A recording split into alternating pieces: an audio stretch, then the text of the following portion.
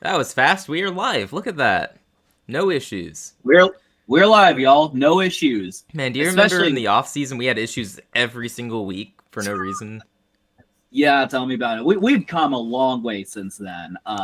We'd have these like system errors or like whatever, but no, we're here. Welcome to Football for Fun. Welcome to live streaming. How are you doing, Isaac? I'm pretty good. How about you? How you doing? Doing good. Obviously, very happy about that win yesterday. I don't think anyone really saw it coming. I think like a lot of people, including myself, like I literally picked against us. A lot of people thought, oh, it's a kitchen sink game for them. They're desperate. They always have Mahomes and Kelsey and Andy Reid and everything like that. But we were just the better team. We just kind of laid the smack on them, and it was a really good feeling. We beat the Chiefs for the first time since 2019, so that was an amazing feeling. And our playoff chances, like the reason we are so highly projected to be in the playoffs, because now we're the 7th seed, which it might seem like, you're hanging on by a thread, right? But the teams below us are Baltimore, to where it's like, it's either Baltimore or Pittsburgh getting in. They're not both getting in. And you have the tiebreak over Baltimore as well. If well, it that's ever true. would matter. But also, Baltimore gets ahead, and that means Pittsburgh's out.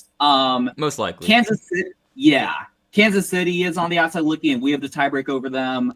Miami, if Miami's going to be a threat for a playoff spot, then, I don't know what universe I'm living in. There's another team that wasn't really... Oh, Chargers. Are Chargers still in, right? The Chargers are still in, but they've got a daunting schedule ahead. It's actually, we need to root for the Chargers now, because if they keep winning, the Chiefs will probably get left out, so... Oh, we rooting for the Chargers? If we want the Chiefs to miss the playoffs, it's for the best that the Chargers keep winning, because they're one team that's more likely to collapse than others. The Colts, unfortunately, are probably going to collapse and miss the playoffs. I was worried about them before Daniel Jones' injury. The Colts but now was the other team I wasn't thinking of. Did you see that message? They brought in Phillip Rivers for a workout. Yeah, see, I had just woken up from a nap when I read that and thought, no, I'm still asleep. This is some dream or something. Is that actually real? Is that a thing? They're bringing him in, yeah. I don't know if they brought him in or bringing him in, but 44-year-old Phillip Rivers is apparently trying out. They haven't signed him, obviously. This is not fake news. The Colts have not signed Phillip Rivers, but if that happened, that'd be absolutely crazy. I mean, my gosh, how bad was Riley Leonard yesterday then? Jeez. Yeah, for real. I mean, is there literally no one better? I know Anthony Richardson hurt, but really? Well, personally, I'd love to see Phillip Rivers go out and play again. That'd be pretty cool. As long as it's not Brady, I think it would. Oh, look at that. Oh, nice play. All the way. Oh, my goodness. Just a little slow, but Kamani Vidal, I think, the backup, or now starter, I guess, but backup starter running back in LA Chargers. I think I don't really see the whole play. It wasn't like a dump off. Like Herbert was getting pressured, and then he kind of ran up and then threw it to the running back. So it was sort of like it was the dump off option, basically. But yeah. He had to make a play there. I think he went right first and then just kind of pivoted to the left, and he was just kind of there, and no one was just kind of saw daylight from there. Yeah, it took Zach Bond chased him down at the end to make sure he didn't score a touchdown. Yeah, for sure. But no, yeah, I mean, apparently, the Colts are desperate enough. I mean, honestly, I don't blame them. No, I don't think Phillip Rivers is. I just feel like it'll be fun and exciting. I feel like although he's 44, I feel like it could be hard to watch. It probably would. He just goes out there. He's immobile, and just I don't know. It just seems. I mean, I get it though. You only need a couple more wins to make the playoffs, so you got to do whatever you can to try to maximize your chances. Because it will be tragic if they miss the playoffs. They started 7-1, and it's just we all knew their schedule was going to get really tough, but it's still going to be really sad. Even as a rival fan, you can't help but feel bad for their fan base, I would imagine. Oh, no, I definitely feel bad.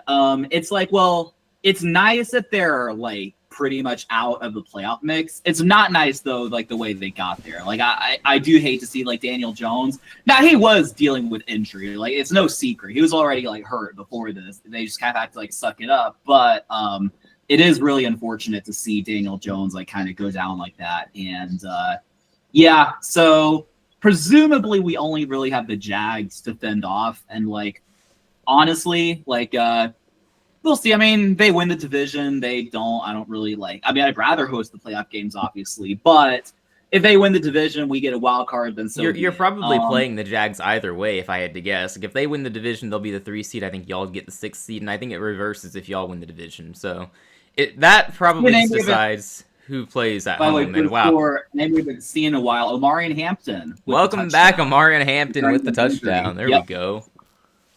Nice. All right, we should probably reply to the chat. By the way, we've got some people here. Oh yeah. Sorry, I didn't open the chat. I forgot. Oh, nice.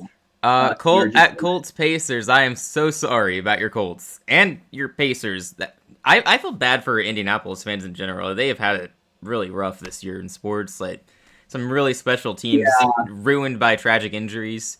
Yeah, I would imagine they're probably indeed screwed. But yeah, I mean, we're talking about the possibility of Phillip Rivers coming back, so that kind of.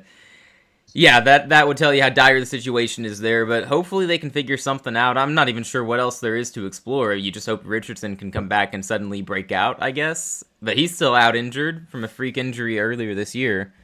I'd actually forgotten about that. Like, I was looking up during the game yesterday for Indy, like, where is Anthony Richardson? Is he injured? What's going on here? Why is Riley Leonard in at quarterback? But, yeah. Yeah, it's a little crazy, yeah. Sorry, I'm trying to open the chat on my phone. For some reason, like, it's like I'm having trouble opening on my phone. I think it's because I'm on the Football for Fun account. Maybe I need to switch. Oh, no, there it is. Oh, there you go.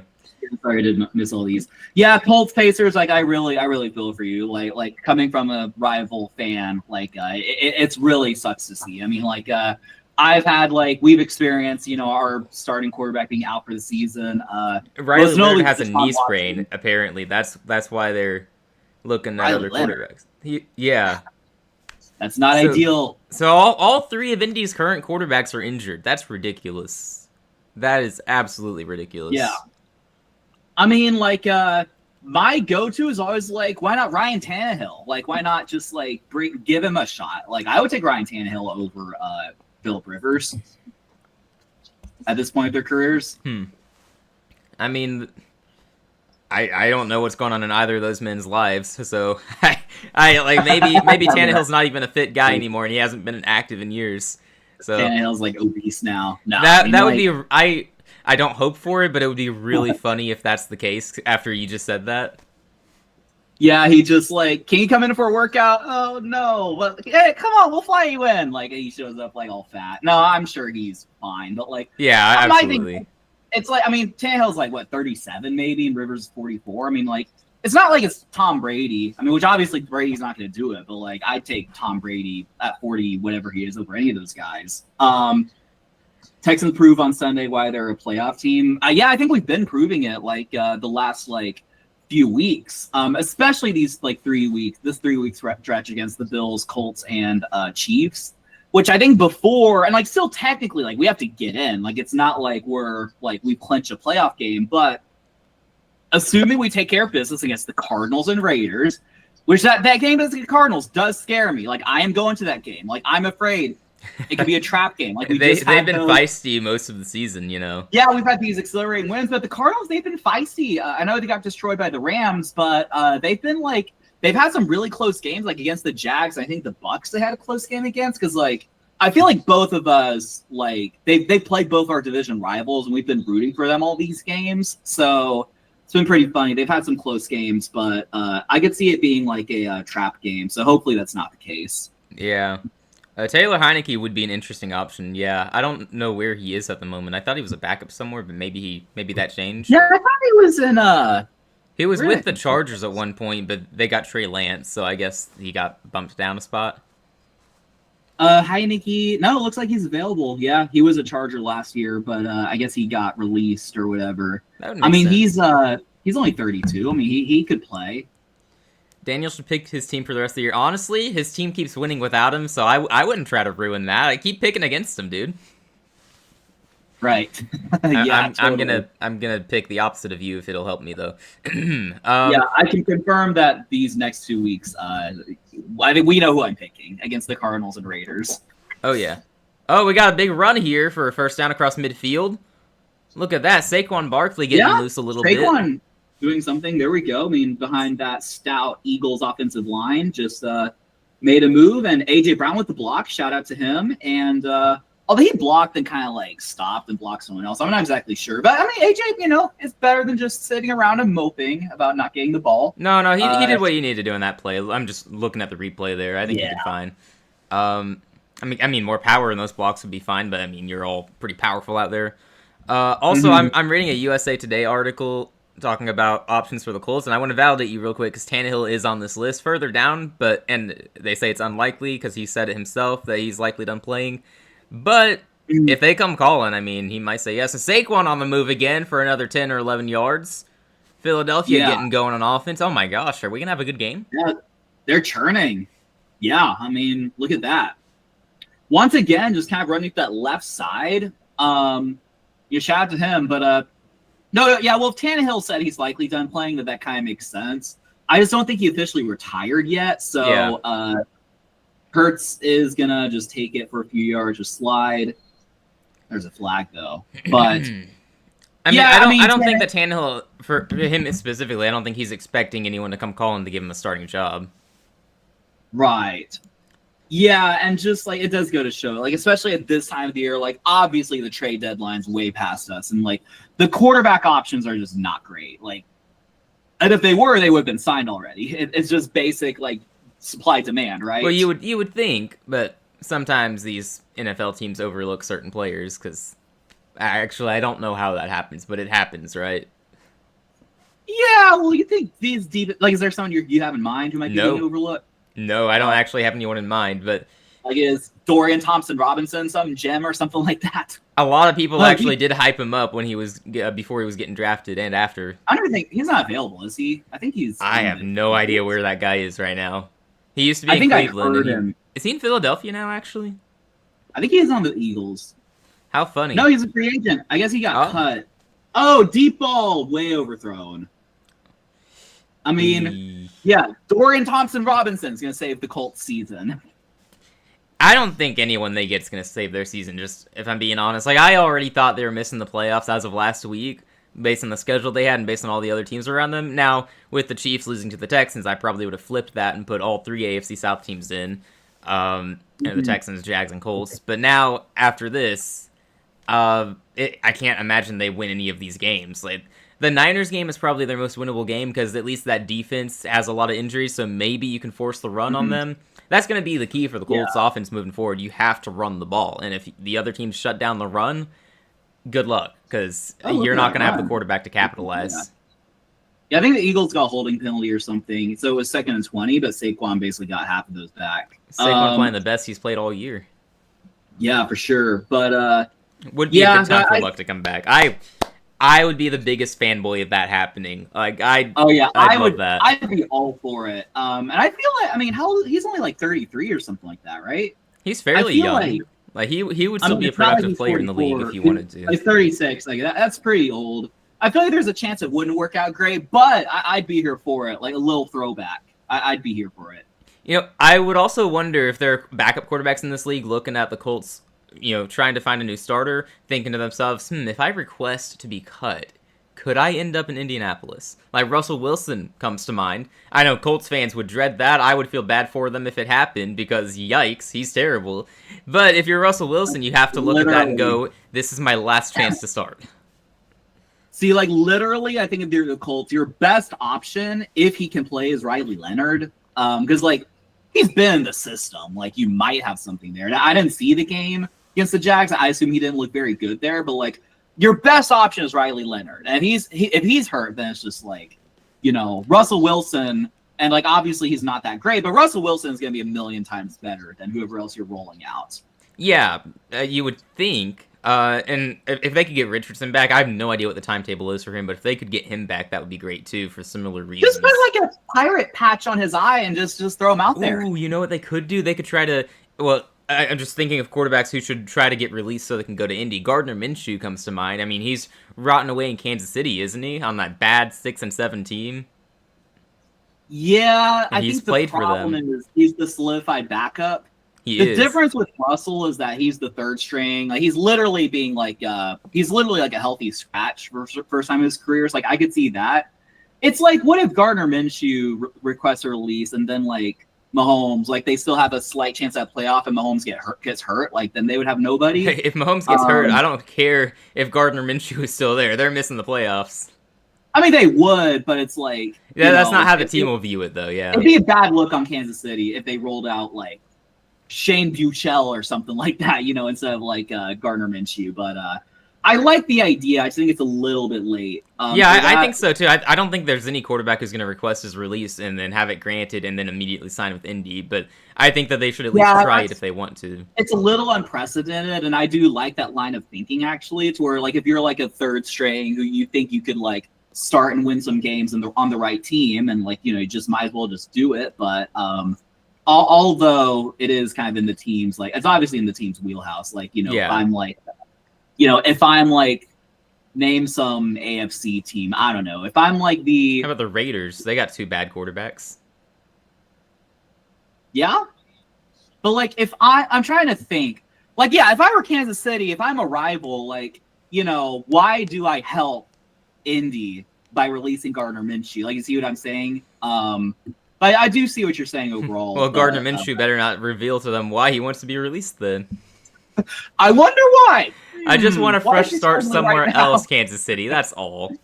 I'm just tired of losing here in Arrowhead. Is there a specific opening you're thinking about? Yeah. But no, I don't mean to like disrespect your like speculation. Like I think it's all good, but I think it's most likely they'll either roll out Riley Leonard or like I don't know.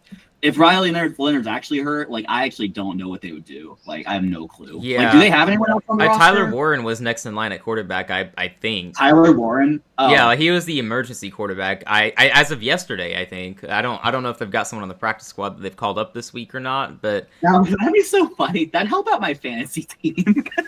Oh yeah, you'd be feeling pretty good if Tyler Warren goes out at quarterback. Quarterback run. My family league is the one league where I'm like. You're going to be in the playoffs, and Tyler Warren's my tight end. That'd be so funny. Although, I don't know if it would, like, if he played horribly, like, he couldn't play tight ends, maybe it actually wouldn't go well. I don't know. He can't throw to himself after all. Although... He can't do, like you see on the videos, like, whoop, and then run. Yeah, no, he couldn't quite do that. I mean, that would be really cool, but... Yeah, I guess we'll see what happens. Like, I've not really looked into this at all for Indy. It was news to me that they were checking out Philip Rivers. Wow. Rovers, that's not a person. I can't speak Philip sometimes. Rovers. Whoever Rovers is might be better than who they have. Probably. I have no idea what they're going to do, but it'll be a fascinating story to watch unfold. I don't think it's going to matter, but hopefully they can try something at least and try to be competitive the rest of the way, because this is just really sad for their fans. Like, I do feel bad for their fans, because they're also, a lot of them are Pacers fans who just saw their star player get hurt. I think it was right before or during the NBA Finals. So obviously that was tragic, because that team probably would have won it all if he stayed healthy, Tyrese Halliburton. And now Indiana Jones going down. Like, it's such a great story, not just for the team, but for him too. Like, one of the better comeback stories we've seen. And we've seen a lot of good ones lately. So, yeah, just really, really sucky situation. It is a really bad situation, definitely. I mean, you hate to see like a guy go down like that and basically just like drain your season. Throw your season down the drain. It's really unfortunate. It was during Game 7. Okay. Yeah, thank you for correcting me there. I'm not a big NBA guy, so I'll have most of the things I say be a little inaccurate. But I was paying attention enough to know what had happened, so that's terrible. Yeah. And Joel had said earlier, I got a weird feeling about our game against the Saints. Don't we all? It's gonna be fine. We're gonna beat the Saints. They did us a big favor yesterday. That way they could roll over and just lose completely terribly against us next week. That's exactly how this works. Yes. Yeah, totally. I wouldn't be nervous at all. Don't worry. I mean, y'all will beat the Saints. We'll beat the Cardinals handily. It'll be fun times. We've already lost to the Saints, so we can't do it again. They already upset us. Right. Yeah. How do you explain it? Oh, decent return here down to the 35. Nice. But, yeah, he couldn't gone all the way, but yeah. Yeah, big hit near the end. But how do you explain a team beating the top 2 seeds in the NFC and then getting swept by the Saints? Like, come on now. Yeah, it's just like, it would be pretty unexplainable. I feel like we are the chaos team that perfectly describes what the NFL has been this year. Literally, any team can win on any given week, and you never know what's going to happen. I feel like we pretty much have taken it. We've made it our mission to perfectly embody that. Yes. It does sound like it. I mean, it's the ultimate chaos. Like, you'll lose the Saints, or you'll beat the Packers and the Rams, and, just, like, to have some crazy, like, up and down, because, like, at some point, it's like, you're out on Bryce Young, but now it's like, maybe I don't love him, but, like, who are other options if we're not going to draft high, right? No, the way he's playing, he's absolutely the guy next year, and then we can just keep building around him. I'm worried that we'll end up like the Cardinals or Jags and just be stuck with him for 5 or 6 years and he never improves. I don't think it's the same though, because he's actually improved every year he's been in the league. Now, granted, it started really, really badly, so there's that. But he has statistically improved every year. Yeah, but if he keeps improving, like next year's going to be good. A lot of people in the Panthers community have been pointed out early on, at least, and a couple resurfaced last week, how Drew Brees also started really slowly, and then by like his 4th or 5th season was playing really well. So we're hoping that that's a similar path for Bryce Young. On a different team, though. On a different team, yeah. So the hope would be Bryce is on the same team when he starts playing elite football. Yeah, right. I mean, that's the hope, though. That's kind of like... it might sound crazy to say it, but one of his best comparisons is Drew Brees. Like, if Bryce is at his absolute best, I think that's his peak is being a mobile Drew Brees. Obviously, his absolute worst is being the next Jamarcus Russell. So, very long extremes. He's not the next Jamarcus Russell. I mean, yeah, I think we've moved past that. At least he tries. His worst is like, I don't know. I don't even know, but like, But you get what I'm saying. Like the worst, sure. It's a wide spectrum of how good or bad he can be. So. Because I'm trying to be fair with this, because I'm out here saying, yeah, Bryce Young could basically be mobile Drew Brees if he keeps progressing. So I want to make sure I level it out with a negative perspective. Yeah, I mean, like the comparison's fair. Like, I know, like I could see people like clipping out context. Oh, he thinks Bryce Young is Drew Brees. Well, like when you compare quarterbacks, like you're never comparing them to like Mitch Trubisky or something like that. Like, you're not comparing them to just some like mid guy. Like, you're comparing them to like the great quarterback they could be. Like, I think CJ Stroud is oftentimes compared. Now, interestingly, nice. Oh, whoa, that was an awful play. Yeah, it's a free play though. We're good. Oh, okay. Yeah, the player jumped offside, so Herbert got to do whatever he wanted to do. But yeah, that was a bad decision there. Yeah, it's like the most common comparison I've heard for CJ Stroud, which is pretty interesting because he's not necessarily great. I mean, he's good, not great, is Jared Goff.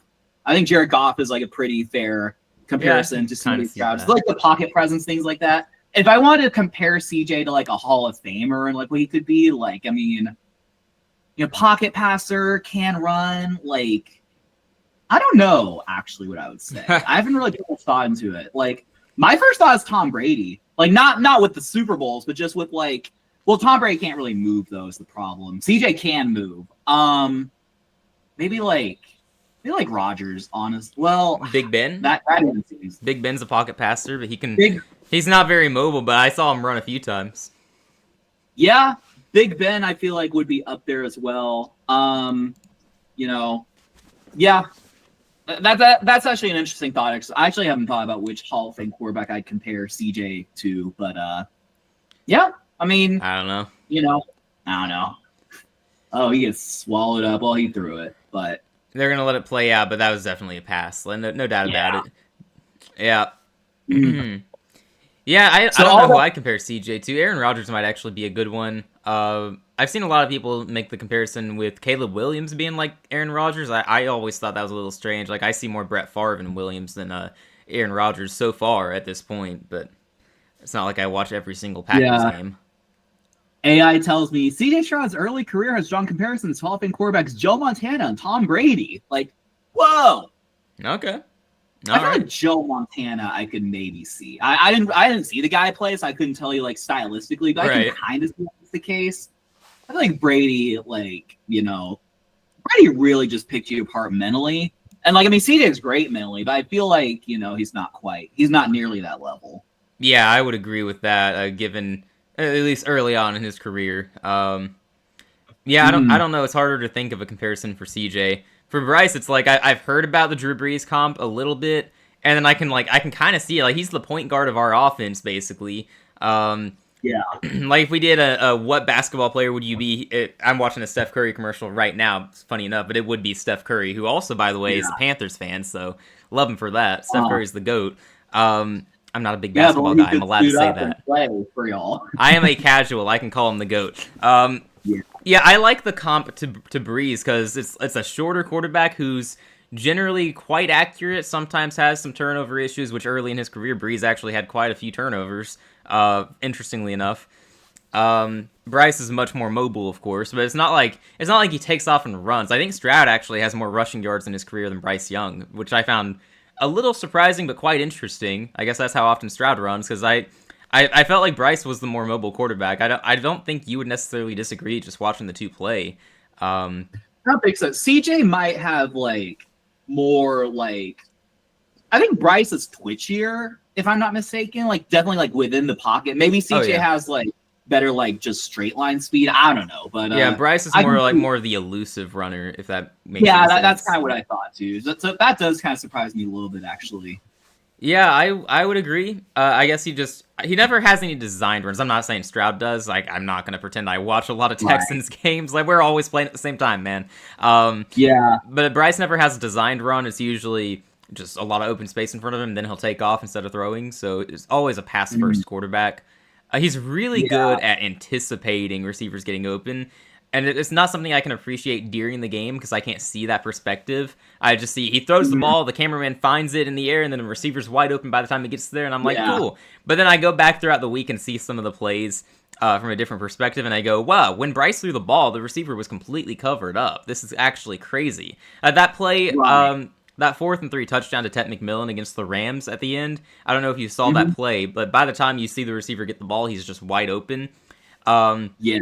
I saw someone break it down really well to where when Bryce was letting go of the ball when he was throwing it, Tet was completely covered up, but he led him upfield instead of continuing his route to the right. He went up and then was just wide open. So that's what Yeah. Bryce Young does really well, and I think Breeze probably was really good at that too. So Mhm. I don't know. I think it's a good comparison. It's a good skill for quarterbacks to just like basically like anticipate. Like they're not open at that split second, but you know they will be, and you throw the ball in that direction. So that's pretty high level stuff for sure. It Yeah, sounds like there's Bryce- also some of that to Drake May's game, by the way. I don't think that has ever really been discussed much this year or in the past, but I saw I think it might have been the same guy. I saw a breakdown where it was just a ridiculous pass that when he threw it, you're like, who's he throwing to? There are 3 guys in the area, and then by the time it gets there, the receiver is open with just enough space to make a great catch. So, Yeah. yeah, it's pretty remarkable. Drake May is probably going to be MVP this year, by the way. That's a whole other debate to have, but like Stafford's obviously Yeah. got a case. I've been pounding the drum for him all year. Mhm. Is that the right phrase? Pounding the drum? Pounding the drum. I think Is so. it Pounding the table. Yeah, I was wondering, is it pounding the table instead? I think it's more pound the table, but you could say pound the drum. I think.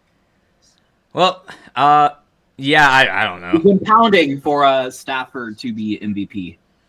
Yeah, I personally hope he's MVP because I think there's a good chance he also wins the Super Bowl, and I think that's just the best way to go out. I don't know if he would, but it'd be tempting to for sure. I'd also just like sure. to say, hey, I've called this since like week 4 or something. I'll have to go back and see when I first started that Yeah. propaganda. But I was like, hey, we beat the talking big heads in sports media on this. Woohoo! There we go. You'll always take that. Yeah, let's just not talk about my bad takes this year. Let's ignore the Baltimore Ravens. Right. Well, I've had my fair share of mine. Just don't uncover any footage where I said Tampa Bay Buccaneers Super Bowl contenders. Like, Did you ever go that far though? Like, I'm not I'm sure even I said it at some point. I don't think I I know ever we called them necessarily- dark horses in the off season. I think I probably said like Super Bowl contenders or surefire, something like that. It was definitely my brain that they're like they could be Super Bowl contenders, but nope. They're barely they're struggling to contend in their own division. Isn't it great? I think it's great. Yeah, it's gotta be great. Yep. Yeah, it's gonna hurt when they win it. Anyway, Be so anticlimactic. I mean, the way it's trending, they're gonna lose to Atlanta on Thursday, and everyone is gonna hype up Carolina, and then we're gonna lose to the Saints, and then it's gonna be, oh, they're both bad. We'll see who wins. This division should forfeit their playoff spot with how many good teams are in the NFC, but one of them has to go. It'll come down to that. Whatever happens, I think it comes down to that Week 18 game. But I've shared this scenario in our Discord server. I'll share it again on here. I shared it on a previous live stream as well. With Tampa's loss to the Saints, that was the first thing we needed. If they lose again on Thursday night to the Falcons, and then we beat the Saints on Sunday, we can win the division next Sunday against the Bucks. Like, we beat them, we will have the tiebreak in the division, because even if we lose the 2 games after that and we both finish 9-8, we'd have the better divisional record, because they'll have 3 losses, we'll only have 2. So, we are a Tampa... If Tampa loses Thursday, we just have to win our next 2 games, and we win the division. I cannot imagine that happens, but I also couldn't have imagined the Saints were going to upset the Bucks on Sunday. So, yeah. That's true. We are not many people are talking about it yet, but that is the path right now. We are that close. Yeah. I mean, awesome. Must be nice. I know. It's been so long, okay? Yeah, for sure. I'm not even sure when we last won the division. I've only been talking about last time we were in the playoffs, which was 2018. I don't think we've won the division since our Super Bowl team. So, yeah. 2015? Sounds right. I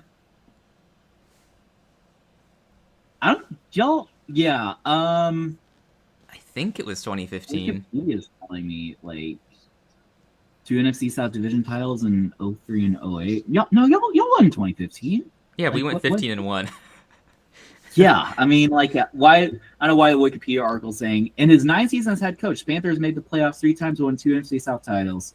I don't know. The Google's being weird, but it probably was 2015. We all went 15-1. Yeah, we that was probably the last time, because then we imploded the following season. Probably the biggest drop off for a Super Bowl team. Oh, is that? That might have been a pick. Depends on if the ball like hit the ground or not. I have to see the replay. I'll see it live right now because I've got lag. Ooh, yeah, that looks good. That looked good. I have to get a better view on the replay. I don't know why the game is lagging so much for me. This is kind of annoying. Yeah. I keep having to refresh over here because it keeps lagging. It's like I've got good connection. Why is this happening? Texans Panthers Super Bowl incoming. I've been saying it. I agree. Let it be. Yes, let it be. The ultimate test of our friendship. Theoretically possible. I feel like there's a decent chance. I feel like the way we play football, we'll actually have a chance in the playoffs. Not predicting it. I'm just saying hypotheticals. I could see it. Because I think our most likely matchup would be a rematch with Seattle. And if we lose to them in Week 17, we'll get to say, it's hard to beat a team twice. So maybe we can win at home. Right. It's possible. Yes. Mm-hmm. Very possible. They say no interception. That's disappointing. Jalen Hurts is spared. Yeah. No, it's probably the right call. Yeah. Okay. Yeah, Texans going to the Super Bowl feels pretty possible. We've talked about that a little bit. We talked about that before they read off the wins, that if they even got in, they had a better chance than they've had in, who knows, maybe ever. So, yeah, they definitely have a chance. And then with all these other teams in the AFC that we don't trust, why not Houston, right? If their offense could get going a lot more, too, that'd be great. But the defense alone is going to beat a lot of those teams. Yeah, and I feel like, obviously everyone's talking about our defense and things like that, and, I feel like, though, a lot of people don't talk about how bad our offense can be sometimes. I don't know if you watched the Sunday night game. I'm guessing you did, but I don't know if you realized Oh, okay. Whoa, that was weird. He's running the wrong way, dude. Oh my gosh, you lost 15 yards on that. But yeah, basically when we went out after the second half, or after the first half, going to the second half, in the third quarter, we had 0 yards. I think we had -2 yards in the third quarter, deep in the third quarter. Every possession was incomplete, punt, whatever. Yeah, I heard at one point Stroud had 8 straight incompletions or something like that. Yeah, I know that sounds about right. It was Panthers fans who want to cause division in the Stroud Bryce. That of course Panthers fans would resurface that. Not you, but yeah, come on guys, they're friends. We don't need division here. They're rooting for each other. We're friendly. We're frenemies. But no, yeah, it was pretty bad at some point. Spagnuolo would blitz us, and obviously Chris Jones against the offensive line. It's going to be a mismatch, but we'd have no answers. Like Stroud would just kind of like sit there and like skirmish around. But yeah, it was I mean, like obviously our defense is really good and things like that, and we can get it going. But like if our offense is just terrible, then like it's gonna be hard to make a run. Yeah, you would think at some point a team's going to capitalize on that by shutting down your offense with a good defense, and then they're going to have enough plays against your defense to be able to win. The Patriots would probably be the best team in the AFC to do that. I'm definitely not going to trust Denver to do that. I know they keep winning and all, but yeah, I don't care. Like, you got to blow out one of these bad teams at some point to actually convince us that you are what you are. But Bo Nix is not that good, so they're not ever going to blow out a team. Right. I should say they have blown out a team or two this year. They blew out Dallas, but that was when they literally did not have a defense. So if you think their defense is bad now with Quinn and Williams, it was a lot worse before the trade deadline. It was pretty bad. Yeah. Yeah, with how crazy the season is, I wouldn't question it. Nope. There are no standout teams, in my opinion. I would agree with that. The Rams were the only one, and then they lost to Carolina, so whoops. Oopsie. They'll be like, it was just an off day for Stafford. It won't happen again, which I tend to agree with, but also we were missing our two best players in that secondary, so kind of a weird time for him to throw 2 interceptions. Right. Yeah, it was a weird time. Texans are what the Browns wish / are supposed to be. I mean, the Browns would die to be us, but supposed to be, I don't know. They don't really have a quarterback. Hey, Browns fans would tell you they got the better quarterback after yesterday's games. Hey, credit where it's due. Shador actually looked pretty good. It was against the Titans, but 364 is 364, right? Like he was really good for them. It's a shame they lost. He actually had a good game, and then they don't put him in for the 2-point play, which is what the heck, Stefanski? Do you want to get fired? Like, absolutely crazy. I don't know what that was. I did see that. I saw that live too, and I'm like, what? Like Shador, I didn't even know his stats, but I'm like, Shador, like, I think they led a touchdown drive, and like he's not on the field for the 2-point play. Like that's absurd. You're just getting too cute with it.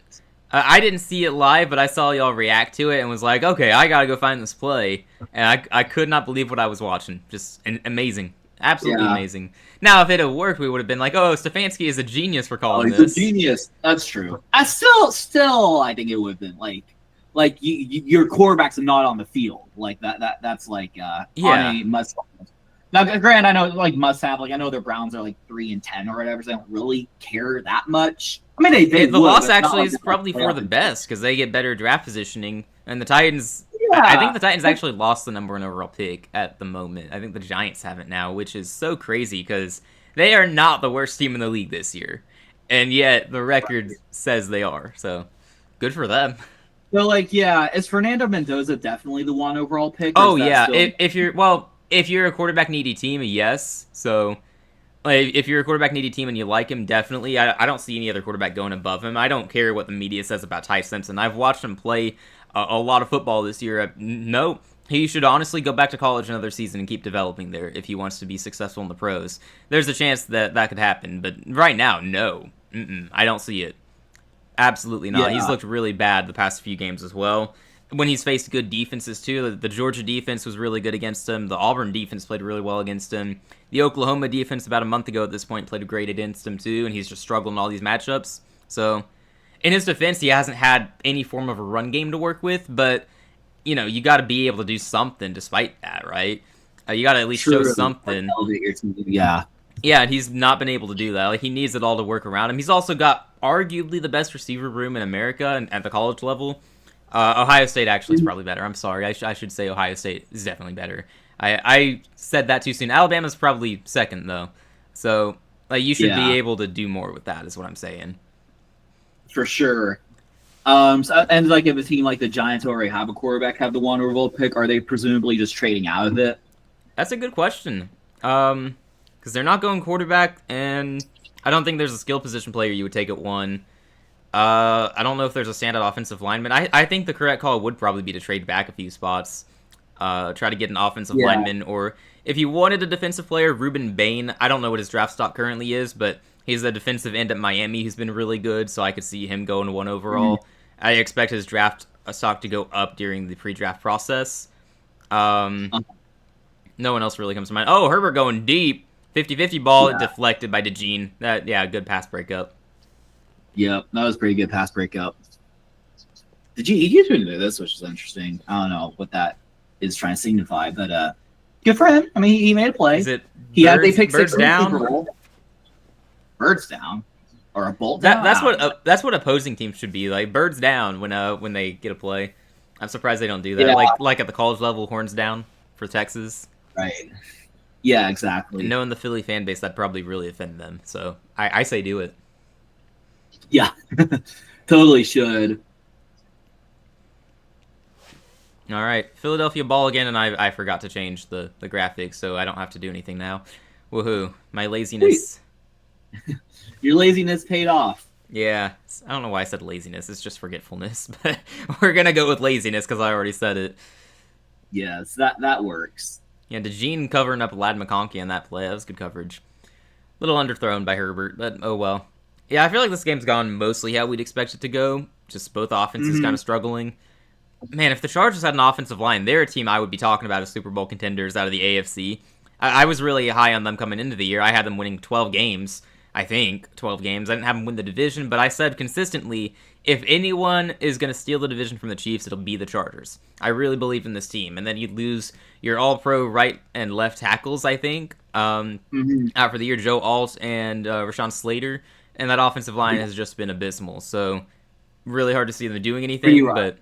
If they had those linemen, I would be talking about them as a team that could go all the way. So that's the talent level overall. Just yeah, I mean injuries they can be a detriment to your team for sure. And a team like the Chargers, like if they had a good offensive line, you know, you'd even think about that with the Texans. Like if we had a good offensive line, then like we could go leaps and bounds. But you know, if you can't contain or hold up, or I guess you know. Properly protect your quarterback, then things are going to be pretty difficult. Yeah. I feel like that's an underrated part of the Patriots having such an easy schedule, and I don't know why people hate on it. Like, they earned it by being terrible last year. That's how the schedules work. I feel like most people don't realize that, but how you do in the season determines how your schedule works. Like, you play... it's preset which divisional opponents you face, like, out of division. Like, we played the entire NFC... What was that? The NFC West this year? That was already scheduled beforehand. That's just how it works. And next year, I think it's the NFC North that we get. It just kind of rotates. But then also, you'll play one team from certain divisions who placed in the same way you did. So the Patriots were last in their division last year, which means they also got to play some other last-place divisional teams from last year as well. I don't know who exactly, but that's why they got such an easy schedule. They got to play teams who were at the bottom of their division, and they didn't make the leap that the Patriots made. So... that's why they ended up with an easy schedule. They earned it last year. They were that bad. But I was going to say... go ahead. Sorry. Okay. I didn't mean to. Yeah, before I forget again, because I went off on that. I was going to say, like, that's a good, underrated part of them having such an easy schedule. I think that's probably helped with the lack of injuries for them. Like, all these other teams have big-time injuries. The Patriots have had an easier schedule and have not had it quite as tough, and I feel like that's probably helped them avoid some of the injuries other teams have had. I might be wrong on that, but I think that's generally how that is supposed to go. You know, you get easier games, you're not going to have as many injuries, it's not as tough. You can be a little more lighthearted at the end of games. Maybe I'm wrong, but I think that's possibly underrated. Part of it is you just play who you play, and it's like you can't really blame the Patriots for like just like having an easy schedule, but I did realize though, because like obviously like we got first place in the division, so we theoretically have a harder schedule. Now in the NFC we played the Bucks, which like we lost that game obviously, but in the AFC our first place schedule got us the Chiefs, Bills, and Ravens, all of which we won. So yeah, imagine that. Our schedule, ooh, yeah. I mean, it worked out for you. Well, I mean, they're tough games though. Well, Ravens game was a blowout. That was you got to face them with was that Cooper Rush or Tyler Huntley? I think it was Cooper Rush. Yeah, that did not go well for them. But Jalen's airing it out, overthrown for is that AJ Brown again? Yeah, I understand why AJ Brown is so frustrated when he gets his targets. They're overthrown. Yeah, I can understand that too. I will say, I was thinking about this earlier. I've become a bit of a fan of Justin Jefferson because he's had a down year in Minnesota because his quarterbacks are horrific. you don't see him posting cryptically online or complaining about lack of targets or anything like that. Meanwhile, you've got the reigning Super Bowl champion and A.J. Brown, who's got cryptic tweets and messages and whatnot, seemingly unhappy, and now we're talking about him possibly wanting out next year, too. I've heard some people link him to the Patriots again, funny enough, so... Yeah, my respect for Justin Jefferson has gone up a lot. It seems like I think his maturity is quite underrated based on what we've seen this year. Maybe there's something going on behind the scenes in that locker room. I don't know, but from what we've seen surface level, he seems to be even if there is, well. like, it's better if it's just that and it kind of like leaks out to the whole world. But that's a really good point. I never hear a peep from like Justin Jefferson. But you know, he's just one of the best. He's probably the best. He's probably still like the best receiver in the league. Like definitely top 3, like for sure. Yeah, one down year where you have to play with who he's had to play with. I don't think that should tell us that he's no longer top 3. Although you could make the case that Puka, Nakua, and JSN belong in the top 3 now, and Jamar Chase belongs in the top 3. Yeah. So I feel like there is an argument to be made, but it's not like Jefferson is suddenly a bad receiver, you know? Even though he may very well not make it to 1,000 yards this year. He was on the GOAT status at receiver, and J.J. McCarthy has ruined that, so... Mm-hmm. Yeah. I mean, what a bad quarterback does to a man, but, yeah, we got a good play here. Dallas Goedert. Nearly makes it to midfield. Nice play. Yeah, but, no, yeah, I mean, like, Jefferson, he just doesn't say anything. He just, like, goes out, does what he needs to do. Even when he's struggling, he just doesn't really, like, leak anything, which I think is good. I think that's definitely a sign of, like, just maturity from one of the greater wide receivers of our generation. Yeah, I don't see him going anywhere. I hope Minnesota gets a good quarterback in the offseason. I'd like to see him continue to thrive and be on that GOAT level trajectory. I don't think he's going to stay on it. I think this season's probably... Whoa! AJ caught a ball! No way. No way. Look at that. Look, good things happen when you actually throw it right to him instead of 10 feet over his head. Right. All right. At some point when we could check the clocks, I'll try to pause and get caught up. Oh, no, there's no point. Like, we were in sync at one point, I'm pretty sure, but I keep having lag over here, and I do not know why. It's weird. I usually restart my computer to avoid this, but here we are. Yeah. Alright, I've refreshed again. We'll see if that helps at all. Yeah. You would think my internet connection is just bad based on all the lag I've had in this game. No, it's been fine on the call. Yeah. I'm not sure what would have been... what would be wrong with it. Yeah, no, it's just the game that's getting laggy. But, oh well, it's fine. It's not a big deal. I'm obviously not overly invested in this game anyway, because it's gone mostly how we expected. We thought early on for a second maybe it's going to show us some fireworks, but it's going to be a 1st to 20 type of game. Yeah, that sounds about right. We hope one of these teams makes it to 20. Jalen wanting to go deep there. No one's open. Yeah. No, he wanted to go deep and realized there's no one, so just kind of took off. Realized he didn't want to throw another interception.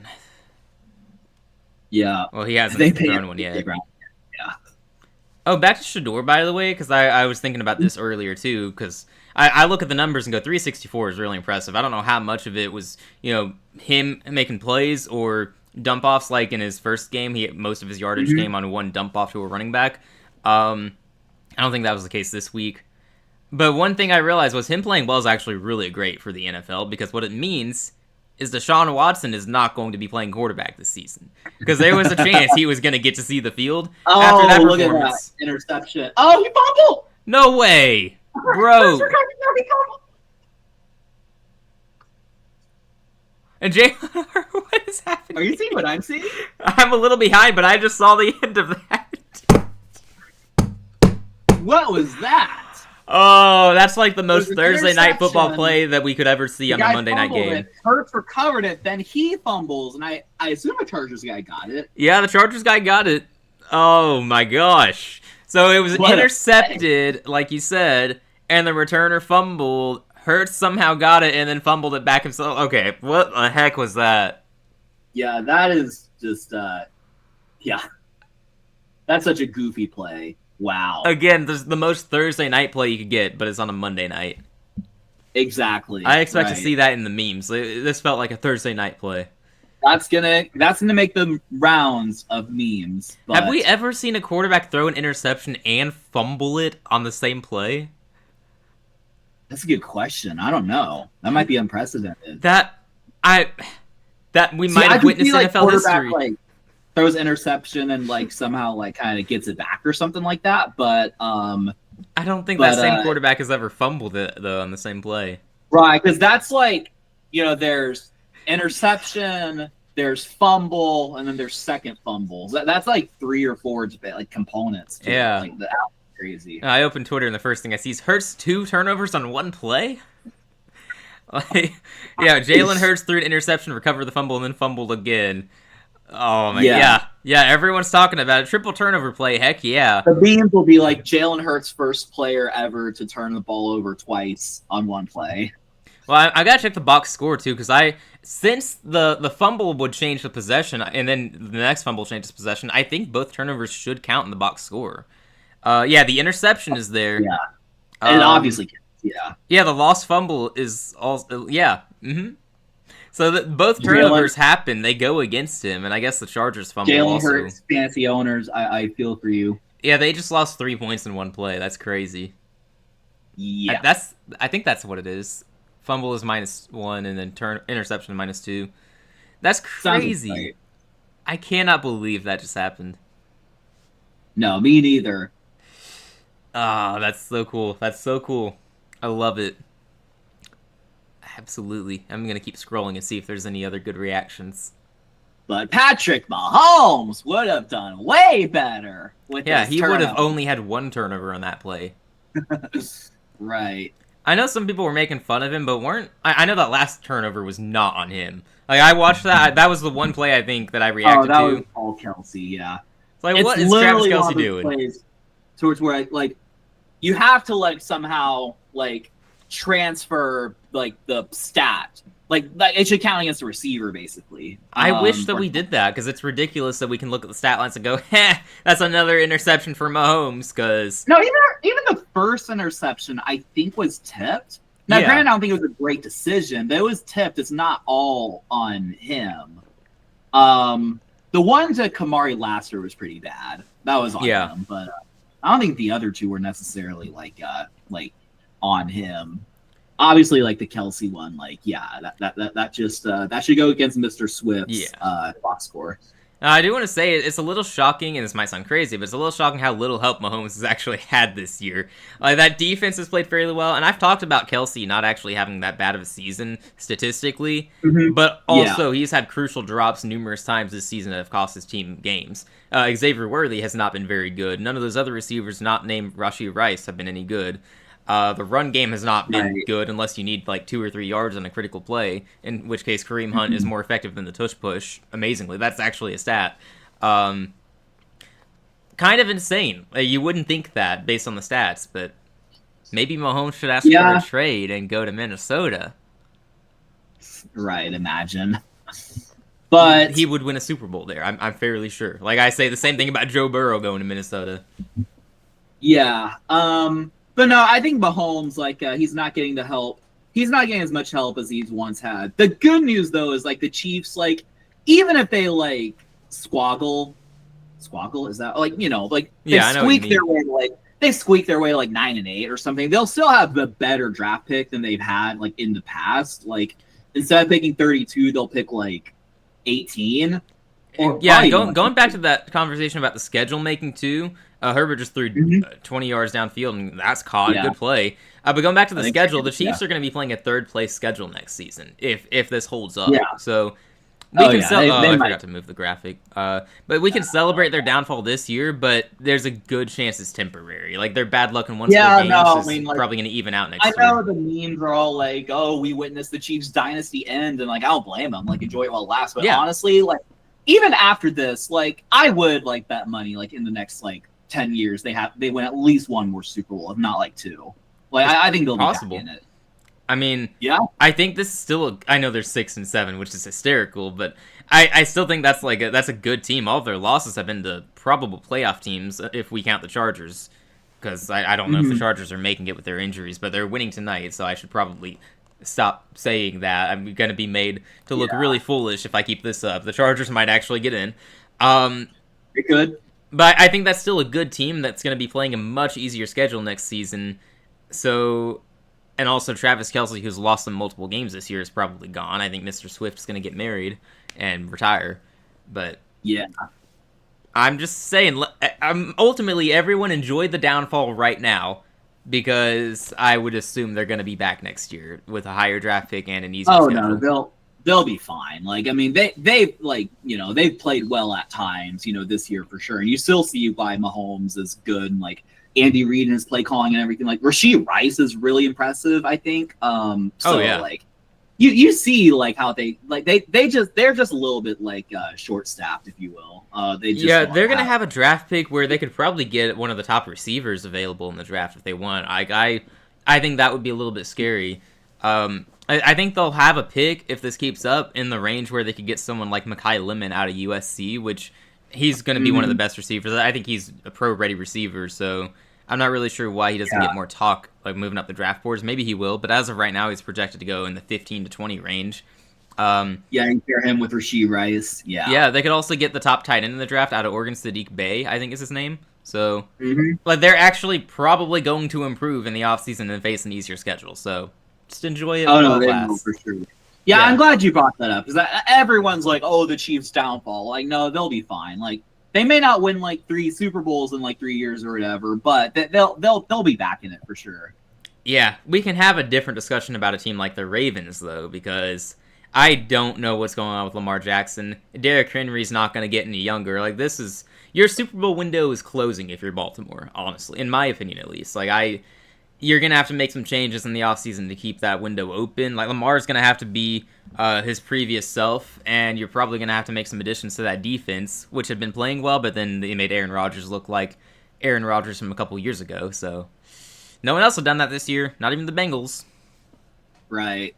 Yeah, it is looking pretty rough. Obviously, it doesn't help that they start without Lamar Jackson.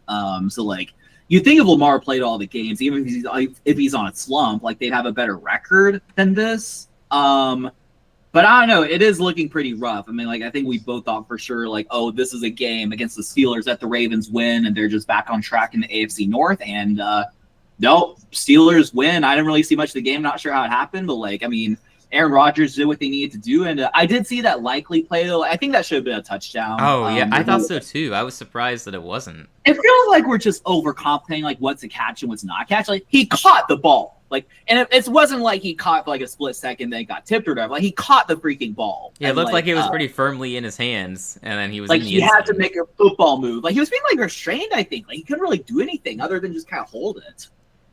Yeah, I don't know what most people have said about actually- that play or not, but I thought, how's that not a touchdown? What are we doing here? That one actually made me mad. And I didn't really have a rooting interest. Actually, if anything, I think I was rooting for the Steelers because, like, I'd rather see the Steelers in the playoffs than the Ravens. But, like, for not having a rooting interest, like, that made me mad. I'm like that's ridiculous. Yeah, I don't know what most people have said, but, again, I saw that play and was a little bit confused. I don't know what a catch is anymore. I don't know. I don't understand. The ball. How's it going, Midnight? Hey, Midnight. How you doing? Oh, I got more lag here, but it looks like Herbert just incomplete pass as he was going down. Had to get rid of it. But there's a flag on the field. Gotta love it. It's declined. I think it's on the Chargers. Okay, yeah, I gotta refresh again. I keep getting lag. It was doing okay for a little bit. I don't know why it keeps doing that, though. All right. Yeah, this has been a very chaotic game so far. For a 7-3 score, there's been a lot of chaos. There's that one chaotic play, but I think it made it worthwhile reacting to it. Confirmed that Jalen Hurts is charged with an interception and fumble on the same play. So that's great, as he should be. Maybe he'll start. I've been believing in them. It's just an individual game. Like, yeah, no, I definitely believe in us. Well, like, not only that, but our path to the playoffs, if we don't, like, lose to the Cardinals or Raiders, it's pretty straightforward. Because I was telling him, like, we're the 7 seed, but, like, the Colts are, like, their season's done. Like, the Ravens, if they get in, that means the Steelers are out. So they basically swap places. Dolphins, like, okay, congratulations, you made it this far. You're 6-7. They're not going to be a threat. And Shout out to us, by the way. We totally called it weeks ago when they were, what, 2 or 3-7? I think, no, you called it. I do remember that. I don't I think we were both in on it. Well, I think you called it. I was like, yeah, I think I agreed with you. But, I mean, they're in the mix. Yeah, I don't think I still don't think they're going to do anything with it. But Right. But, yeah, that 3 turnover play was hilarious. Yeah, that was pretty funny. Yeah, we could not believe what we were watching. It'll be a fun off-season project. Like, now I'm not sure, like, if, like, you know, like, with, like, copy art or whatever, we could show the play. It would be cool, though, to, like, kind of, like, extract our reactions to some crazy plays we've watched. Oh, I got, like, a big compilation video.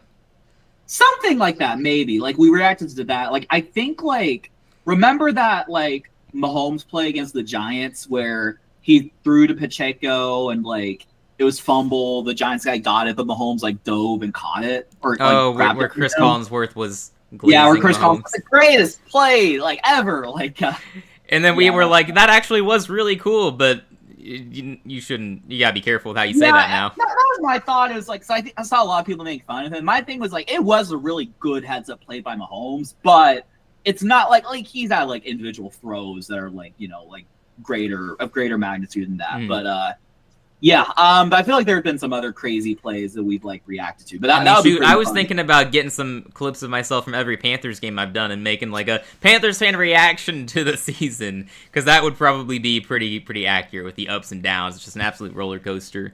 But it will take a lot of effort. Do we play Jackson? No, we don't. We lost them in week 3, I think. Then we had the crazy comeback like later in the season. So it's basically like they're a game ahead of us. But I think they have a tougher schedule, do they not? Well, they do. Like, they have to play the Broncos at some point. But they get the Colts in Week 18, which that's no longer. Oh, yeah, that's a win for them now. Oh, yeah. It is. Yeah. Probably. So it's going to be tough to win the division. Probably have to win out. We probably have to win out, and, like, the Jags would have to, like... I mean, they get the Broncos at some point, which they should lose. But again, what if the Broncos are fraudulent? Like, they lose that game. Like, it's tough, but, like, again, I'm just happy we're in the mix. I'd much rather host a playoff game, but what am I watching? Oh, gee whiz, Jalen Hurts. And that's to, I think that's to Dante Jackson, former Panther. Love to see it, buddy. Love to see it. Jalen Hurts, what are you doing? Yeah, what is this game? That was a terrible throw. Oh my gosh. Horrible. Jalen Hurts is going to single-handedly lose them this game, it feels like. Seems like it. That's his 3rd turnover of the day. Because he got credited for both turnovers. Dante Jackson was kind of like... He didn't have to do anything. It went right to him, didn't it? I mean, yeah, Devonta Smith kind of tripped. Yeah, a little bit. He was down on the ground there. Good grief. Yeah.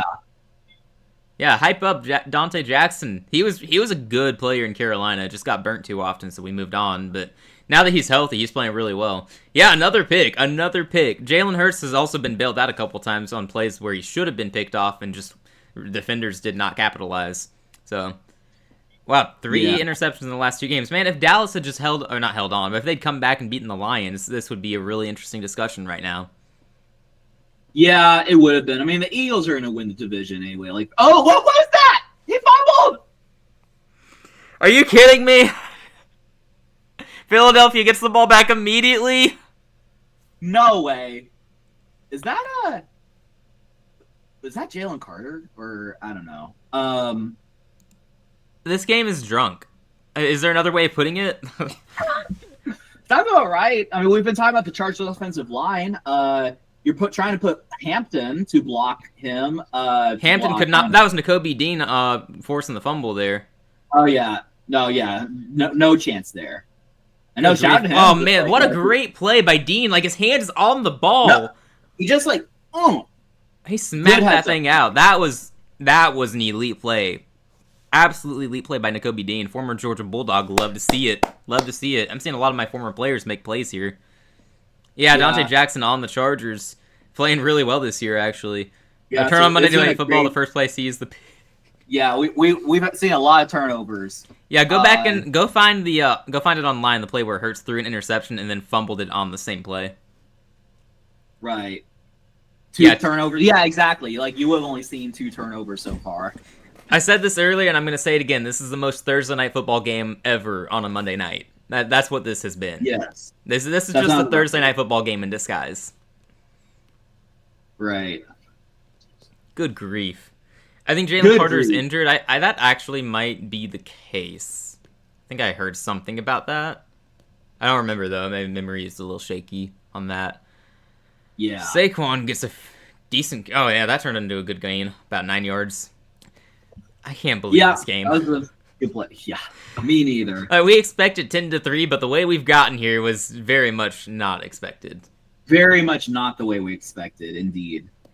No, but I think that we're further realizing Philadelphia is likely going to be one and done in the playoffs, depending on who they play, of course. But you cannot feel good about this team. I don't know what is wrong with them, but not looking good. Yeah. Oh, okay. I mean, he did what he needs to do. It's a good play. I mean, he got the first down. Yeah, I got the first down. There you go. Under 4 minutes to play in the second quarter now. Yeah, it just feels like something's off.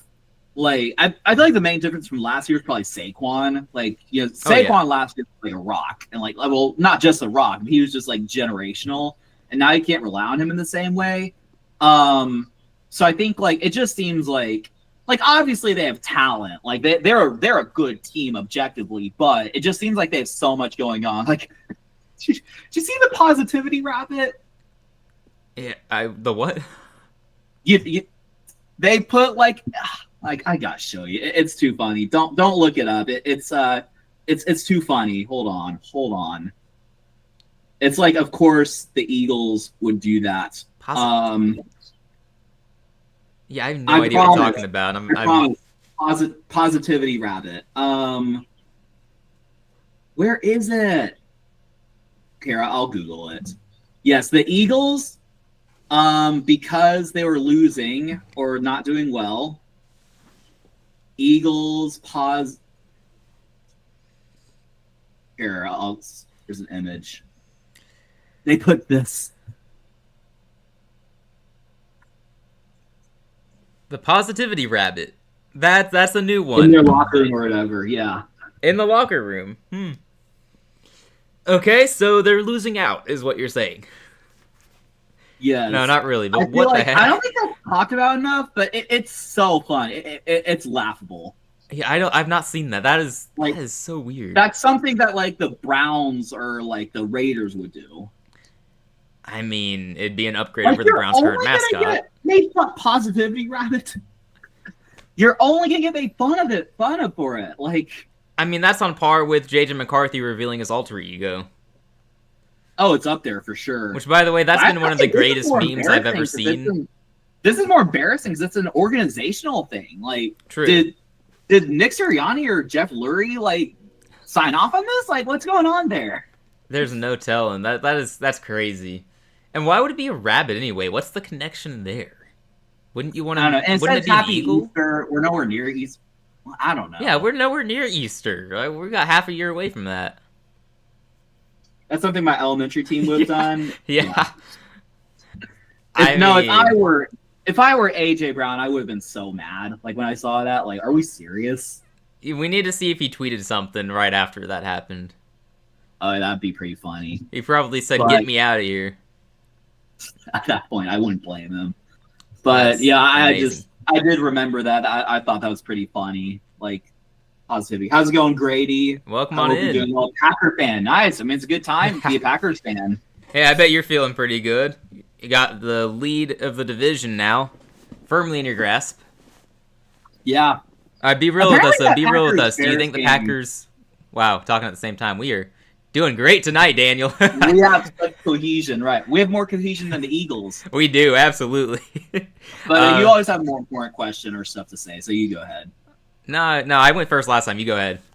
I was just going to say, like, apparently the Packers-Bears game was really good. I slept through it, so I kind of missed it, but it was apparently...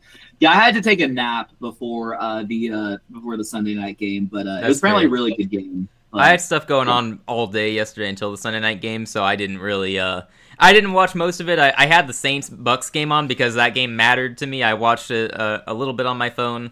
And I had to do my best not to throw up as I said, "Go Saints!" But they won for us. But I saw the end of the Packers Bears game that it was a bad interception by Caleb Williams, I think, at the end. Right. Like they had a chance to tie it up. And DJ Moore was wide open on that play. I think another guy was supposedly open too.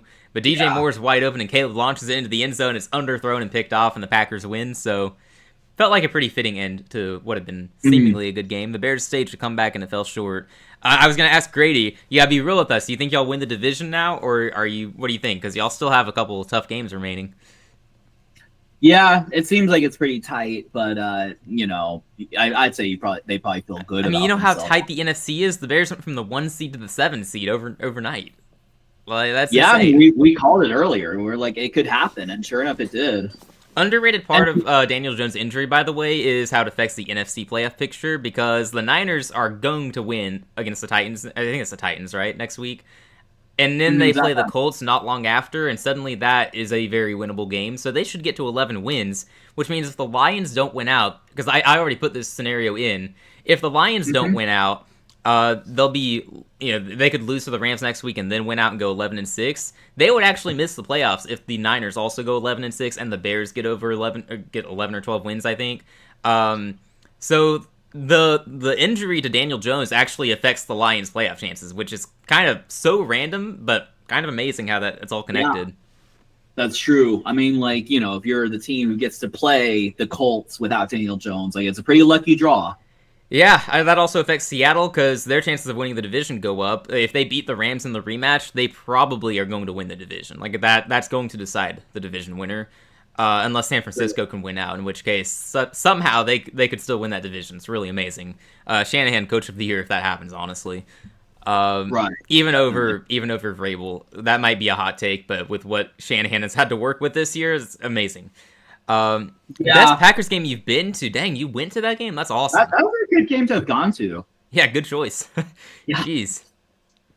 See, like, what's funny is that, like, because I told you I'm going to the Texans game next week, and it's funny because, like, sometimes, like, you have conversations with people who don't know as much ball, so they might have a take, but then, you really think, like, but then your football brain's like, well, so basically, like, my friends, like, oh, well, the joke is like, like we're going to a Cardinals game, like, sure, we're going to win, right? And, my friend's like, oh, I bet you'll be cheering a lot because a lot of touchdowns. I'm like, I don't know. Our offense isn't necessarily great. Like, I'm sure we'll be cheering on our defense. Like, we'll probably have enough offensive plays, but I don't necessarily know we're going to blow them out like the Rams did. I think that's a pretty tough ask. No, y'all better be taking them seriously. Like that is a definite trap game. Yeah, with all the success you've been having. I'm actually worried, like, we're going to have I think we'll take him seriously enough. I think D'Amico is going to coach his guys up and just, like, you know, I mean, we're the better team, but also, like, we got to, like, 'cause, like, we can't drop these games, like, against the Cardinals and Raiders, but it's definitely a trap game. Like, I feel like y'all are due for a loss now, and they're overdue for a win. I mean, I would probably be the Chiefs game, but I don't know. But it definitely does seem like a very scary spot. The good news is you're in position to drop a game and be able to afford it, but you hope it's not this game since you're gonna be there. Like, no, right? Let this be a win. Saying, like, I don't care. Like, if we lose to the Cardinals or Raiders, we don't deserve to get in. Like, I don't. Now, I mean, maybe you could say, like, oh, our wins against the Bills and whatever, like, kind of balance it out. But I feel like we don't deserve to get in if we lose either of those games. I mean, maybe at this Cardinals, point in the season, if you understand. Yeah, like, I was Raiders, going to say that too. Cardinals have been feisty, so it's not the end of the world. The Raiders, if you lose to the Raiders, then you can go ahead and forfeit your playoff spot. I mean, you're probably in, even if you lose one of the next two games, though, you would think. Like, you're in good position. Because you got the tiebreak over the Chiefs, so that's not a big concern. You probably don't have to worry about the Colts, which is just sad for them, but if we're talking about the Texans here, you shouldn't have to worry. AFC North is only getting one team in. Like, you're in pretty good position, so just don't blow it. Right. Don't blow it, indeed. Yeah, at this point, it's just seeing how far you can go. Which, by the way, now you should probably cheer against the Patriots and Broncos most weeks, just on the off chance they lose enough games for you guys to win out and potentially get a higher seed. Like, I cannot imagine, but with how absurd the season has been, it's possible. But Broncos versus Jags, I have to root for Broncos, though, right? You do have to root. Or you could just hope the Jags lose to the Titans or Jets, I guess, which, no, they're not going to, most likely, but you never know. Yeah, no Yeah, shame in losing to Arizona, right? Yeah, exactly. Only good teams lose to Arizona. right. We lost to Arizona in week 2, Daniel. That's, yeah. I And that figured. was I with didn't Kyler Murray, too. remember the game specifically, but that did sound about right. That was a game where we made the big comeback, and oh Oh, man, touchdown, pending flag. yeah, it's AJ Brown too. So man, the tweets are Oh, gonna be you're on his legendary. back. There must have been like a hold. Yeah, there's a holding. Oh, Oh, wow. I cannot to wait to see his Going Twitter back. account later. Let's go. Yeah. I mean, sorry, Philadelphia. That's terrible that you didn't score. Uh, it's for the best for the memes. Wow. 1 minute to go Philly. in the first half. By the way, we'll see if Philadelphia can punch it in. Yes. Yeah, as y'all can tell, we're not committed to just doing the commentary tonight because this is we react when we're supposed to, but there's a lot to talk about. We knew like we still have to like recap the other games like to the best of our abilities, and we did know that like our 100% focus wouldn't necessarily be on this game. Yeah, unless it were more entertaining, but for the most part, like we have not missed out on a whole lot. We're watching, obviously, so when something ridiculous happens, we are here. Yes. Yeah, like this. Please turn it over. Please turn. Oh, no turnover. Yeah, that would have been great. Yeah. I want an But end no, zone interception. we've seen enough crazy turnovers to make it worthwhile for us. Yeah, the 2-1 play is still insane. Apparently, he lost 4 fantasy points on that, so fantasy owners have got to be losing their minds over it. Because this is a playoff season for most fantasy managers too. So I don't know. I hope I don't have Jalen on any of my important teams. I don't think I do, but yeah, I think our league is the only one that I've actually really tried to do much in. Like I set my lineups every week. I'm not like lazy with it and just I set it in week 1. We're just gonna hope they stay healthy. No, I check all 20 plus of my leagues every week. Yeah. I Philly loses those games. Their fans won't egg their OCs. See, that's another thing that's not talked about as much. Like the Philly fans egging the guy's house. Like this is why we say pretty often they have the most toxic and worst fan base in the league. They validate every negative thing we say about them. Right. That doesn't mean every Philly fan is bad. I got a brother downstairs watching this game probably losing his mind because he's an Eagles fan for some reason. But most of their fans are pretty toxic. Like it sucks. They do have a lot of toxic fans. Well, why would you do that? Why would you do that to your OC? Like, yeah, like how do you even like find the guy's like address or whatever? Let alone like Yeah, it's pretty messed up. That's not okay. But it sure is not. Hopefully they caught whoever did that, and they will not be doing that again. Yep. And hopefully they will be facing punishment. Yeah, it doesn't even crack the top 10 worst things Philly fans have done. Yeah. Was that? I assume that was a throw, but I don't know. I think it'll go down as a throw. It's an incomplete pass. If it wasn't, though, I guess that would help them. Right. They gonna settle for a 3? Hey, the Chargers defense has been playing pretty well tonight. I've said for a month this was a mismatch because the Chargers offensive line is gonna get wrecked by the Eagles defensive line. And we've seen some plays where that was the case, but overall it feels like the Chargers defense against the Eagles offense has been the bigger mismatch, which is really sad if you're an Eagles fan. Like that should not be the case with all the players you have out there. Yeah, no, the Chargers defense been showing out. Yeah, they've been playing really well this game. Credit the players, credit defensive coordinator Jesse Minter, who may or may not be a head coach next year. We will see. At some point, he's going to be a head coach, so remember that name. Right. Speaking of head coaches, you think McDaniels has saved his job in Miami with this win streak? Because some people are saying that now, and I'm like, have you seen who they're beating? They were favored in all these games. I mean, like, credit is due. But... yeah, but like, it would be hard. I don't know. I think he kind of did save his job, unfortunately. Temporarily, at least, but what if they lose out from here, which is very possible? Then he should be gone, you would think. But I would thought he'd be gone like earlier this season, but they decided to just get out with him. And I mean, it evidently has been the right call so far. But it was also like the most predictable mini win streak that we could have seen in the league.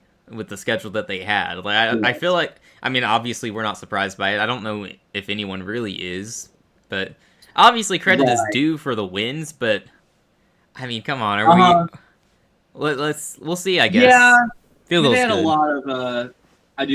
I'm actually curious because yeah, they beat up on. Well, they beat the Bills, which is obviously an upset. But after that, they beat the Commanders, Saints, and Jets. Yeah, I mean, it's been pretty. It's been pretty. That three. Well, I know 4 game winning streak. Obviously, the Bills one was surprising, but otherwise, it's been pretty predictable. Yeah. Yeah, the Bills one was the surprise one. Um, Right. they get the Steelers next, which honestly is the perfect spot for a letdown game in Pittsburgh. Would not surprise me whatsoever if they blew that game. I think I said that like a month or two ago, looking ahead. Like this looks like a letdown spot for the Steelers for no reason at all. It just feels like it. But now that they Oh, have similar records, huh? if the Steelers had lost to Ravens, that would have been the 6-7 bowl. Oh man, We imagine. were robbed. We were robbed. That would have been so funny for the memes. I hate the 6-7 joke, but the memes that would have come out of that would have been really funny. That would have been pretty. And then our predictions, we could have introduced it as the 6-7 bowl. What a miss. Yes, What a yes, miss. Sudoku, go find that play. Jalen Hurts himself had 2 turnovers in one play. Oh yeah, no, we saw it. We reacted to it accordingly. Definitely go find that play. Yeah, go look it up. Like we could not believe what we were watching. What the heck? What the heck, indeed. All right, Chargers ball now. They got 40 seconds here. Around 40 seconds. See, plenty of time to turn it over again. Yep. It'd be pretty fitting. Yeah, I guess we have the Packers fan here saying he thinks they'll end as the 2 seed and the Bears will be the 7. If you win your division, I'm going to agree with that. I think I was projecting that last week, and that was with Philadelphia winning tonight. Root against Philly, definitely, because, yeah, your chances go up a lot. Given that they have the tiebreak over you, you need them to keep losing. You're a half. If they win tonight, the Green Bay is still half a game ahead in the standings. That tie is so funny. Like it actually is helping them right now, as of right now. Yeah. I guess you could argue it keeps them from getting the 1 seed as of right now at the same time, but oh well. It's way better than losing. Oh, there was a deep to nobody. Yeah, Herbert not at his best tonight. I don't know what was going on there. Just it didn't look like it was a throwaway. Yeah. I think maybe like he didn't like the. I think just miscommunication in him and the receiver probably. Even still, though, that was that even catchable? Oh no, it wasn't. But probably because he ran the wrong route is what I'm guessing. No, but like, even if he ran a route out there, what route is going to get him in position to catch that? You know, like he's going to be diving out of bounds, arms fully extended, toe tap catch. Probably it's not overthrown regardless. Man. All right, here we go. 2nd and 10. A play that was not overthrown. There we go. But, didn't really get much. Yeah, just a pretty simple play there. All right. Yep. Oh, I was playing Madden last night. I was really proud of this because I ignored what the suggested plays on defense were. It's a tied game late in the 4th quarter, and I call a safety blitz, and we get a safety in the end zone, and that won the game. What was that? Bro. Herbert is picked off. He just threw a lame duck in the air. What the heck? I was joking when I said you've got time to turn it over again.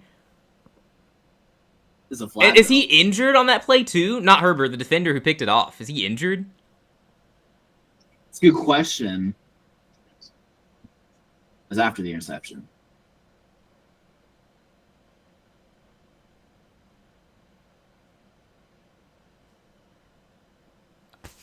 This game is like something else. No, I feel like every other play, I feel like I look and there's a turnover. I promise you, we're just watching Thursday Night Football a few days early. That's all this has been. What happened there? Was it tipped? What was that? It had to have been tipped. You see how wobbly that ball is in the air? And then the guy picks it off. His arm was oh yeah, Jalen Phillips hits him in the arm as he's throwing. Oh, man. Yeah. And I don't know, it was Jackson. I don't know who Jackson is. But he picked it off and looked like he was injured at the end of the play, which is horrible. That's not like Dante Jackson, is it? No, he's on the Chargers. Gotcha. Well, yeah, that makes sense. Does Philly have any timeouts? Because then they'd have time to just gain a few yards and try to kick a deep field goal. I don't think they want to go for a Hail Mary, ideally. First Another game with turnover, yeah. Turnover in the first half, yeah. First game Good of the season with grief. 6 turnovers the first half is what the That's graphic said. insane. 6 turnovers is crazy. 6 turnovers. That sounds about right. That includes like the play. The 3-and-1 right? play. Right. Oh, they have the ball at the Chargers 30. They had because of the personal foul. Okay. Yeah, forget that. They're kicking right now. Yeah, they're kicking right now. Yeah, I do agree. This has been a pretty funny game so far. Yeah, we were correct. It's a bad game, but funny. I think was Broncos. Broncos Raiders Thursday night. Was that funnier than this one? There was a lot more boredom in that one. And I didn't watch that closely. It was just background for me. So every time I looked over, it was a comedy of errors. Similar vibes here, though, for sure. Similar vibes. Yeah. More points in this one, though. If the field goal's good, they've already got more points in the first half of this game than they combined for in the Thursday night game. Oh, what's going on? Jalen's going back out. Oh, they added time on the clock. They went from 7 seconds to 10 seconds, so they're going to get a shot into the end zone here. Yeah. Okay, the funniest thing would be an interception. Please. I mean, they have 3 timeouts. Yeah. So funny. I don't know if they'll actually try to take a shot into the end zone or if they're just going to hand it off or throw short or something and then call timeout. They might do like a quick pass. And then I am hoping, fingers crossed, literally fingers crossed for an interception here. Just out of bounds. Oh, that's so lame. Why would you do that? You got my hopes up. Trot out the offense just to throw it out of bounds. Watch Jalen throw a pick. Oh, yeah, we're here for it. I was really hoping so. Yeah, all right. Well, the Chargers are going to have the lead at halftime regardless now. Jake Elliott going out for his third field goal of the game. Watch this be blocked. Oh, please, yes. Right after I said... wait, what was... No, I didn't actually say. I was going to say... next funniest thing. Of course. Yeah, I was going to say that the Chargers aren't going to score again, but I didn't say that. So it would have been really funny if I had said that and then, they scored. But anyway, the kick is missed because, why wouldn't it be missed? If you've been watching this game, that's exactly what you expected. It's on par, yes. Well, no regrets. We probably chose the right game. We didn't really have much of a choice, but we weren't going to be able to do any games yesterday with how our schedules worked out. I only could have done the Sunday night game, and then I think you probably only could have done the earlier games. So, it's worked out because we've had a comedy of errors tonight. This is insane, absolutely insane. Can we just say they both lose tonight? Does either team honestly deserve to win? Double forfeit, right? I mean, seriously. Both teams moved to 8-5. Yes, I think this would also be an appropriate game to just call a tie. If Philadelphia ever bothers scoring a touchdown, tie. Yeah, let's get a tie here.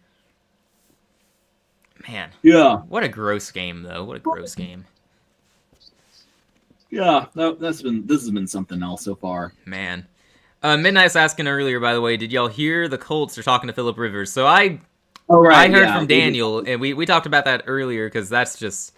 One, it's really sad for Colts fans and that team and that city, because the city of Indianapolis specifically has had just a ton of bad luck in sports this year with injuries. The Pacers come to mind in the NBA Finals last year, so it sucks for them. But also, I guess it makes sense to try to get someone to come in and play, try to save your season. I don't know if Phillip Rivers is going to do it. I read on Twitter, by the way, while I was scrolling, that his Hall of Fame eligibility would. If he joins the team, signs a contract, it would reset. You have to wait 5 years, but it would reset to the beginning of that wait. So I wonder if that would have any impact on his decision, since he's pretty close to being eligible for the Hall of Fame. Yeah. Great game to watch after I had a really rough week. Yeah, I feel you too. Been pretty, not rough, but it's been... Well, it's hard to say it's been a week. It's only Monday. It's been a Monday, though. And definitely good to have some comedic relief here. That's showing the replay. I'm just loving this. It's so funny. Yeah, I kind of feel that, too. A little bit. I wouldn't say rough either, personally. I feel it's more of an up and down thing, honestly, the past week. Saturday was great. I'm a Georgia fan, so I loved Saturday. SEC champs, woohoo. It didn't end up mattering. I don't think I've talked to you about college football yet, have I? We talked a little bit about Notre Dame. Yeah, the floor is yours. You want to talk about the I just found it funny that Baylor had to decline a bowl invitation. All of that was insane. Like, first Notre Dame decides, no, we got robbed of a playoff spot, which is fair if you feel that way, because the whole thing was ridiculous. They had Notre Dame above Alabama and Miami almost every week of the weekly playoff rankings, and then last week Alabama barely beat 5-7 Auburn, while Notre Dame destroyed 5-7 Stanford, I believe. Guess what they do? Oh, Alabama, they made a gutsy effort to beat Auburn. It was a great win. We're going to move them above Notre Dame. Yeah. Yep, they did that so they could keep Bama in after they got clobbered by Georgia in the SEC Championship. Bama didn't move down at all. And then Notre Dame and Miami were side by side, so they realized, oh, hey, wait, these teams played in week 1. Huh. I guess the team that won this matchup should be ranked higher. So they put Miami in, which is the right thing to do. But they should have done it from the first edition of those rankings. Miami should have always been higher. So Notre Dame fans are mad, but, I mean, they should have seen that one coming. Miami should have been higher to begin with. Their real issue should be with Alabama. How do you lose by 21 points to end the year, and you don't drop a single spot? Like, it's one thing to keep them in, but not dropping a single spot? Are you kidding me? And Georgia didn't even benefit. You're saying that Alabama lost by a ton, but it's a really good loss, so they don't move down. Georgia doesn't benefit from it, though. They just stay at 3. It's like that game just didn't matter. Like, we literally, why did we even play the game? We could have just rested up and let our players get healthy. Instead, we put them out there. They took more hits. I think we actually had one of our running backs get hurt in that game too, early in the first half. It probably would have been. I mean, I'm glad we played because we beat Bama, so we don't do that often. I'm glad we got to do that. But I mean, the whole thing's ridiculous. The whole setup in the college football world is just a mess. So really shameful. Personally, I would have dropped Bama out and put Notre Dame in at 10 and Miami at 9 is how I would have done it. In my personal rankings, that's how I had it. I always had Miami higher. I dropped Bama below Notre Dame after last week, I'm pretty sure. The committee is an absolute joke, though. And then Notre Dame declines the bowl invitation. On one hand, I think that's a cowardly move, because I would rather see them play. It would have been BYU in a bowl game, and I think they would have obliterated BYU, and I think they should have done that to prove a point. Instead, they opt out, and what kind of message does that send to your players? You've got seniors on that team who were thinking... Yeah, that's what I found messed up about They just now found out, oh, we played our last game possibly ever. There are seniors on that team who aren't even going to go to the league, I'm sure. Not everyone's guaranteed. They're selling insurance in 6 months. Yeah, it's absolutely... It's very sad. Like, they were just robbed of their last chance to play a college football game, possibly just any football game ever, which I think is just terrible. And I think you're sending a bad message to your players moving forward. What does that say about you as competitors? Like, are you not playing the game to play the game? No, they're making a point, which is the other side I see. I understand why they're doing it. They're trying to stake it to ESPN, who wants them to be part of... Oh my gosh. Holy crap, did we... Are you kidding me? We got a Grossi raid? I'm over here ranting about college football, and we got a Grossi raid? No way! Hello, Tom Grossi. Hello, Grossi Posse. Welcome on in. How are y'all doing? Holy crap, thank you so much, Tom Grossi. Shout out to him. Oh my gosh. Oh, well, that's so cool. Thank you so much. We're big fans of Tom Grossi over here. I couldn't even speak of last time. Grossi. We've actually been rated before, and it was an honor. I couldn't even speak last time. My heart's speeding up right now. Holy crap. Welcome on in, everybody. How are y'all doing? Hopefully y'all are enjoying this comedy of errors tonight on Monday night. We got Go Pack Go. Let's see. We have Bolts TF. There we go. Just see what fans of teams y'all are. Someone says meow. Is that a Panthers reference? We might have another Panthers. Or maybe Cincinnati Panthers Kitty fan. Goes meow. Am I right? Yeah. Holy crap. Thank you all so much. Grossi Posse, welcome in. Like and subscribe. Thank you so much. Hey, you guys, we're trying to get to 500 by the end of the year. We appreciate any help we can get. Really, really appreciate it. Hello, everybody. Yeah. Welcome on in. Drop your team in the comments. Let us know who you're rooting for. We see Packers fans. We've seen some Panthers fans. Yes, sir. Shout out to the Panthers. Go Panthers. We got Giants in here. Love to see it. Grossi Ray and no one is here. Chargers, Steelers. There we go. Duval. There we go. Fly, Eagles, fly. Oh. It's okay. We accept everyone here. Absolutely. You're a Jags fan. Although if you're a Colts fan, any Colts fans here, I feel bad for you. I'm sorry. Yeah, shout out any Colts fans. Like, you guys have it rough. I'm so sorry. Falcons, hey. Yeah, we respect any fan bases here. I'm rooting big time for the Falcons on Thursday night. Here, Isaac and I, he's a Panthers fan. I'm a Texans fan. We're just casual football fans, and this is football for fun. We just talk about football. We do some game commentaries. We have predictions and everything like that. So we're not ESPN, like shouting at each other with First Take or whatever, but we're just two football guys. Like, Sometimes we agree, sometimes we disagree, but it's all in fun, right? Absolutely. Y'all are Grossi Talks. Y'all know what it's like. Yeah, we literally just talk about football for fun. Like, it's kind of like a basic name, but it literally sums up what we do. We're just two dudes, talk football for fun. We have a lot of good takes, also a lot of bad takes. I had the Ravens winning the Super Bowl in the preseason. I feel really bad about that right now, but hey. Hey, are there any Saints fans? Any Saints fans? Let's make your presence known. Yeah, I rooted for the Saints for the first time on Sunday. I'll quick shout out to the Saints. They came through for Carolina. We're 3 results away from winning the NFC South, which is insane. Good luck with the channel. Thank you so much. Appreciate it. Really appreciate it. Yeah, Bryce Young is about to belt. Yeah, I mean, I hope so. I hope so. Yeah. He didn't the first time, so we'll see. Oh, I remember when your teams were born. That's yeah, we got 2 of the youngest teams in the league. That's pretty funny. Are we actually 2 youngest teams? I didn't even realize. I mean, yeah, because we were both expansion teams, right? I'm pretty sure I think Houston so. was. Right. Man. Yeah, I think we were. Yeah. Oh, we got Raven Flock in here. Love to see it. Shout out to the Ravens. There we go. I don't know what's going to happen to them this year, but I've been very high on the Ravens this season, and it is hurting me because I've made some very bold predictions on them. Definitely don't go check those out. I definitely did not recently say they'd go on a Super Bowl run. I would never do that. Nope. I do want to shout out real quick, Education Unpacked. I use football to help with math. You know what I did too, is with the multiplication tables, I always knew 7. Because I knew 7, 14, 21, 20. I could do those. Other numbers I struggled with, but I always knew the multiples of 7 because of football math. That's amazing. I love that. We got one in here saying Hurts interception, Chargers fumbled, Jalen Hurts recover, Jalen Hurts fumbled, Chargers recover. That was one of the greatest plays we've ever seen, right? Or at least in terms of humor. That was so funny. So funny. We have a dual Packers-Broncos. Okay, that's fascinating. Next week is going to be brutal. Yeah, I bet. Can a Sands fan please show up? We want to see Isaac's reaction. Yeah, imagine. Finn's up. We got a Miami fan. Prayers for Daniel Jones, the poor Colts. Go Vikings. Oh, you and Tom Grossi must be good friends. Niner gang in the house. Hey, shout out to the Niners. I respect them. We went from 428 to 456, by the way, just for what it's worth. Wow, thank you guys so much. Thank you guys so much. For everyone. We are catapulting our way to 500. Really appreciate the support, everyone. Go subscribe to our channel if you haven't already.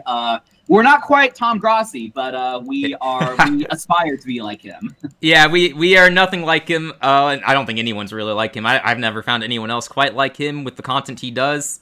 Really unique and amazing content. I hope he gets to 1 million soon. That would be amazing. I feel like he kind of sets the standard for NFL content creators. So definitely someone I look up to.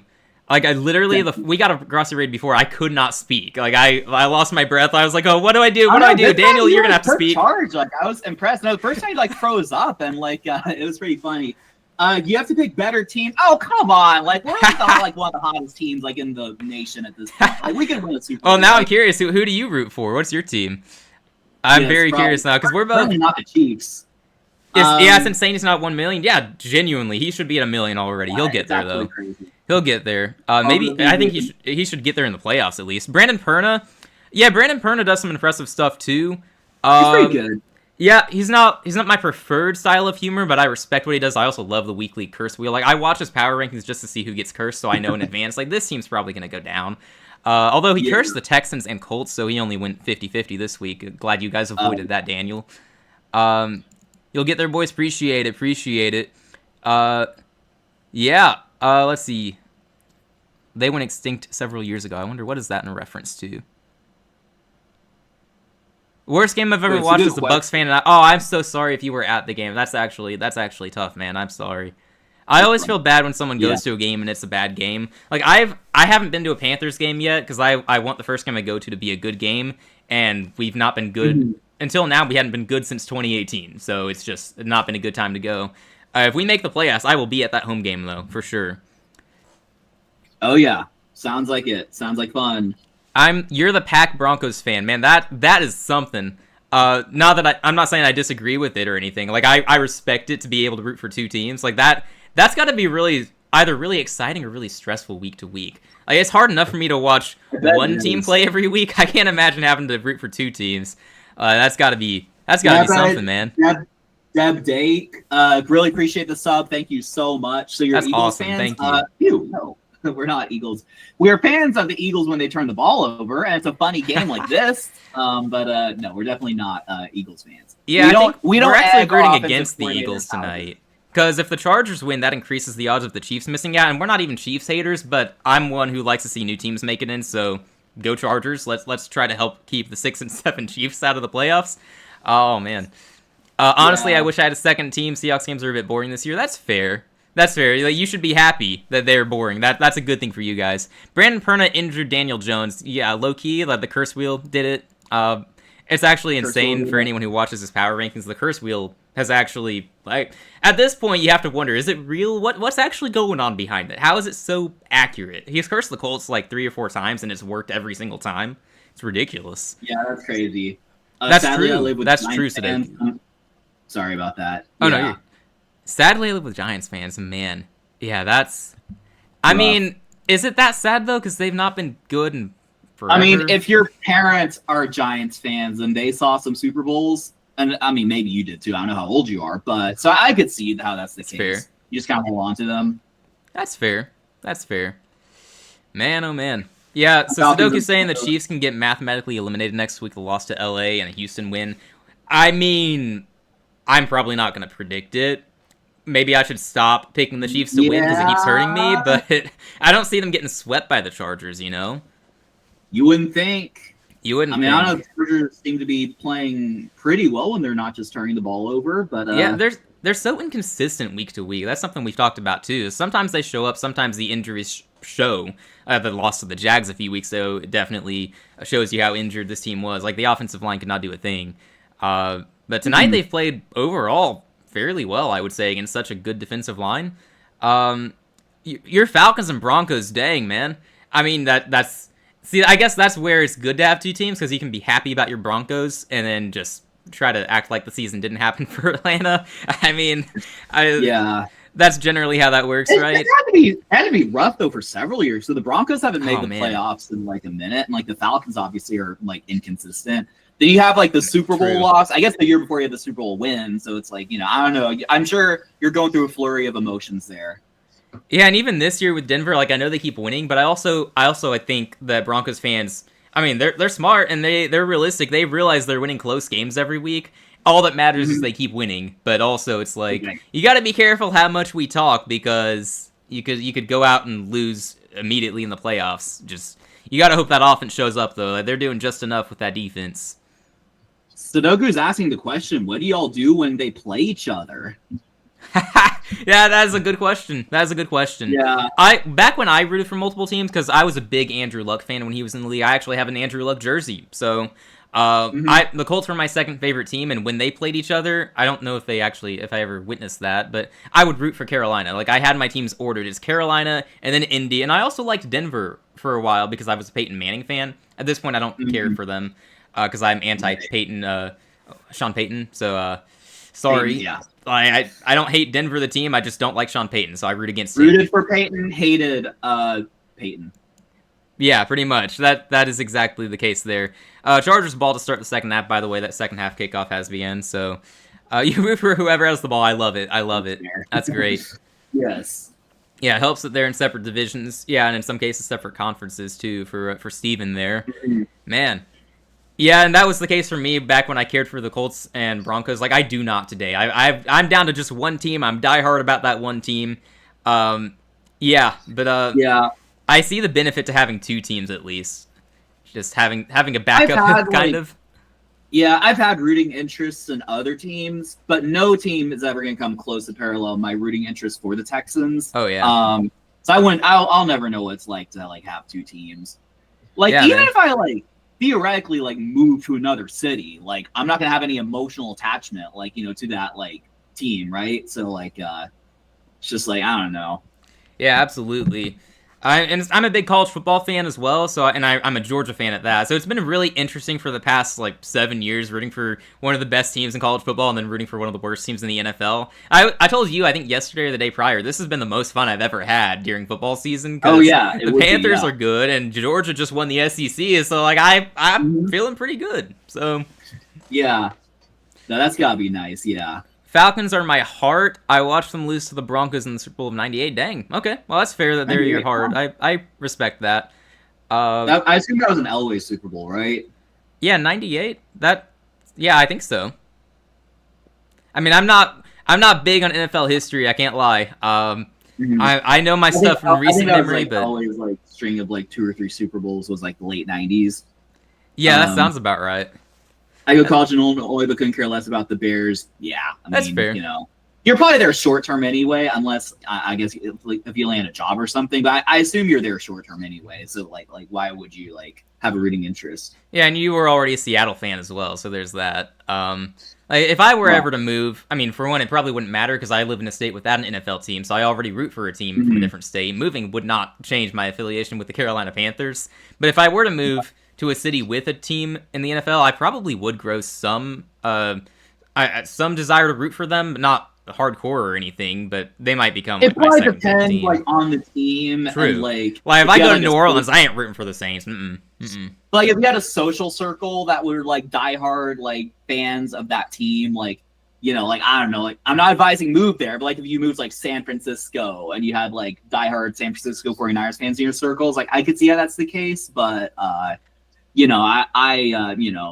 who knows if we'll move, if that'll even matter in our lives or not. Right. But it I is an interesting. yeah, Sudoku, interesting question. What if you move to New Orleans? I will be scared to leave the house with Panthers merch, but I'd probably do it anyway. Yeah, that would be pretty fun if somehow you move to New Orleans for some reason. That'd be pretty interesting. I've actually Be been to interesting New Orleans content. one time. That's the one time I've been to a football game. Not like higher level. Like I've been to what is that league? The Birmingham Stallions play. I've been to a Stallions game before. UFL or XFL, one of those. I think UFL now. I don't know. They've changed names, so I think it's Yeah. UFL. Like I've been there. I went to a college game. Amazingly, it was between our college teams. You're a Baylor fan, so it was Oh, Georgia that's right, Baylor yeah. in the Sugar Bowl, and I think that was Mm. 21 or I don't remember what part of the year that was. It might have been 2020. I think it was 2021. 21 or Sugar Bowl. That might have Yeah, been I think 20 that because it was Matt Rule's last game. Because I got to watch him coach Baylor one last time, I and think then that might he have went been and late tortured Carolina. 2019 That might be. Oh yeah, because you know what? That might have been pre-COVID actually. because he joined the Panthers in 2020, right? That sounds right. Yeah, the torture. I'm not sure. Like the timeline is so fuzzy to me. The last 5, It 6 is years have been such a fuzzy, but blur. I think that was like pre-COVID.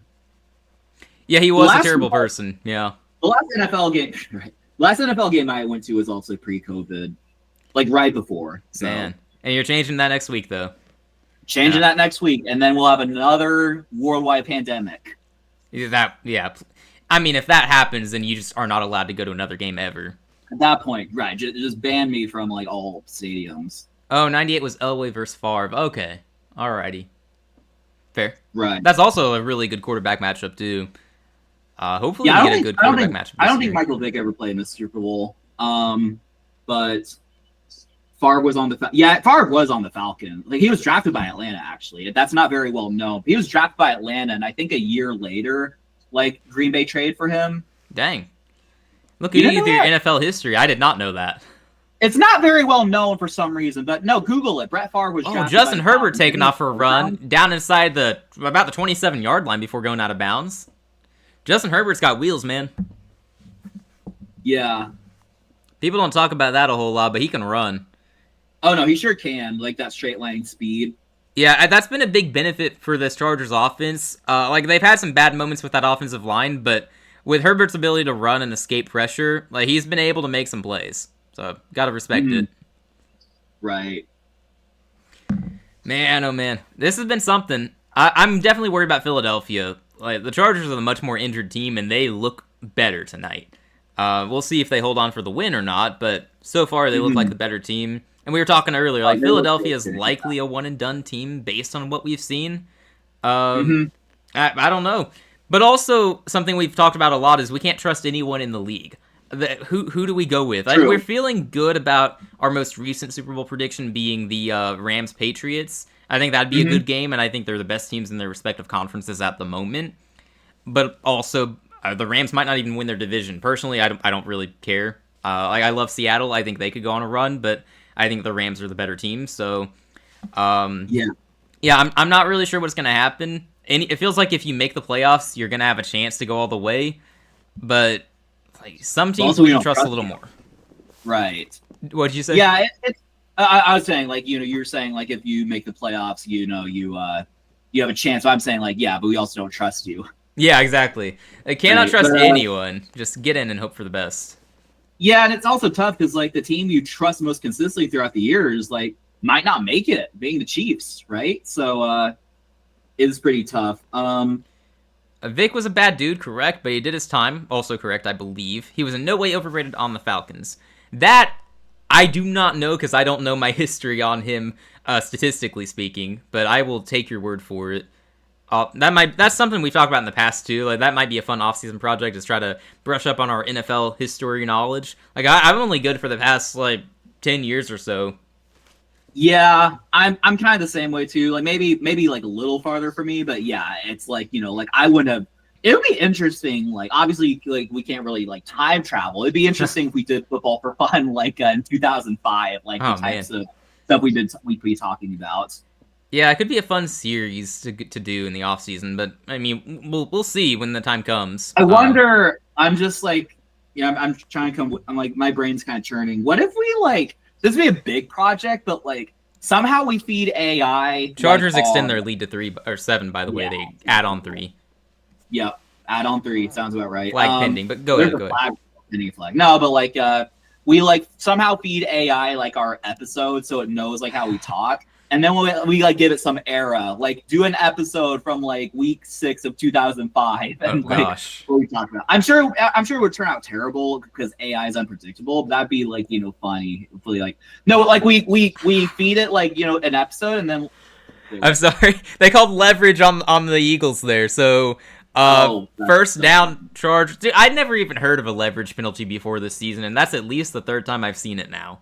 I think it was that Broncos Colts game, right? Where that was like, its introduction to me. We saw it another time too. Yeah, no, that sounds about right. That is something else, man. But no, we feed it like, and then it feeds us a script and we just talk about it. So I mean, I don't know, that probably wouldn't turn out well. But that'd be pretty funny. Man, that would be interesting just to see for fun, and that would fit the channel, football for fun. Leverage decided Broncos Colts. It did. Yeah, that was the first time I'd seen that penalty before. I recently saw that Carolina went 12-4 with a great defense in 2013 when we won the Super Bowl, and I had absolutely no idea. I have very little recollection of that. That would have been like my first or 2nd season as an NFL fan, and back then I did not pay attention closely. Like I'd watch the games on Sundays, but that's about it. Yeah, y'all's talking about the Seahawks, that Super Bowl team, like I kind of remember that because I remember we played them close at like early in the season, and turned out we went 2-14 and they won the Super Bowl. So it's kind of funny we played them close. Like, it was an overtime game, but it was also like I don't know how well known this is if you're not a football historian, but like Matt Schaub had like a record for like consecutive games with a pick six. It was like 6 or something like that. That's 6 straight wild. games with a pick 6. Like, that's wild. Like, yeah, went against the Seahawks, I think the Niners that next week, and just like he was just terrible that last year in Houston. How's it going, Grady? Welcome back. No, you're good. You're good. You are in no way obligated to stay here, man. But thank you for coming back. We appreciate it. No obligation. I'm going to replenish on it some liquids real quick. I'll be right back. Alrighty. Well, the Chargers are about to score, so I'll start paying attention now because they might be looking at a double-digit lead soon. Which, dang, that's not good for Philly. And bad take by me for the past month or so. Like, I've circled this game as a game where it should be a mismatch. Philadelphia's defensive line should absolutely maul the Chargers' offensive line, but so far that's not necessarily been the case. Philadelphia is making far too many mistakes in this game. 3rd and goal from the 16 for the Chargers. It's going to be a running back screen play where Herbert overthrew the running back. So, gonna settle for 3 anyway. Yeah. Yeah, looking at a 7-point lead after all that. It would be really funny if he missed the kick now, though, since he made it originally, and then penalty took it off the board since they gave him a first down. We'll see, though. Let's see, Daniel, I remember you telling me that the 2012 Texans were Super Bowl contenders, and then the 2013 Texans started 2-0 and finished 2-14. Whoops. Might have had the wrong year on that. Yeah, reminding him of that memory made him leave. Good job. That's the sole reason he left. Chargers kick is up and right down the middle for Dicker the kicker, so it's going to be 13-6. Chargers end up extending their lead by 3 to 7. Philadelphia's going to have to score here. Driving all right, Midnight. Drive safely. Drive safely. That is the most important thing right now. I appreciate you. I just want to put this out there before the season. I predicted the Panthers to the 4 seed. Hey, I hope you are right. I didn't have the guts to do it because I like Tampa's roster too much preseason. I didn't have the guts to do it, but I hope you were right. You need to, yeah, go to the casino for real, man. Man, if it At that happens for point, real. yeah, Sudoku, yeah, that was a fun memory. Well, like the 2013 off season was when I became a football fan, and so like I knew we were like Super Bowl contenders and everything. Like we actually were like, I don't know if you look up like the betting odds or whatever. I'm pretty sure it was just Patriots, Broncos, because Broncos had Peyton Manning, and then us. Man. And we started 2-0 and didn't win a game. Although looking back, that 2-0 start was pretty shaky because we had to come back win against the Chargers, who stunk back then. And then we had a close game against the Titans. I think it was an overtime game, which was also, they were also not that good. And then like obviously, but you want to know like very funny anecdote? I actually like one of those like random like funny tidbit stories. Like I didn't even remember this until just now, but like it was one of the games. Like I think it was like at that point, Schaub had all his pick sixes, and like I think he got hurt anyway. Like I remember, I was at of all places, I was at my dentist, and while my dentist and his assistant are working on my teeth, they're not only talking about football, they're talking about the Texans. They're talking about the Texans. I'm so wishing I could like chime in, but I can't because they're working on my teeth. Oh my gosh, that's That wild. was so funny. Yeah, That's absolutely it's funny wild. that I just remembered that, but yeah. Oh man. Yes. Raiders game losing field goal as time expired, flip both of those. Oh man. Yeah, bettors on that game had to be pretty mad for sure. At least anyone who had, whatever was flipped. I don't remember what exactly. Let's see, they were down 10. The Raiders were down 10 and then did a 2-minute drill on offense and then got into field goal range and kicked the field goal. Why? I get wanting to finish with momentum, but at that point it literally did not matter. That's crazy. Yeah, I don't know. And was like time expiring as they kicked the field goal? Yeah, that was the end of the game. So it's not like I mean, by the time when they were in range, I understand because what else are you gonna do? Mm-hmm. But yeah, like I feel weird. if you figure get another possession like an onside kick, well, not that they think, like if they think they could, like I understand that.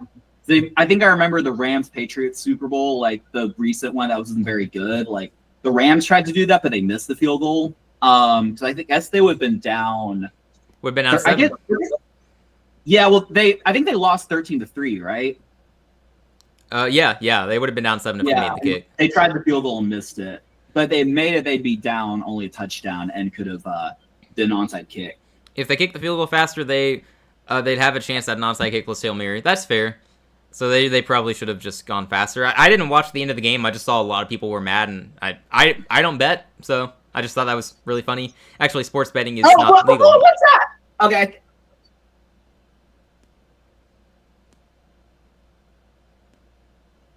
That was a great return until it wasn't. Yeah. What the heck, man? Got it back, the Philadelphia guy got it back, so it is Eagles ball with decent field position. That told me that I still have some lag. I forgot to refresh because I keep look, and the ball's just loose. Dude, the ball's on the ground. This game is so sloppy. Again, we are literally watching the Thursday night game tonight. That's all this is. You can't fool me. This isn't Monday Night Football. Coach is playing Broncos defense in fantasy that week. Right. That's gotta be it. Oh man. Totally is it. Philly ball at the 36, by the way. We gotta pay a little bit of attention just because this is a game, and it may or may not affect the playoff picture. Like the Chargers need this win. They need all the wins they can get here. AJ Brown wide open. You would think they'd guard him. I mean, he's loudly complaining about the lack of targets. Maybe you should cover him up because he wants the ball. Come on, LA. Yeah. Come on, LA. We're rooting for you. I can never call a game like this bad. I guarantee you that's what most people are gonna do. But this has been a fun game to watch. It's been funny, definitely. It's been really wacky. You gotta appreciate it just for the humor in it. Like I agree with you on that. I wouldn't call this a bad game so far, at least. Jalen Hurts, what have you got? Is he just gonna? Yeah, he's got nothing. Oh well. Brought on my fantasy. Well, nice, good for you. Hope there you that's go. Going well overall. Yeah, he's got. I don't know if he's having a good game or not. He's got like 9 points right now, I think. Okay, Which that's I not mean, bad. it's better than he's had some weeks. Yeah, selling every week except last week. Yeah, I drafted AJ Brown in a few too many fantasy football leagues. Granted, I'm in over 20 because I have no self-control in the offseason. Join, draft. That's what I do for a week or two before Yeah. football season starts because it's fun for me. I don't try hard in Mhm. most of the leagues I'm in, only one league. A couple people know which league I'm referring to. Thank you Right. for whoever traded me JSN. Thank you very much. Appreciate it. Saquon is going to lose yards on a run here. That looks more like the Saquon we've seen all year, but that one wasn't his fault, was Right. it? Just bad blocking. Yeah, the blocking was not up to par for sure. Yeah. You're only in 2? Yeah, I could never. Oh, good for you. I'm in like 4, and I feel like that's too much for me. Yeah, I do have to try really hard to remember every week to set all of my lineups, and I succeed, but I've had a couple of close calls. And then of course, if there's an injury late in the week, I don't know which leagues I have this player in, so I don't. Oh well, I guess that team's gonna suffer this week. What do you want me to do? I check Yeah. I check all my Oh, leagues once a week, set my lineups, and hope for the best. And for the most part, that works. I think most of my teams made the playoffs. I drafted well this year for once. I'm usually really bad at drafting, as you would know, Daniel. Given that I basically trade for a whole new team every year after the draft. I didn't do it this year. I was happy with most of my team this year, but right. yeah. Eagles gonna try out the field goal kicker on 4th down. Man, Jake Elliott fantasy owners got to be feeling pretty good. I don't know how many people are Jake Elliott fantasy football owners, but you're in one draft. In one draft. Wow, in one draft, my top 3 picks were Justin Jefferson, AJ Brown, and Lamar. I'm sorry. That's understandable at the time. I'm sorry. Yeah. Whoops. I had a couple of drafts like that. Looking back, where it was just this should have been such a good draft, but somehow everyone missed. You're only in 1, not big in fantasy. That's fair. Got screwed over by bye weeks 1 week and got a score around 50. Then the following week, I forgot to set my lineup and got 50-ish again. Luckily, still made the playoffs despite those 2 trash scores. Dude, I'm glad you made the playoffs because if you had lost that last week to me, which by the way, I was so tempted to just pull all my starters out and give you the win to do this, but I thought, no, everyone's gonna hate me if I do that. This is wrong to do it. I should just leave my lineup and hope I lose. Yeah. And the reason I wanted you to win is because the first team out, I think that team is so stacked. Like, I do not know how he missed the playoffs, and if he got in, there's a good chance he would go on to win it. So, just from my perspective, I'd rather face your team again. I say this having lost to your team. I'd rather face your team again than that perceived super team, if that makes sense. So, really glad I did not rest my starters that week, because then everyone would have just been mad at me. Yeah, there was one league, it was my work league, and I had the 1 seed, I considered throwing my last game to like try to let someone in so I could play them rather than someone else. So I want to play. The thing is, I think I would have knocked out my boss if that had happened, and I just didn't I wasn't going there. Whoops. So Man. I decided not to throw. Yeah, that Man, the unwritten Warriors rule of might- fantasy football, right? Don't throw. Don't pull your starters. Right. No, I miss being good at fantasy football and like having the luxury to like throw games if I wanted to, but not this year. Yeah, unfortunately. Wan'Dale Robinson has been your top receiver. Yeah, that is a little bit rough, although he's quietly had a top 10 season for receivers in the league, I think. I think he might still be in the top 10 receiving yards. He might have fallen out this past week, not sure. But he's had a good year.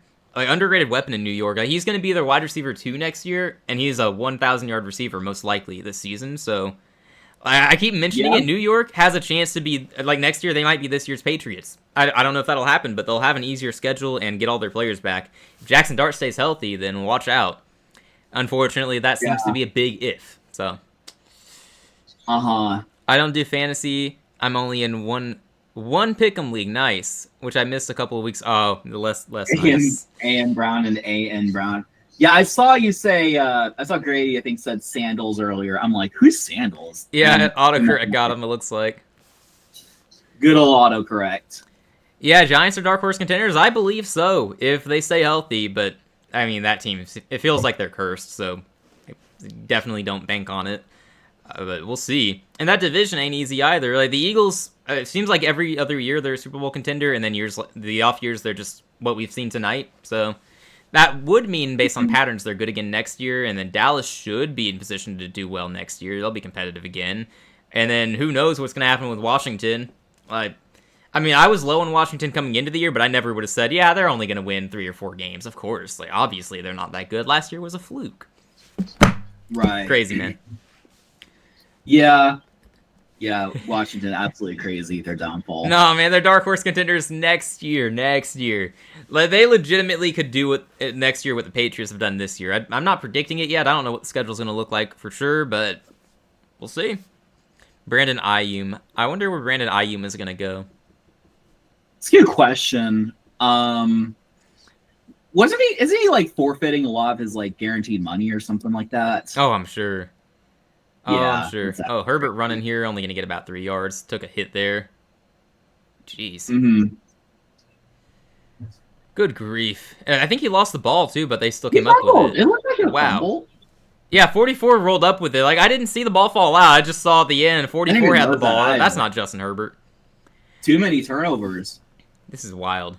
Yeah, we should have made a Ayuk. video about the Brandon Ayuk news. Yeah, it is a little overdue at this point. Yeah. I love how the three of us, for the most part, have just kept that joke alive, as we should. Like, we've gained 300 subscribers or so since the season started. We are still making the Brandon Ayuk jokes, and I hope we're not too confusing for the people who don't understand that. Some background, we've once found an article by someone who typoed Brandon Ayuk's name, and they called him Brandon Ayuk, and since then, we call him Brandon Ayuk. We found another one that did that recently, didn't we? I think I sent it. I'll have to go back and look, but I think there was something else where they typoed his name. To this day, I don't think that article's been corrected. I don't think so. It's some like Boston sports writer, because I think there's rumors of like Ayuk going to New England or something like that. Some like local Boston sports writer just misspelled Ayuk, and we never looked back. Like, these people are paid to write. Like, I would like to have their jobs. I'll at least proofread what I put together. Make sure that. I saw this guy's LinkedIn. He's not some like intern. Like, he's a legit professional. Like, That's wild. I think he has 2 degrees or something like that. Absolutely crazy. I didn't send it. Oh my gosh. Okay, well, I will. Don't let me forget. I will, after the stream ends, I'll go look and make sure I'm not just. I hopefully it's not corrected. I'm pretty sure I sent that to somebody. We got to make sure that that's documented. Yeah, I might have sent it to you, Daniel. It might have been just an RDN. Yeah. I'm not sure. Yeah, if you did, I forgot. A sack, by the way. 3rd and long coming up. There, finally, the Chargers' offensive line could not hold up long enough. It looks like. Good grief! That big guy, former Georgia Bulldog Jordan Davis, right? Yeah, he got sacked. Sounds about right. Yeah, I've said former Georgia Bulldog a lot tonight. Philadelphia loves some Georgia players.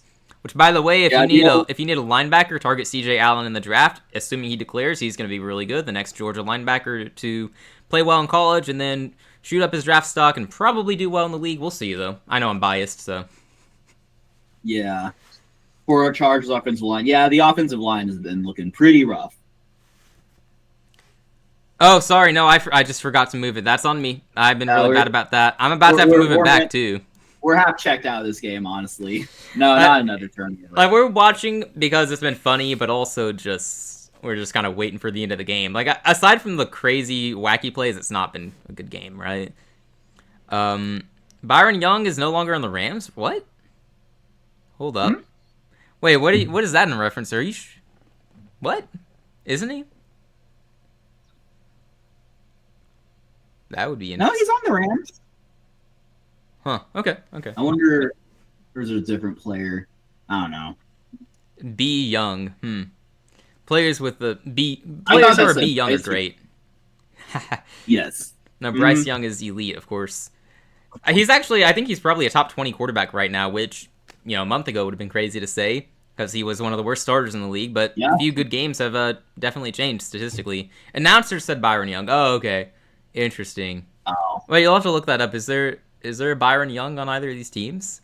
Like, did the announcer fumble his speech, or?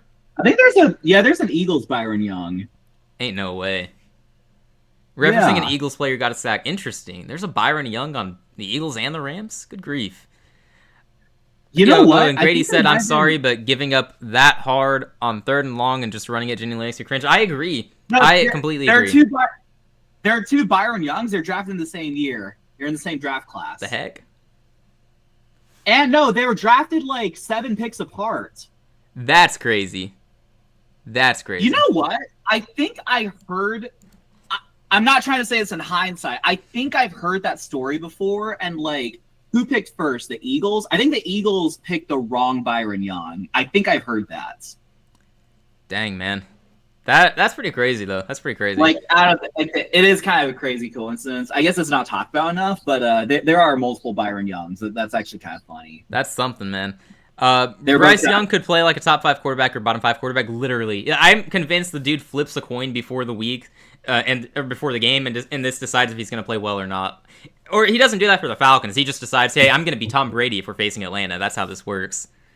There's nothing in between. It is insane how there's nothing in between for Bryce Young. Like, either he's elite or he's terrible. Which, honestly, I think it's really just the turnovers. Like, you take away the turnovers in his bad games, and those games don't actually look that bad. So, it's really just the turnovers. So, if he could just stop turning the ball over, that'd be great. And he's been doing well the past few weeks for the most part. We're just going to pretend the Niners game didn't happen. I mean, Brock Purdy also turned it over a lot. Fortunately, I think he got more hate than Bryce Young in that game, so we're good. Hey, welcome back, Joel. How bad is this Eagles offense looking? It's exactly what you would expect. So, I don't know when exactly you left, but there were 6 total turnovers in the first half, including 3 on 1 play. I don't remember if you were here for that or not, honestly. Pretty rough, yeah. Yeah, it's been really funny to witness, but yeah, very sloppy football all around. Just... yeah, it would be really stressful to be a fan of either team watching this game, I would imagine. Yeah, beating the Packers and Rams, although Bryce only had like 100 yards against the Packers, that win was not because of him, but yeah, he didn't lose us the game, which is all we need. Losing to the Saints is the most unbelievable chain of games ever. Yeah, you want to see us do it again? 'Cause part of me just assumes we're going to lose to the Saints on Sunday and then beat Seattle in Week 17, because you know what? Why wouldn't we do that? Why not, right? Yeah, and it's going to happen after... Why have the expected outcomes so we can just flip them? Yeah, like, I try every week to find a rational way for us to win a game, except the Rams week. I didn't try too hard for that because I assumed this is a bad matchup for us. We're missing 2 players. Amazingly, what I did say ended up being how we won. Like, turnovers for Matthew Stafford having an off day and then our offense doing enough. Kind of funny that's the one time the rational side worked. But anyway, like, there's no sense in trying to actually figure out a Panthers game at this point. It's never the same. Unless you get the ball at the end of the game for Bryce Young with 2 minutes, that's the only thing that generally is the same. He turns into Tom Brady and we win. It doesn't make sense. Yeah, losing to the Saints at home by multiple scores. Yeah, that was a weird game, man. That was a weird game. Yeah, the 49ers game, the Patriots game, the Buffalo game, none of this happened, right? I don't care about the Buffalo game, honestly. Like, Andy Dalton played that game and gifted them 17 points early on. So, like, whatever. That's fine. Whatever. The Patriots game was mostly due to special teams, and they're currently the best team in the league, so it's okay. Texans looking good. Yeah, I mean, we're looking pretty good. Our defense is elite, and just got to get something going on offense. I mean, like, I think we're starting to rely a little bit too much on Sheriff Woody Marks, and obviously our offensive line is not great, and CJ's kind of hit or miss. So, yeah, I mean, you know, it's looking pretty good, but we'll see how far we can go. No, that offense has to be even better if you guys are going to make a playoff run. But y'all got good chances in a weak AFC this year. I say weak. There are a lot of good teams that could make the playoffs. There's just no one who scares you, you know? Like, the Broncos are the 2 seed. I don't think anyone's scared of the Broncos overall. That defense is obviously menacing, and you have to respect that. But overall, it's like... I feel like if you're going to play one of the top seeds in the playoffs, you want it to be the Broncos and not, like, the Patriots. Those teams are both... I think they have the same amount of wins. And they both had easy schedules, except the Patriots are blowing out most of the bad teams. Oh my god, fake Chargers fan. That's my first time seeing that in a while. What? No, she's a real fan. I don't believe in that theory. I think she's legit. Oh, I don't know. Okay, if she is real, then like she's like put on such a pedestal. I think I'm just surprised. She's like the one public Chargers fan you'll ever see. True. That's mean. I'm sorry, Chargers fans. I'm sorry. Yeah, I don't know. I know those jokes are overused. Yeah, great. Grossi is awesome. He absolutely is. He's the best, man. He is the best. I was saying earlier, I think he's basically the standard for NFL content creators, as he should be. I hope that man gets to 1 million soon. Absolutely should. I think he will. Just a matter of time. I just saw Damian Pierce got released on the Chiefs practice squad. What happened to him? I don't know. That's a good question. I mean, like, obviously he got like kind of like pushed on the depth chart. I think a lot of people thought he'd be really good after his rookie year, but like I don't know. Maybe like in practice he's shown. I couldn't tell you like what happened to Damian Pierce other than that like we just got better guys and he just couldn't keep up. I guess It's pretty crazy because I thought he looked really good when he was starting in Houston, and I was surprised when he ended up losing his job. And I'm surprised that he's not getting playtime anywhere. Week 18 last year, which was a meaningless game, I think we rested our stars. I think he had like 250 yards or something like that. He had a crazy day. Yeah, I wonder what teams just don't like about the guy. Is there something going on with his personality? Is he someone you don't want in your locker room? Because it seems like he plays well in the field. He seems like a chill guy. I don't know what could have been up with that, but it was just last year you didn't see a lot of Panthers fans in public either, fam. Yeah, Panthers fans have become a lot more vocal this year. I will say, just putting it out there, I've always been vocal. You didn't see me on YouTube last year, but I've always been... Daniel knows, I run my mouth all off season, and I hype up my team and get delusional. I'm one of those Panthers fans who decided to believe in Miles Sanders and DJ Chark back when they were signed by Carolina and Bryce Young's rookie season. I was finding ways to hype them up as Pro Bowlers, so... Whoops. Actually, you know what, Grady? I did overlook that comment. You met Tom Grossi? That's actually sick. Oh man, that is awesome. It was that during the it was a meet and greet one time at Lambeau. That's awesome, man. That from what I've heard from everyone who's met him or not heard but seen in comments, like he seems like he's legit. He's a really cool guy in person too. Really love it. Really love it. iSports Panthers gear year round 2. Heck yeah, man. Heck yeah. Same here. I'm the type of person also to wear hoodies and jackets in the middle of summer, which is a questionable decision when it gets hot, but it's never that hot, you know. I'll wear shorts too. Oh, look at that! He's gone! Well, you're ahead of me. I don't know what happened. Oh, it's a pitch to Saquon. Oh, jeez. Okay, Philadelphia's up. Saquon finally rips off a big run. Philadelphia in the end zone. Good grief. Yeah, no, I don't know what down was. I don't know if it was third or fourth quarter, but they lined up for a tush push, or it looked like one, but then he just tossed it to Saquon, and he was just gone. Yeah, Sudoku's here to validate my claim. It was hilarious hearing all the crap you talked in the offseason only to give up on them when they lost to the Saints 47-10. Yeah, I think that was valid for me to immediately lose all hope, though. I'm not going to lie. I think we showed what we were going to be that year. Yeah, see the replay. It looks like he's going to tush push, but just tossed it to Saquon. I'm surprised I don't do that more often, honestly. That was a great play call. Great play call. I think the OC just spared his house from being egged again. Good for him. Let's see. Did we miss any other comments? I felt like there was something else I was going to reply to that I missed.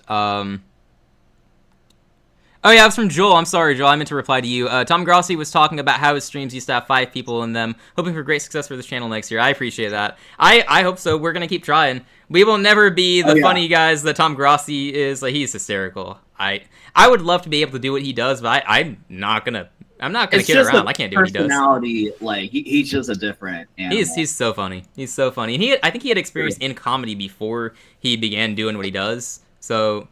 he definitely knows what he's doing. I love it. Tom's dad was a Cowboys fan and tried to doom Tom to that same fate. Tom saw Green Bay beat the boys and instantly became a fan. I love that. That's almost kind of like for me with Auburn and Georgia at the college level. It's a little different, but obviously my parents being Auburn fans would have wanted that. I ended up being a Georgia fan, not even realizing they were rivals. But the difference, of course. I'm gonna head out and get some rest. Alrighty, man. Hope you get some good rest. Definitely be here more often. I appreciate that. Thank you so much for hanging out, Grady. Really appreciate it. Take care, buddy. Yeah, good night to you. Yeah, thank you so much. Good night. Yeah, Grady. Fake tush push is so OP. I'll never like that call. Yeah, it is definitely... It makes the tush push so much more difficult to defend. I'm going to stick with my stance. Oh, sorry, I forgot to update the graphic. I think the extra point was good.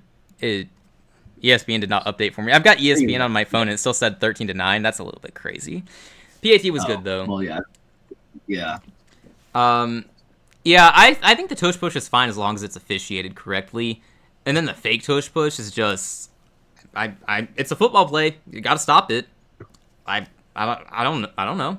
I've never had an issue with the play, just as long as it's officiated correctly, which for most of the year has not been officiated correctly at all. I loved how almost every week we'd have a tush push play where you could see everyone false start and then the ref just doesn't call it. Like, come on. It was like a weekly compilation. Yeah. That's amazing. Pretty funny. During the 48-32 playoff game, both Grossi and Papa Grossi were streaming. Well, I love that, too, though, that they can do that. Yeah. That's got to be fun. That's got to be fun. It's funny, too, actually. My dad's a Dallas fan. I didn't realize I had that in common with Tom. That's funny. Oh, wow. Look, we're Well, basically the same. Y'all are the same. We actually have something in common. That's funny. No, but my dad is not like the delusional type of Dallas fan or the annoying type. Obviously, he'll root for him, but I just want to put that out there. Not the delusional type. Somehow, I didn't inherit the Dallas fandom, but I inherited the delusion. So, yeah, very interesting. I feel like this was probably the first year where I didn't find an excuse to predict us to win the Super Bowl. Maybe that's why we're finally doing well. That's a very short version of what he says when people ask Tom how he became a Packers fan. Gotcha. I got you. Chargers get the ball now, returning it. You're probably still ahead of me, so you've already seen him go down at the 26. Yeah, that sounds about right. Telling you, I keep having this lag for no reason. So weird. No reason. Elementary school, dang. Yeah, he's been a fan for a long time. Yeah, long-time fan. I mean, he saw like one Super Bowl. And he would have seen the Rodgers Super Bowl, and I think he might have seen the Favre Super Bowl. I don't know if he'd remember. He might have been too young at that point in time. I'm not sure. Yeah.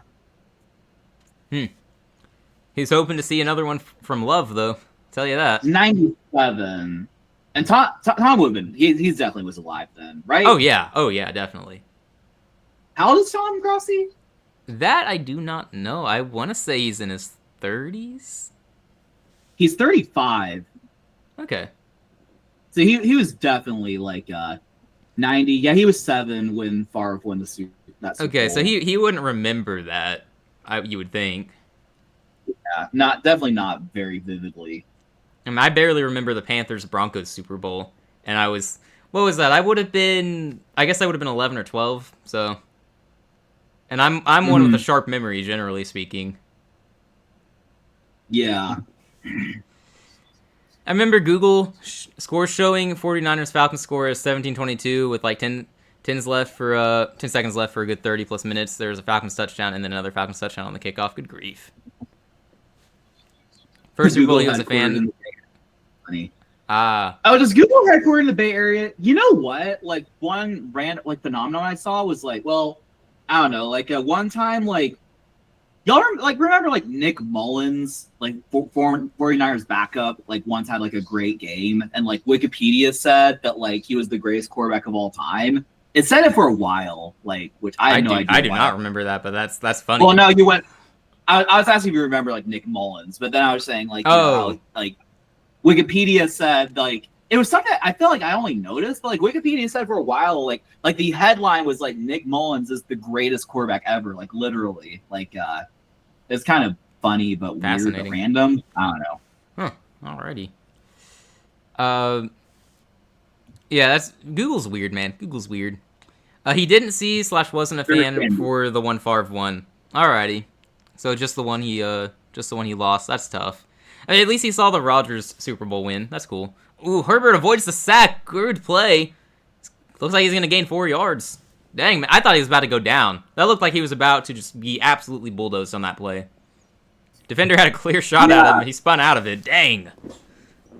Nakobe Dean, bro. Almost got to him. That was a good blitz. That was a good blitz. Like, Dean usually is going to wrap him up on that play. I'm kind of surprised he didn't. Like, great play by Herbert. 3rd and 3 now. Chargers are going to have to score in this drive, you would think. It's 12 minutes to go in the 4th quarter. You got to put some points on the board. Only going to have so many more possessions. Oh, that won't do. It always surprises me when you go deep, when you only need a few yards. If it's 4 down territory, that's one thing, but you only need a few yards. Yeah. I'm not necessarily hating because I've seen my team do it multiple times this year or in the same game, and it works. Your running back is a little interesting. Yeah, it's a surprising play call. I understand if it's a receiver you think who could torch the corner, but throwing a deep route to your running back, like I mean, and Ladd's got some space there. It looked like if he comes up a little more, almost had space. Mm-hmm. And they're gonna punt, so it wasn't 4 down territory. They decided on 3rd and 3 to go deep, and if it doesn't work, we punt.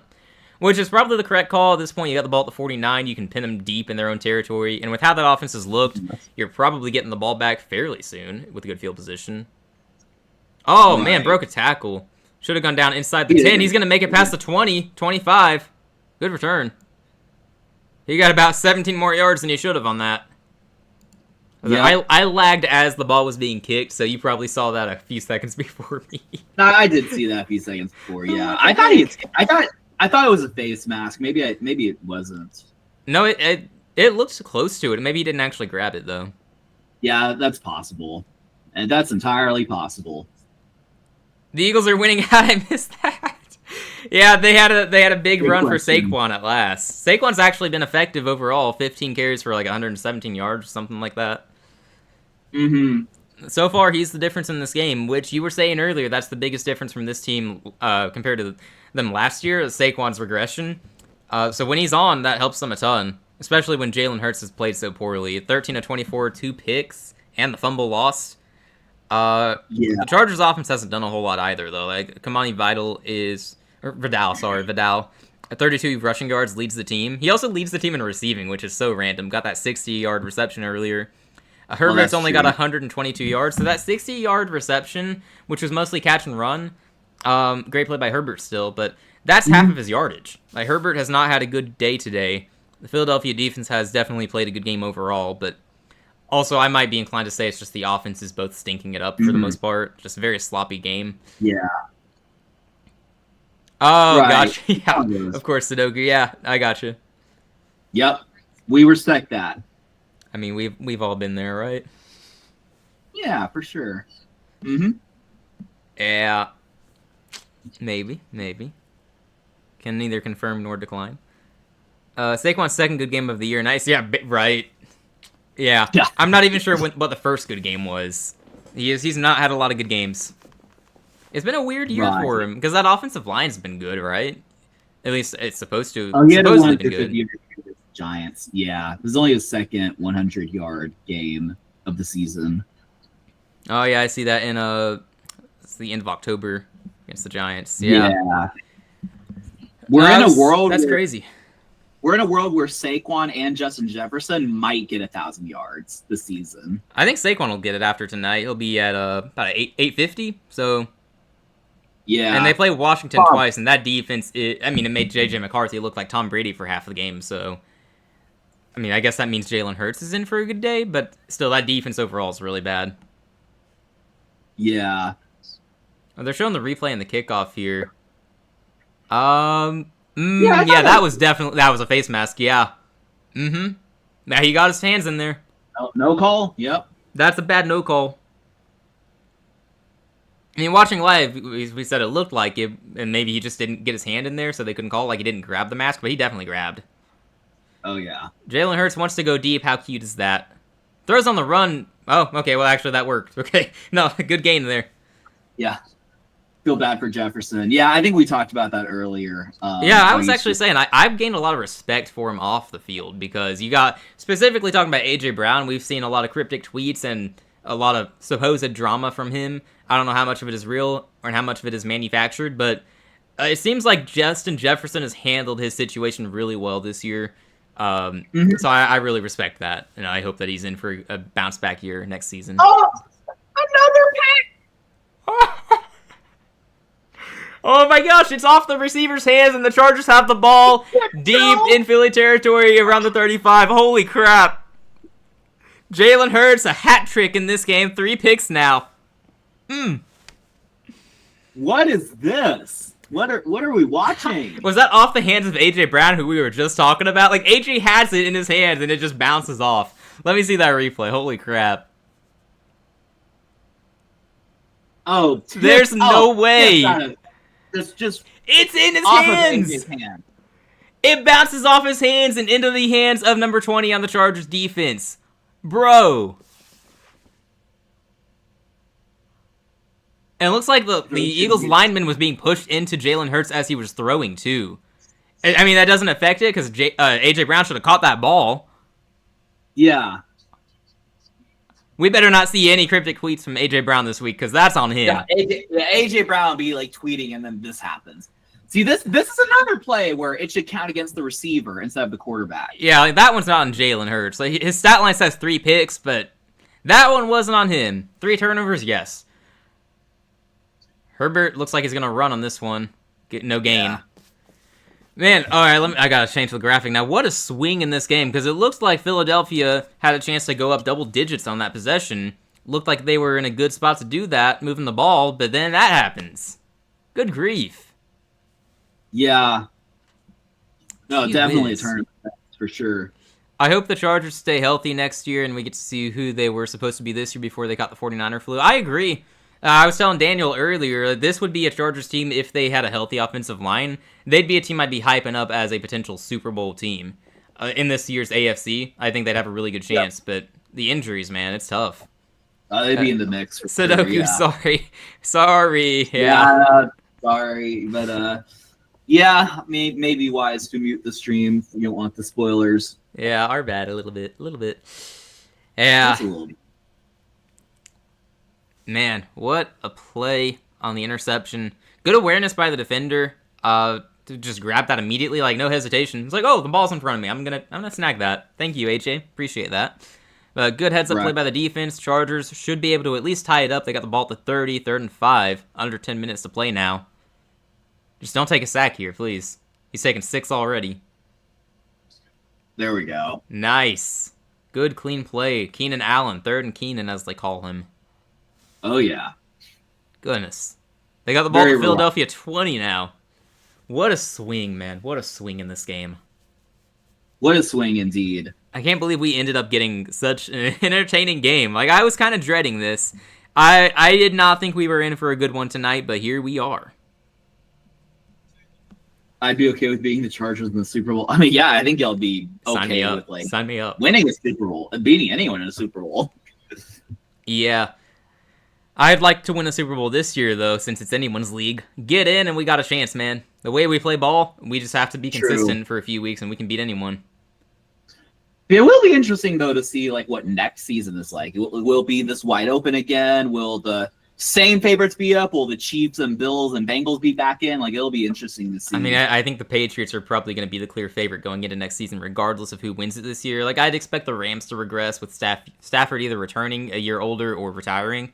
And then the Chiefs, like, we talked about them earlier, they're going to be playing a third-place schedule next season, most likely, assuming the Chargers stay above them, which this game will have a direct impact on that.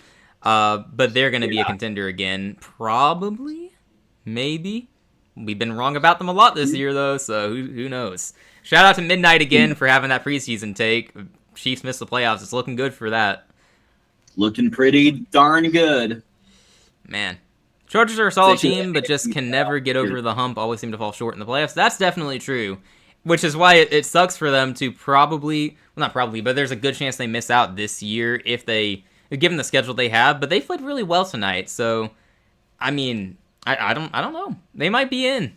I've been fading them a lot for the past month or so. They might just be, I mean, if they win this game, they'll have a winning record, so. Yeah. And they still play. They played Dallas. Based on this game, I think they should be able to beat Dallas. I was concerned about their defensive line against the Chargers O-line, but they've given up 6 sacks in this game, and they are still in position to take the lead in this drive. Herbert, come on, man. No, just for throwing out the back of the end zone. That's too bad. Bengals win the division if Burrow has a full season. I'd agree with that. I don't think Burrow lets them lose to the Jets or Bears, who made comebacks at the end to beat them. Yeah, big difference. I know it was on the defense for losing those games, but I think Burrow probably would have done enough on the offensive side of the ball in both games anyway. I don't know. Yeah, the AFC North has been pretty wonky this year. It's hard to say what's going on there. Yeah, I know I'm also sitting here saying that if you get any of a chance, but for Baltimore, that depends on the offense realizing they're supposed to be good, and for the Steelers, I don't see them doing anything, but maybe I'm wrong. Chargers tie it up. And there's some more lag for me. Great. I don't know why. No. I refuse to watch the game without lag tonight, apparently. Great. Shadora's looking pretty decent in Cleveland. Better than anyone else they put behind that Swiss cheese they call an O-line this year. Absolutely. Yeah, he looked really good against Tennessee yesterday from what I saw. I didn't watch most of the game, of course. But, I mean, 364 yards is 364 yards. I don't know how. True. I don't know how he got all those yards. like I was telling Daniel earlier, in his first game he got over 200, and a quarter of that was on a dump off pass, basically to backup running back.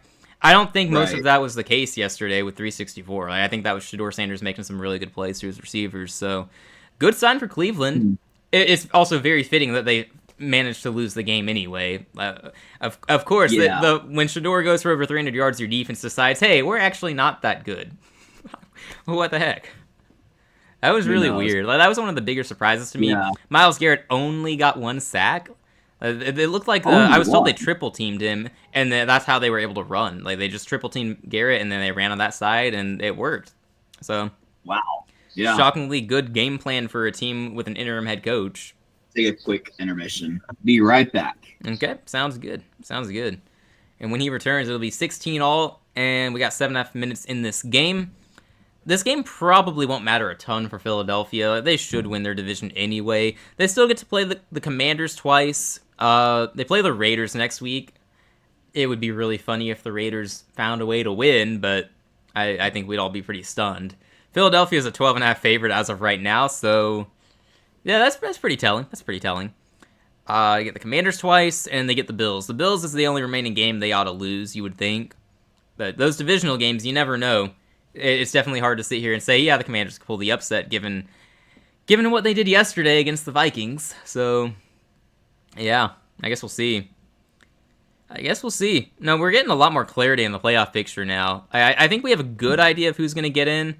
The 7th seed in the AFC is going to be the biggest question mark, to me, at least. Like, obviously, Denver's in, New England's in. I think Jacksonville's getting in. They still play the Titans, Jets, and Colts without Daniel Jones, so they should get in. Bills are getting in. Texans are probably getting in. The Chargers, if they win tonight, I'm going to feel good about it. If they don't, then we'll see. That the game against Kansas City next week might decide that, actually. We'll see. Oh, I need to do my predictions. It's funny. I was also gonna say, have we reacted to everything yet? Like, we put reactions in the title this week, and then I don't know. When I was ranting about college football stuff, and then Grossi raids us, and then I'm like, oh, I better shut up and talk about the NFL now. Right. Yeah, I don't even think we've done a proper reaction. I think we've touched on most, if not all, the games at some point throughout. It's really just been sprinkled in. Didn't really talk about like Seahawks beating the Falcons or like the Cardinals getting crushed by the Rams, but I mean, those games just imagine in your head how those games would go, and it's pretty accurate. That's basically what happened in those games. Pretty accurate indeed. I wonder if Jalen has money on LA tonight. He's certainly trying to give them this game. It feels that way, doesn't it? Seems like it. Yep. Yeah, it's been rough. We didn't talk about Bills Bengals. That was actually an amazing game. It was a snow game, and they still both scored over 30 points. Joe Burrow kind of slowed late with those interceptions, unfortunately for them. If they'd held on for the win, we'd probably be talking about them as a team that could win their division. But now if they win the division, it's by winning out and going 8-9, which also depends on the Steelers having their first losing season in forever, which I think it's possible, but it doesn't look like they're going to be a team with a losing record this season. They'll go 9-8 as always. So the Bengals are probably done. It's just a shame that Burrow missed so much time this year. And Buffalo, that defense is going to cost you in the playoffs, it feels like. Good grief. Yeah. I don't know if that can Buffalo, I don't think that can sustain in the playoffs where Josh Allen has to be a superhero. It's the same story every year, right? It's got to come down to Allen. It sure is, yeah. The Eagles are trying to run the ball again, and it's not going anywhere. We got 3rd and 6 coming up. Chargers have officially joined the 3 picks and do nothing with it club. Well, I mean, imagine what the 5 picks and do nothing with it club is. If you know, you know. You would know. Yeah, that's rough. That's rough. Yeah, well, I'm glad that Carolina's not alone in that club this year. That's nice. That's nice. Yeah, Burrow played defense too. He comes back and suddenly their defense doesn't suck, right? Right? It's crazy how that worked. They were trending up a little bit before he came back. We talked a little bit about that. They weren't the worst in the league anymore. Suddenly, they're still bad, but still. Yeah, their defense cost them a few times in that game yesterday, but it's you kind of expect that. Oh, Hurts hit as he threw and almost picked off again. That could have easily been picked. Jeez. Yeah. That's my favorite college team. I'm not really a huge college football guy, but I do like Baylor because I went to Baylor. and I have family ties there. Up and down, I've seen some really good teams, but as of late, not necessarily looking great. Yeah, good luck next year with I mean, Miranda returning. Yeah, well, I do find it funny we declined a bowl invitation. We were 5-7 and got to decline a bowl invitation, which was pretty fun. Shout out Notre Dame for quitting on the year. Right. They set the precedent, but obviously, like, you know, the Art Briles days were like pretty glorious until they weren't. It kind of like turned on its head, and then Matt Rule was like a really good run. He just got poached by the NFL, and I don't blame him for taking the job. I mean, like, you get an NFL job, you take it. Of course you do. But I mean, we were like national championship contenders with him, and then Aranda, like, for a year, like he had a team in 2021, I believe, that were like, you know, championship contenders, and you know, just fell a little bit short. But no, Aranda after 2021 has not been that good. You know, it's been pretty rough. And then like our athletic director like picked a fight or something like that, and like had to resign, and like we hired a new one, which you know, we'll see how that goes. But yeah. That's a shame. I feel like your team this year was one of the better Baylor teams, at least talent-wise, in a while, and you should have been able to win more games than you did. But I didn't watch Baylor, but I would imagine better coaching probably would have helped in some of those close games where you collapsed later on. No, early on, like, sorry, Robertson seemed pretty legit, and like our Trig tight end is really good, but like just our defense is like holding us back, and then like obviously the end of the season just not that. Yeah. Also, for the record, I don't blame any of the 5-7 teams for declining bowl invitations, because these are teams that thought, yeah, our season's over. So there are a lot of these teams that had coaching changes, and they had, like Auburn, they had a coaching change. Not us, they'd have to. Their coach is still getting their staff together. It makes no sense to go to a bowl game right now. Yeah. And then they got players who are maybe they've gone home for the winter holidays because they took their exams and they're just done. Just other factors like that. It makes no sense for them to play. So I don't blame any of them. The only teams I blame would be probably just Notre Dame. I don't really blame Iowa State, who just got their coach poached away from them. By the way, Matt Campbell going to Penn State, that will probably be a good hire if they're patient with him. He's a really good coach. Winning at Iowa State is impressive. So, and then who was the other team? It was Kansas State. Their coach retired. So at least they have valid reasons, you know. But Notre Dame, come on, guys. Yeah. I mean, congrats on Georgia beating Bama as well. Thank you very much. It's nice to finally beat Bama. You were there for the Bama Georgia stream earlier this year, so it was nice to get revenge. Even though the game did not matter at all, as it turned out, because hey, you know, you lose your game by 21 points, you're good, unless you're, you know, BYU or you're any other conference champion who lost, or someone who lost in their conference championship. I mean, you get to move down, but not if you're Bama. No, you just stay right put. You're Bama. You're good. Right. -3 rushing yards? Nah, that's fine. That's okay. So what if the committee got more rushing yards than Alabama on Saturday? Bama still needs to be in, of course.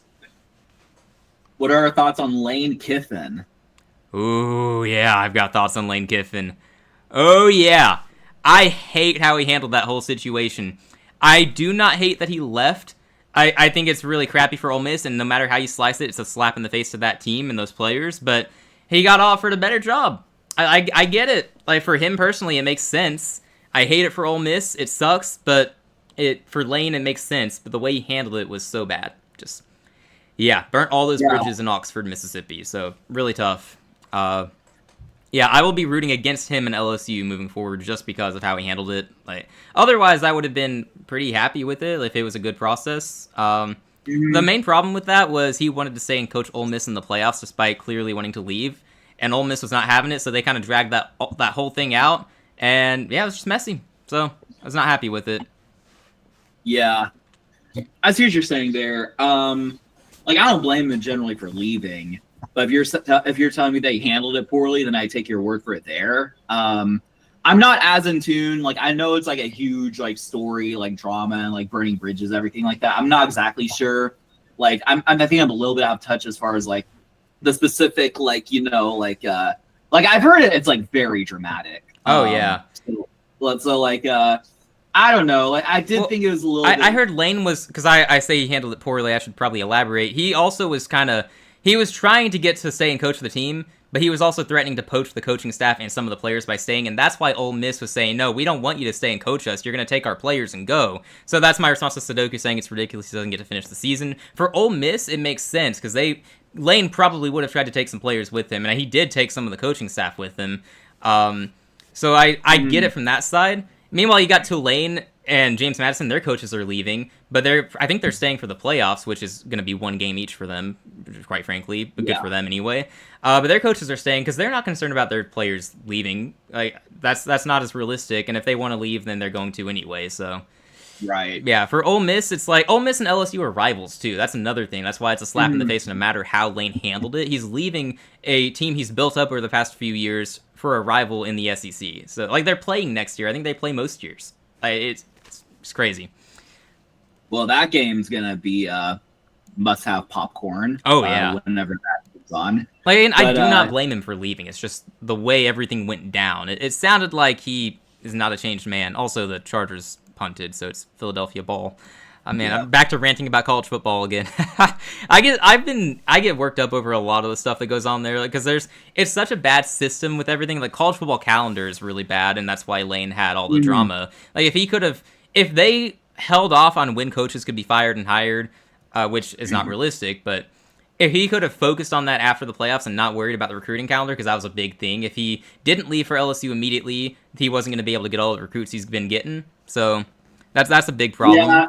I even feel like that's a little deficiency in the NFL coaching cycles, which is that, like, you can have, like, assistant coaches in the playoffs, like, interview for other jobs. It just seems like there should just be a hard line as to, like, okay, like, no one can, like, interview or hire until, like, like after the Super Bowl or something like that. Which I can see how it, like, puts things off and things like that. But it does seem like it's a little bit iffy there. But yeah, I agree. The NCAA is just a joke. Like, I mean, they got to make some changes. I mean, the bowl system is like going the way of the dodo, right? It's just like, it's just we need a better calendar. Joel's a Duke fan. Congratulations, man. Haven't checked in as much, but Mensah, he has to be one of the better Duke quarterbacks in recent memory. He was really good. He had a good year for you guys, and congrats winning the ACC. That's honestly was one of the funniest things that could have happened this year. That's awesome. It kind of sums up the ACC as a conference this year.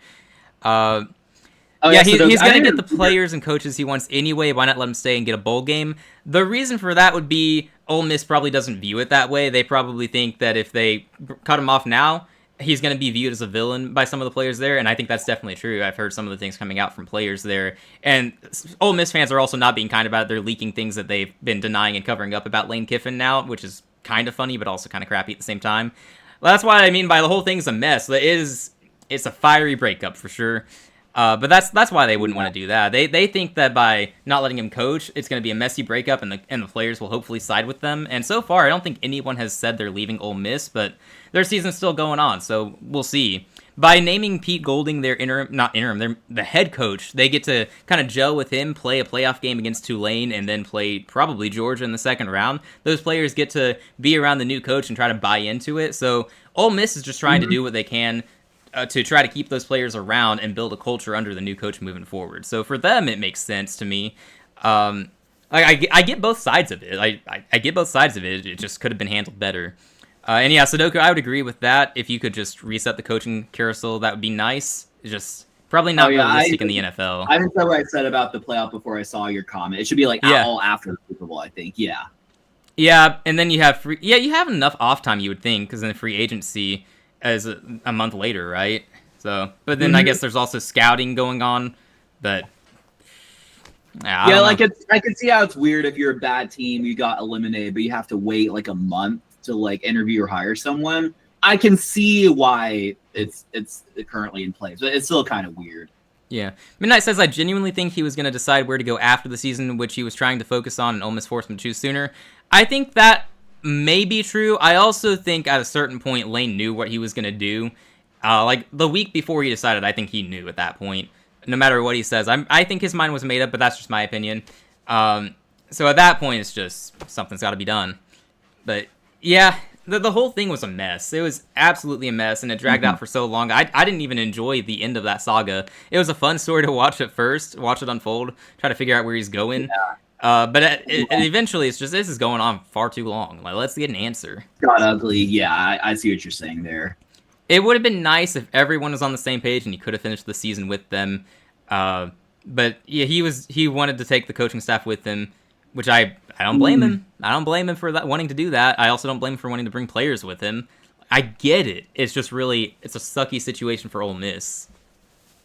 Yep. Yeah, it sure is. Man, yeah, some wild stuff in college football. As a Georgia fan, I'm okay with it since we're probably playing Ole Miss in the playoffs. So yes, let us face the team without Lane Kiffin as their head coach. Hopefully, that's a good thing for us. Yeah, that'll be fun. Eagles at the Chargers 25. Yeah, sorry, we're ranting. Yeah, the Eagles are moving the ball. They are in position to win this game. They got good field position now. Low time left. They got pretty good field goal position. 2nd and 11 with 2:27 on the clock now. Yeah. All right, we will shift away from the Lane Kiffin rants and focus on the end of this game. He dropped it. AJ Brown dropping the ball. Bruh, like, AJ Brown's had such a good game too. You know, aside from that interception that he tipped into a player's hands.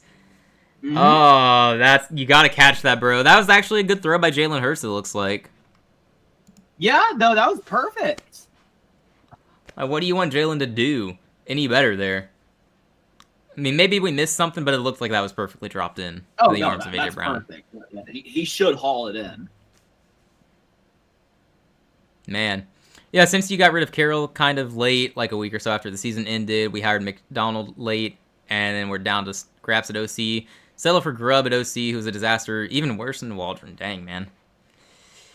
Yeah, it'd be nice if they could change the process. I don't think anyone really talks about that much with the NFL. I've heard people talk about it a lot more in college football lately, but the NFL, I don't think people talk about the calendar much. It would be interesting if you could do that. Let the coordinators stay with their teams, which they usually do, but it makes it harder to go through that hiring process, I would say.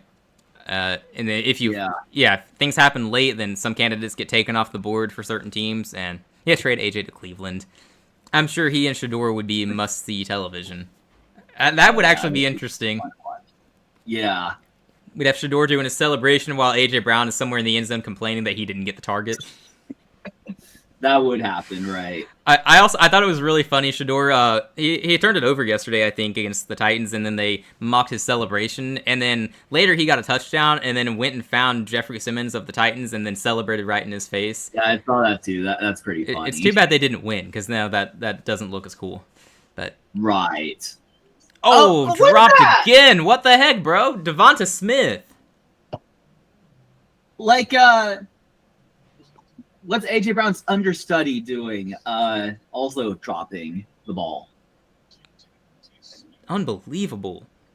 The Eagles just don't want to win, it feels like. They are doing everything they can to blow this game. Those drops could cost them, yeah, for real. I mean, they're deep in field goal range, so they're probably going to take the 3-point lead here. It's 4th and 11. They're not going for it. 44 yards is no gimme, though. See what Jake Elliott's got. The kick is up, and it looks like it's going to be perfectly down the middle. Pretty good kick. Pretty good kick. Okay, Herbert, you got one shot at this. One timeout, 2:16 on the clock. Let's see what you got. Your offensive line is going to have to give you just enough time. I think this is actually a good situation for them, given that it's going to be probably 2-minute offense here. So the offensive line will not have to hold up as long as they've had to all day, because you're going to be getting the ball out fast because you have to. Hopefully that's the case, at least for their sake. 19-16, the most entertaining 19-16 game you're ever going to see. Yeah, and they're only down 3 points. Although I have this like hypothetical, like if you're in like a critical, like say playoff crunch time scenario, would you rather your team be down 3 or down 4, where you like have to go for the touchdown? There's more urgency if you're down 4, right? But I want to be down 3 because then you have like 2 minutes or something like that. It's not like it's 30 seconds. As a fan, I want to be down 3 so I know we only have to go this far instead of the whole field to at least tie it up and go to overtime with the momentum at that point. Mm-hmm. But then if you get into field goal range fast enough, then you can start thinking, okay, we got some shots here to go into the end zone. I want to be down 3. I want to be down 3. Yeah. I think I could see some people say 4 though, because it just forces you to be more aggressive. But yeah, I'd probably say I think objectively it's better to be down 3. Yeah, Joel says, seems like each year there's some random team that goes crazy, bad the season before. This year it's the Patriots, last year the Commanders. Are the Browns that team next year? They very well could be. If Shador is the guy and they build up the O-line, give him some skill position players to help him out as well. And they have 2 draft picks in the first round this year as well, so that's very helpful. Quinshot Judkins is good at running back, I believe. Harold Fannin at tight end is good. You can move on from Njoku this offseason pretty safely. Yeah, I don't know why everyone says... Oh, go Harold Fannon's a dog. Yeah, I saw one of his touchdown passes. Like he's so good. Absolutely. We had a lot of good rookie tight ends this year, it feels like. I don't know why people say Cleveland doesn't have that bright of a future. Like, if they play their cards right, they have a very bright future. But also, it's Cleveland, so you have a certain stigma there, right? That's true. Yeah, Herbert needs to activate that Bryce gene. Shador, right. Yeah. Yes. A lot of it will depend on Shador or whoever their franchise quarterback is. Which, I mean, at this point, it seems like it's on track to be Shador, right? Yeah, I mean, we'll see how the next few weeks go. I guess if Cleveland wants one of the quarterbacks in the upcoming draft, and I don't know why they would unless they're in position to get Fernando Mendoza. I've been passionately against Ty Simpson for a little bit now, which I've been ranting to you every other week in the DMs, so there's that. Herbert going deep here, 50-50. Oh, he dropped it! No! McConkey! DeJean got in there. Cooper DeJean with the coverage, wow. Oh, I thought McConkey was going to bring that in. Yeah, I thought it was in his hands too. It was in his hands. Oh, DeJean, good coverage overall. That is good coverage. Oh, man. All right, one more bio break. I'll be right back. Okay, sounds good. Okay, midnight counter argument is that all the teams not in the playoffs who need new coaches can't do anything until they get the next staff in place. That's a whole month of the teams who need the most. So that's fair, which is why I think it'd be unrealistic to change the NFL calendar. I don't know how you would do that to make it, just make it work for everyone involved. Just not sure. Yeah, because obviously they need that if they're changing their whole staff, and that includes the scouting too, and you're going to have to be scouting to figure out your draft process, who you're going to take, so it's pretty important. Yeah. Is Cleveland, they don't know how to play cards? Yeah, that's why people don't like what they're doing right now, but, I mean, a guy like Shador could actually change everything there, if he's legit, which, based on yesterday, I didn't watch the game, but the box score says he was legit, so we'll see how the year plays out, but I'll be rooting for him. I think that's a fun story. I previously didn't really care, but I thought that was a lot of fun yesterday, so sign me up. If it keeps Deshaun Watson off the field, go Shador Sanders. But no, I mean, if they build the offensive line and they figure out the quarterback situation, I think they are in good shape. I don't think they should draft a quarterback, honestly. Just give Shador another season, and if it doesn't work out, at least you've improved every other spot on the team, so then you can pursue a quarterback the following year. Don't know who would be, but figure that out when the time comes. Like, I don't really like any of the quarterbacks right now in the upcoming draft class. I'm against Ty Simpson. I really like Mendoza. I've liked him since whenever we were 1-3, and I was like, okay, I'm going to scout quarterbacks because that's probably a good time to do it. And then we went on a run. But anyway, I really like Mendoza. He seems like a really smart guy. Absolute nerd at the quarterback position. Go listen to some of his interviews and some of the things he says. He's got that intellect. He sounds like a nerd. But he's a nerd who knows his stuff. He can read defenses, and he can scramble, too, if he needs to. Good arm, usually. He's clutch, based on the Big Ten championship game. I like him a lot. I don't have the nice things to say about anyone else right now. I don't know enough about Dante Moore if he goes to the league this year. Ty Simpson, I think he should stay in college for another season. I don't think he's ready at all. Like, not in on him. So, yeah. And I don't think anyone else is being talked about as a first-round NFL quarterback. I'm sure somebody is going to sneak up. Like last year, it was Tyler Shuck who was suddenly being talked about as a first rounder. He didn't make it, but he got closer than anyone thought he was going to get. So we'll see. Yeah, no, they have two first-round picks. If not both need to be, if one, geez, I can't read. One, if not both, need to be O-line. Yeah, at least one. I might be inclined to go receiver too. Get Mekhi Lemon. I think he's probably my top receiver. Oh, there's flag. Ooh, they're going to get him for holding or PI? Probably. I don't know what happened there. It looked like Johnson was open and you just missed him. Yeah, they call PI. Yeah. Dang. Wow. That's big. Joel says, you made a good point in predictions. He played well against the Raiders and Titans, but the biggest test is these bigger teams. Yeah. Like, Even the Raiders game, like, it was just fine. It's a bad defense, and the Titans' defense has been bad. So we will see the remaining games. I hope that he does well. Keep Deshaun off the field by any means necessary. But Right. yeah, I don't remember off the top of my head who they play, but they'll be tougher defenses moving forward. Weak quarterback class for sure. Maybe not as bad as 2022 though. Yeah, that's hard to top. It's so sad because I spent the offseason hyping up the quarterback class, and then everyone I thought would be good ended up being bad. Lenore Sellers is my biggest disappointment, unfortunately. I still think he's going to be good someday, but he needs to return to college another year. Yeah, Malik Willis, Kenny Pickett, goodness. What a legendary draft class. Yeah. The Browns play the Bears, Bills, Steelers, and Bengals. So actually, no, the defenses don't get that much better, just a little bit better. The Steelers' defense is the best one remaining, and they're probably about average. The Bills' defense can get shredded. The Bears' defense, I don't know what to expect from that. It's week to week with that unit. The Bengals' defense in Week 18, that's going to be fun. Burrow against Shador. I might actually watch that game. First down run for the Chargers across midfield. There we go. Yep, he's crossing the field. Chargers are moving. All right. Here we go. Coming down to the wire, isn't it? All right, I'm going to have to walk back a lot of my Chargers comments if they end up winning this game. I've said for over a month this is a bad matchup for them, and yet Philadelphia decides, hey, yeah, no, we're going to implode down the stretch. This would be what, loss number 3 in a row? Open receiver, Keenan Allen, going to get about 7 yards.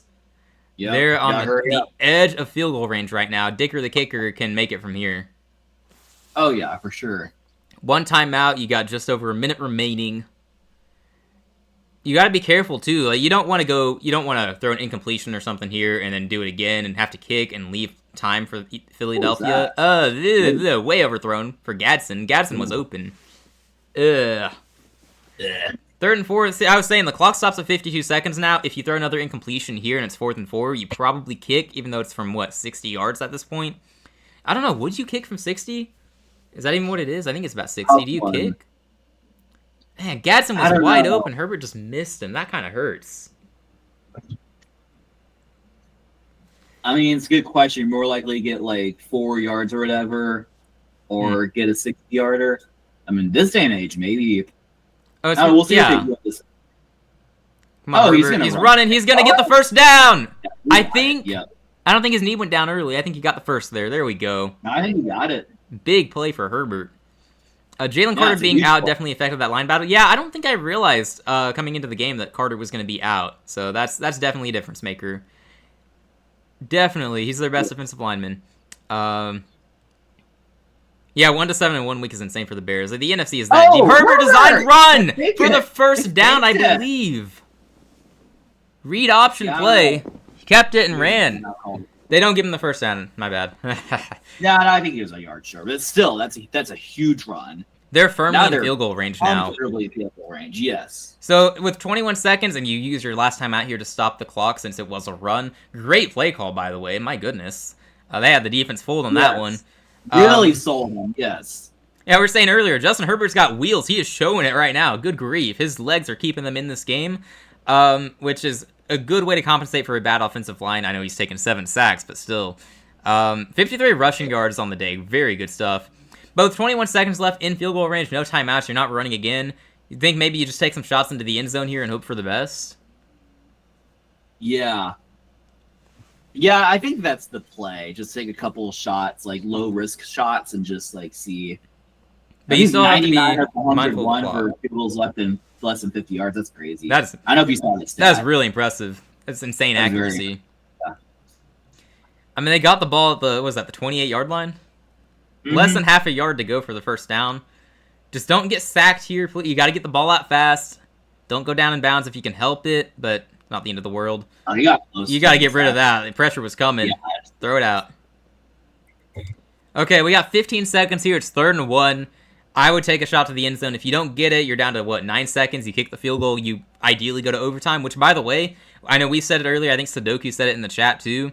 We want a tie. This feels like a game that should end in a tie, and I think that'd be really funny. Yeah, that would be so fitting. I would rather see a team win generally, but a game like this, just let it end in a tie. Neither team wants to win, it feels like. Unless the Chargers do something here to decide otherwise. Mm-hmm. Man, oh, Right. man. It seems to be the case. All right, yeah, if I'm Philadelphia, I'm just trying to keep him out of the end zone here. Don't have to bring too much pressure. Herbert gets the ball out fast. It's going to be incomplete. Did not kill as Good. much time as I would have liked. You're down to 12 seconds. Yeah, but... that was pretty quick. They're going to kick it and, like, give the Eagles, like, a play if they want. Although they may not use it. They may just kneel it. We'll see. Yeah, see. it probably doesn't matter, you would think. Like, realistically, yeah, it should be overtime here. Dicker should make it, although I've jinxed numerous kickers this year. So hopefully I don't do that here. We want overtime. Yes, we want overtime. 46 yards for Dicker. You gotta make this, man. You gotta make it. It's up, and it's gonna be good. Right down the middle. And that's the guy you want with the game on the line. Jeez, man. So accurate. 8 seconds on the clock. Pick 6, I wish. That would have been really funny. That'd be so funny, right? Well, we're going to overtime unless Philadelphia suddenly has a big play on offense, I guess. I don't think they're even going to try anything. I think they'll kneel it down, too. So, yep. We'll see. Man, it's really fortunate that we ended up having to do this game instead of the game last night, because it seemed like last night's game was not the most entertaining like we would have expected. This game, the score is exactly what we may have thought it'd be, except there's been so many wacky things going on in this game, it's just can't help but be entertained by it. Mm-hmm. Yes. No, that's true. I mean, I think that there's been the comedic plays have really made up for, what otherwise was this game. Yeah, I look forward to seeing what everyone says on social media about it, because I don't know if people are going to be like, oh, this is a terrible game, worst game I've ever watched, like they were with Raiders-Broncos a few weeks ago, because I watched that game in the background thinking, wow, this is a comedy of errors, it's not that bad. And then everyone in the world hated it so much, and I'm like, okay, I guess if you watched it without doing something else, I can see that, but... Yeah. So many bad things happening in that game, it was funny. That's how I feel about this one. Right. Overtime, let's go, yes sir. Fingers crossed we get a tie, right? Oh, yeah. I'm one to say you play to win, so I hope both teams try to win this game, of course, but it would be really funny to end in a tie here. It'd be pretty funny indeed. All right, 3 seconds left. Who are the NFC champ picks after this week? I'm probably going to stick with LA, honestly. I'm not concerned about their loss last week, and yeah, I'm probably sticking with LA. In my projections last week, I think I had them getting the 5 seed, because I have Seattle winning the rematch because I'm stubborn. I'm not fading that yet, but I think the Rams, regardless, they're probably the best team in the NFC overall, so I got them going. That's what you had a week ago, I think. I'm guessing you haven't changed either? Yeah, I think I had Rams in the Super Bowl as well. That's probably, like, depending on seeding, and I'm not sure who they would face necessarily, but I think the Rams are still my Super Bowl favorite.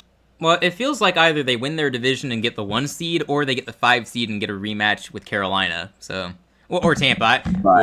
Whoops. I'm not officially predicting Carolina goes to the playoffs yet. Every time I've done that this year, they immediately lose an embarrassing game. So, for the sake of our success, I'm going to keep saying we somehow lose the division to Tampa. It's a sacrifice I'm willing to make. I mean, we saw LA versus Tampa. That was, we saw how that went. Yeah, we saw the Saints game for Tampa yesterday. They got Bucky Irving back, by the way, so like they're getting healthier. It's just not really showing. Yeah, nice.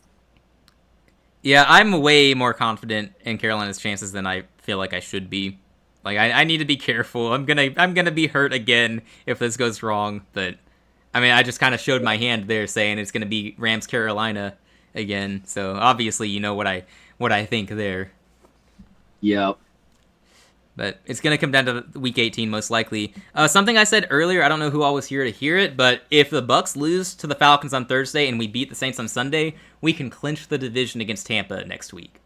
That's actually in play now, because the Saints beat Tampa. So we're going to be big Falcons fans on Thursday night. I would love to do a live stream during that game, but I won't be able to due to family plans, but I'll be watching. Mike Evans is practicing too. Honestly, I'm not even scared there. Maybe that's disrespectful to the future Hall of Famer, but he doesn't scare me at this point. But I'm glad he's going to be back. Philly won the toss, by the way, and elected to kick. So they want to see what LA does on offense first, and then respond accordingly. Okay, I think that's usually the good strategy in overtime in the regular especially season, in a defensive slugfest like this, it kind of makes more sense. Yeah, I mean, what are the odds we have a turnover almost immediately, right? Yeah, why True. is there such a short break between the fourth quarter and overtime?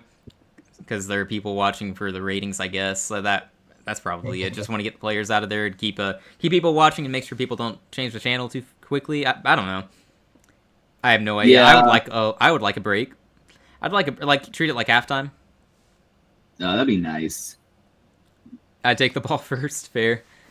As long as we have JC, I think we do get JC Horn back this week, and I think, well, I don't think, I know we get Morrig back because he was just suspended and not injured. Which I don't know if you saw, Daniel, but it came out, someone was talking down about Juwan Jennings last week, saying, I'm not surprised he got punched. Apparently people do not like him. So, People don't like Juwan Jennings. yeah, he's the guy Morrig punched in a certain area and then got suspended for doing that. Huh. So I'm still gonna say you shouldn't be punching him. Come on, man, have some self control there. If he's really that annoying and everyone else is saying, yeah, I'm not surprised he got punched. I don't know why he hasn't been punched in the jaw yet. I think that's what. Who was it who said that? I don't remember. It was a defensive player, I think. I don't remember who it was, but it was a really funny interview. I thought it's like, oh, Juwan Jennings is not viewed very fondly, apparently. Maybe maybe people are happy Morrig punched him around the league. I don't know. I'm still gonna say you shouldn't punch a guy. Come on, man. Seems like it. Hey, if you're not gonna punch the guy, you might as well celebrate when he does, right? I don't know. Yeah. Yeah, but I think we get a lot healthier coming out of our bye week. Robert Hunt is not returning yet, though, so that's disappointing. Our right guard, one of our best linemen, so that's too bad, but it's okay. We'll be okay. Our offensive line is still playing well despite all the injuries, which honestly we should be giving more credit to that offensive line and the O-line coach. Like in past years, that line would have collapsed down the stretch with all the injuries. Like I'm really impressed that we've been able to keep fighting and performing well. If Jags and Texans tie, who has the tiebreak? In all of the projections I've done, I think it's Houston who ends up with the tiebreak. So I think we both went out. That was the Jags. Well, the Jags are ahead of you if you both went out, right? They're already ahead of you. Well, I was saying if they lose a game, it might depend on who though, because like I think they might have a better. So I don't know. You split and you would both end up sweeping Indy most likely, and then you both sweep the Titans. You'd have the same division record. So what does it come down to next? Conference record because we have some. Well, I don't know if that's the tiebreak next because I know for Carolina and Tampa, it's record against common opponents, and that's why we would lose the tiebreak as of now. Okay, it's not going to go that far, but that's a good play. All right, there we go. Nice, that's a good start to the overtime session. Yeah, Herbert using his legs once again. My goodness. Yeah, Herbert's really just carrying this team, honestly. It would go down to common opponents. I already checked. Gotcha.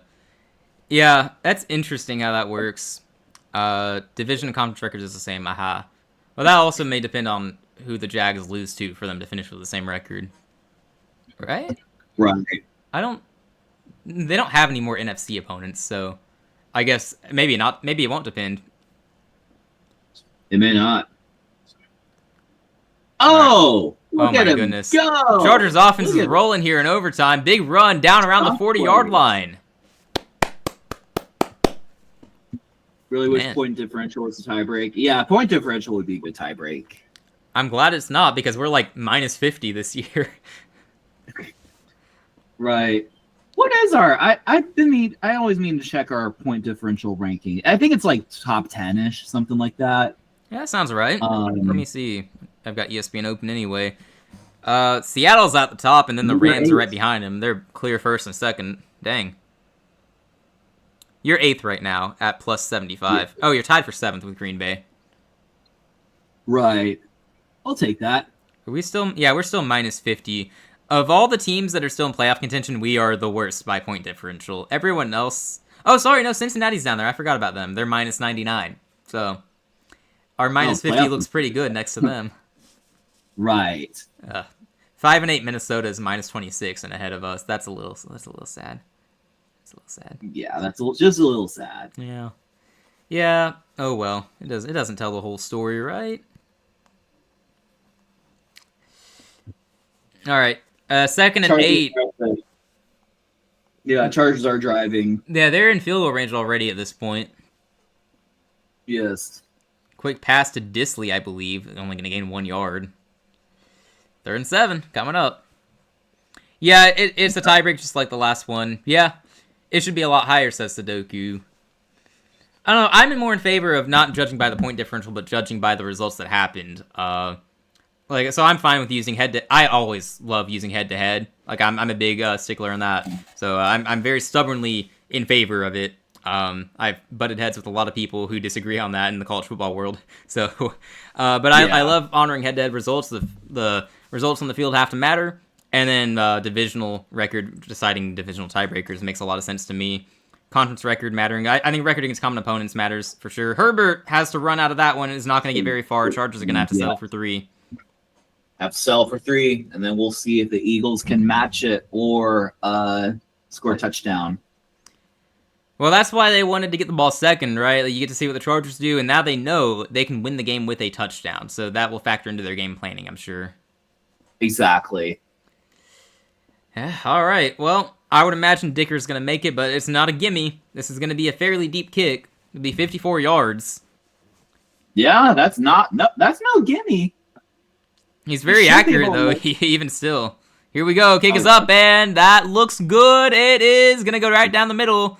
He's got the leg. He's got the distance. It's good. Chargers take the lead in overtime.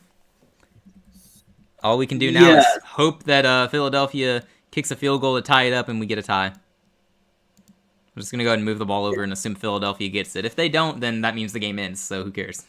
Oh, that's true, yes. 6:24 on the clock, plenty of time for Philadelphia when they return. As much as teams change from the beginning to the end of the season, head-to-heads can be tricky. That's definitely true.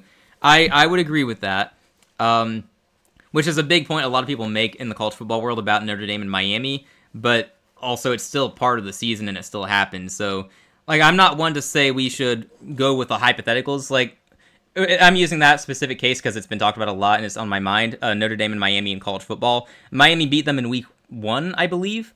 But I would confidently pick Notre Dame if they played today. No matter where they played, I'd pick Notre Dame. I think they're the better team.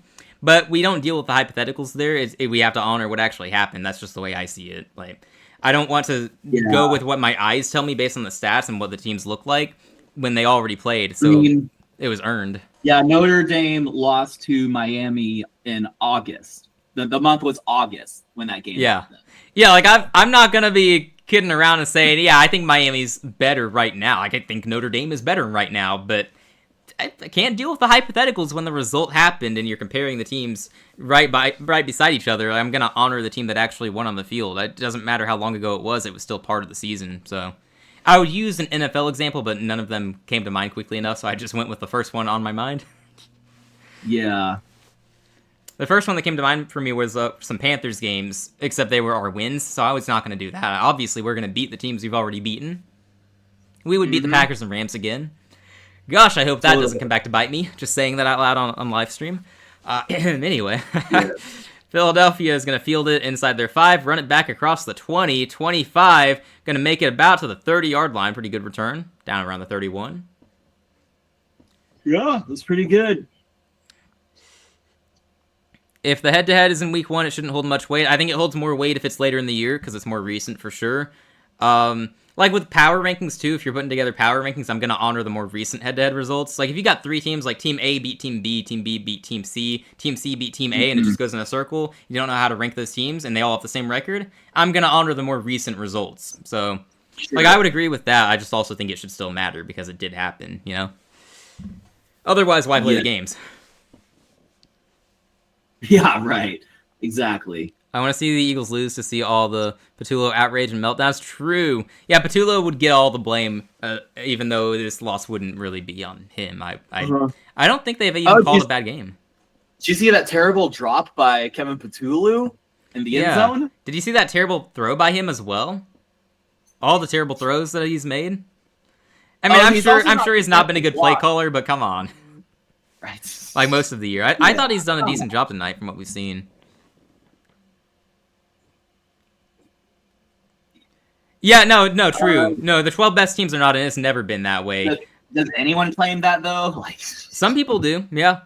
Because the committee changes the narratives. Like when they put Bama in over 13-0 Florida State a few years ago, it was we want the best teams in, which was not how it's supposed to work. It's metrics, not metrics. Sorry, resume based, merit based. But they decided no, it's actually best teams. So it's just whatever fits what they want to do. They change the logic every single week to do whatever they want. It's ridiculous. Yeah, it's not the 12 best teams for sure. It's just that if you win your conference, the top 4 conference champions get in. They need to change that rule because JMU and Tulane shouldn't both be in. I think it should just be by ranking, and if you're a group of 5 team that happens to be ranked on the top 12, great, you've earned your way in. So you shouldn't be included just because you won your conference. I'm all for incentivizing winning your conference. That should get you into a better bowl game. How about that? It shouldn't guarantee a playoff spot.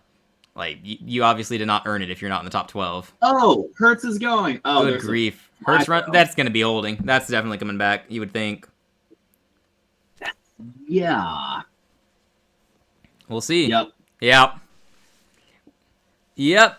Hurts ran for a first down. It's going to come back, though. Holding penalty is called. Man, but I thought the Eagles bought the refs this season. What happened to that? Yeah. Heard people saying Notre Dame should join a conference. I mean, what would that have honestly done for them? I guess if they join the ACC, they're basically playing the same schedule they always play. If they join the Big 12, why would they join the Big 12? If they join the SEC, they're just going to lose more probably. If they join the Big 10, they might also lose more. Depends on the schedule. I don't know. I don't know why they would join a conference. They got a good deal as it is. They're going to win 10 games every year, most likely. They just have to beat the good teams on their schedule. So they just didn't do it this year. And he got it! Oh my gosh. Devonta Smith with the catch across midfield. Big play. He got the first down and then some. Gee whiz. Philadelphia's driving. Whew. Philadelphia's driving. They're on the move. By the time we play the Packers and Rams again, we'll be Super Bowl contenders. Bryce MVP candidate, Tet Offensive Player of the Year. Heck yeah, I love it. Love it. Great throw by Hurts, by the way, because I don't know that Devonta Smith was open at the time. That was one of those more anticipated throws that we talked about earlier. Like he knew where Smith was going to be, and he threw it right on target. That's true. No, Joel, a lot of people are telling Notre Dame they should join a conference after they missed the playoffs. That's why they're saying it. But if they'd made the playoffs, no one would be saying it. They'd say, oh, it's because they aren't in a conference they made it in. Well, guess it's smart they didn't join a conference. I mean, they basically are an ACC team with all the ACC games they play. If they join the ACC, they'd probably win it every year. So, like, why and how is Notre Dame not in a conference? Like, what's the backstory to that? They're just an independent team. I don't know the full history of it, but they've been an independent for a long time. And I think they make more money that way, which is a big deal. So, like, why would they make join a conference? Like, Kansas State and Iowa State in the Big 12 declined their bowl game invitations, and they got fined for it, which they were willing to do with all the changes there and the coaching staffs and everything. Notre Dame faces no consequences for it, except, the whole nation hating on them for it. They didn't get fined or anything. They're on their own. Hurts. Pass completed out of bounds. 3rd and 5 coming up. Yep. Goddard there, 5 yards. Yeah, Notre Dame makes too much money to join a conference. They do. That's what I've heard, at least. I don't actually know how much they make, but... Yeah, don't they have like a TV deal? Is it NBC that they have a deal with? Yeah, I think so. They're pretty consistently on NBC, so... Right. Yeah, so, like, I don't know why they would want to join a conference unless it drastically improved their chances every year, which I don't know why it would, aside from having a chance to play in a conference championship and get an automatic bid.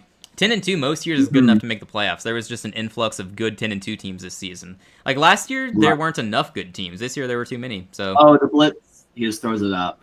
All right. Oh, he could have caught that. Good call to blitz there. Good call to blitz. Oh, AJ has to catch that, bro. He had a hand on it, didn't he? He could have one-handed that. I mean, look, that's not an easy one-hander to make. I'll grant him that. Not easy. Could he not get both hands out there? Let me see that replay. Yeah, I think one of them was being used, though. Yeah, he did kind of hook him, though. Okay, that's a little hard, I would have thought. Yeah, that was a hard catch. Yeah, looking at the replay they're here. going for it. They're lining up to go for it on 4th down. Oh, man. They don't trust Elliott to kick it in? Or are they just feeling aggressive? They think there's a timeout. I think they just lined up. They might just be trying to draw him off. It's 4th and 4, though. So, yeah, that makes sense. All right. Yeah. Okay. We'll see what happens. What a game. This has been wild. What a game indeed. No, on the topic of Notre Dame, though, 10-2 is going to get them in moving forward because they're going to expand the playoffs to either 14 or 16 teams, and they're probably going to keep expanding, thinking that it'll work and they can please everyone, when in reality, the first team out every year is going to have a case and be mad about it, so... It's going to be March Madness in college football. I mean, we might be getting there. Like, it is that way, yeah. Yeah, they're trying to fix the system, but it never works. So I don't think they should join a conference. 10-2 is going to get them in every year moving forward, and 4-4 they are going for it. This is the game. They say they don't want to tie, I guess, which I'm disappointed. I respect it, though.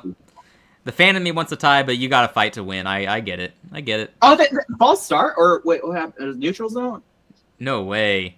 You can't false start here, man. Neutral zone infraction on the defense. You can't really tell. Yeah, they're both pointing at each other. It's on the Chargers. The Chargers oh my gosh. It's like an infraction or something. Oh my gosh. Way to that choke. Is killer. On Alway? See the replay. Oh, yeah, no, he's guilty. He's guilty. Blatantly. You gotta call that. Dude. High incoming? Yeah, we're headed that way. Maybe. I don't know. Eagles might drive it. He might also throw an interception here because that would be a fitting end to the game. They got the ball to 36 now. Here we go. They're in field goal range, so hopefully they just go 3 incompletions and kick the field goal. I might be inclined to take a shot here.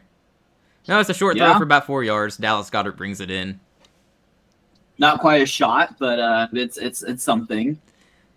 I mean, hey, dink and dunk to get downfield. That's been effective all year. Not as effective tonight. True. Actually, I don't feel like we've seen a lot of the dink and dunk offense we're familiar with Philadelphia, have we? For the most part tonight. Yeah, I don't think so. I think a lot of it's been like kind of downfield and like scrambling and things like that. It's like they were bullied into changing how they play offense when the dink and dunk works so much better for them. That's true. 2nd and 7. They only gave him 3 yards on that. Okay. Nah, it looked like about 3 or 4 yard play. Yeah, I thought it was 4, but empty backfield for Hurts. Pressure's coming. He's rolling out. Oh, he's wide open. Easy first down for Dallas Goedert. Yeah, Eagles are going to punch it in, you would think. It's looking like they got all the momentum, and they're moving downfield right now. Yeah. December Madness would be insane. It would. It would. The playoff calendar is also ridiculous. Like, we start the playoffs next Friday, and the season's not going to end until mid-January. Like, come on. It takes a month for... I don't know. It could be sped up is all I'm saying. Don't throw the AJ or the defense, right? We're joking about AJ like he doesn't have 99 yards in this game. Oh, it's intercepted! Oh my gosh! There's no way! It had to end like that. It was tipped into the defender's hands. Oh my gosh. Literally the perfect end to this game. Oh my gosh. The Chargers just won on the 4th interception for Jalen Hurts of the day. That's... Oh my gosh. It was a tip drill, yeah. Oh my gosh. There's no way. Who was he even targeting? Was it A.J. Brown? Because that makes what Midnight said just before this even funnier, if that's the case. It sure would. I don't think it was A.J., but still. I have no idea who it was, though. Oh my gosh. Let's see the replay. It was number 2. Is that Devontae? Devontae Smith. Yeah. Oh, man. Good job, Midnight. You're all over that one. Yeah. Wow, what a play by 20. Oh my gosh. Number 20 on the defense. Then, he tips it into the arms of Jefferson. One-armed it. That is an amazing play. Oh my goodness. And that wasn't Smith, our bad. That was Jahan Dotson. Jahan Dotson there. Jalen Hurts just didn't throw it accurately enough. Heck of a play by the defense there. Jump up one-handed to bat it into the air. And defender Tony Jefferson picked it off. That's an elite play, man. No other way of putting it. That's an elite play. For sure. That's team effort. Jalen definitely had money on LA. I mean, bro had 4 interceptions in this game and a fumble. I mean, he's not beating those allegations, that's for sure. 4 interception game is insane. Oh my gosh. The Eagles' downfall. It's looking bleak. Man, look, if they lose to Buffalo and they lose to the Commanders, they'll be at, I'm not saying they'll do that, but they'd be at 7 losses. Dallas technically still has life in that division if they win out. Not predicting it, but it's going to be a lot closer than we really thought it'd be. That is the funniest way that game could end. And Midnight's got to be psychic or something, dude. Like he said that in the chat before it happened. It's sort of like how in the preseason he said Chiefs are missing the playoffs, and he's tried to warn us all year. The Chargers win tonight makes that a lot more realistic now. By the way, they're 3 games up on Kansas City. Wow, this is crazy.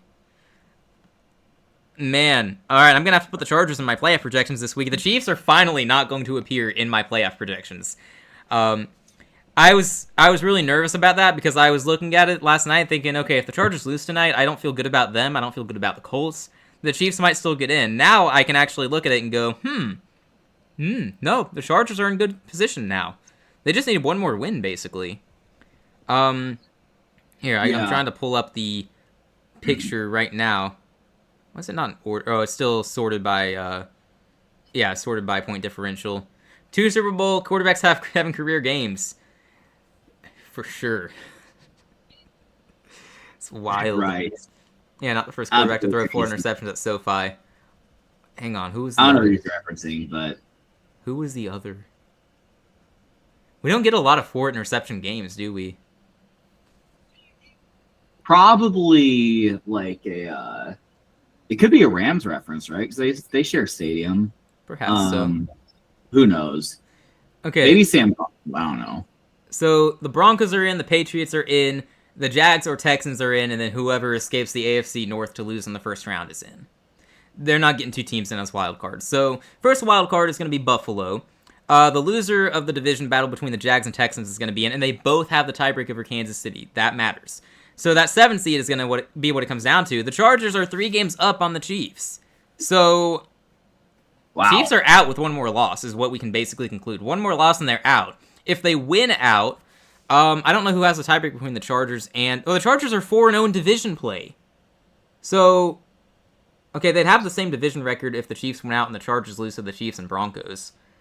Look, if the Chargers just beat the Chiefs on Sunday, the Chiefs are out.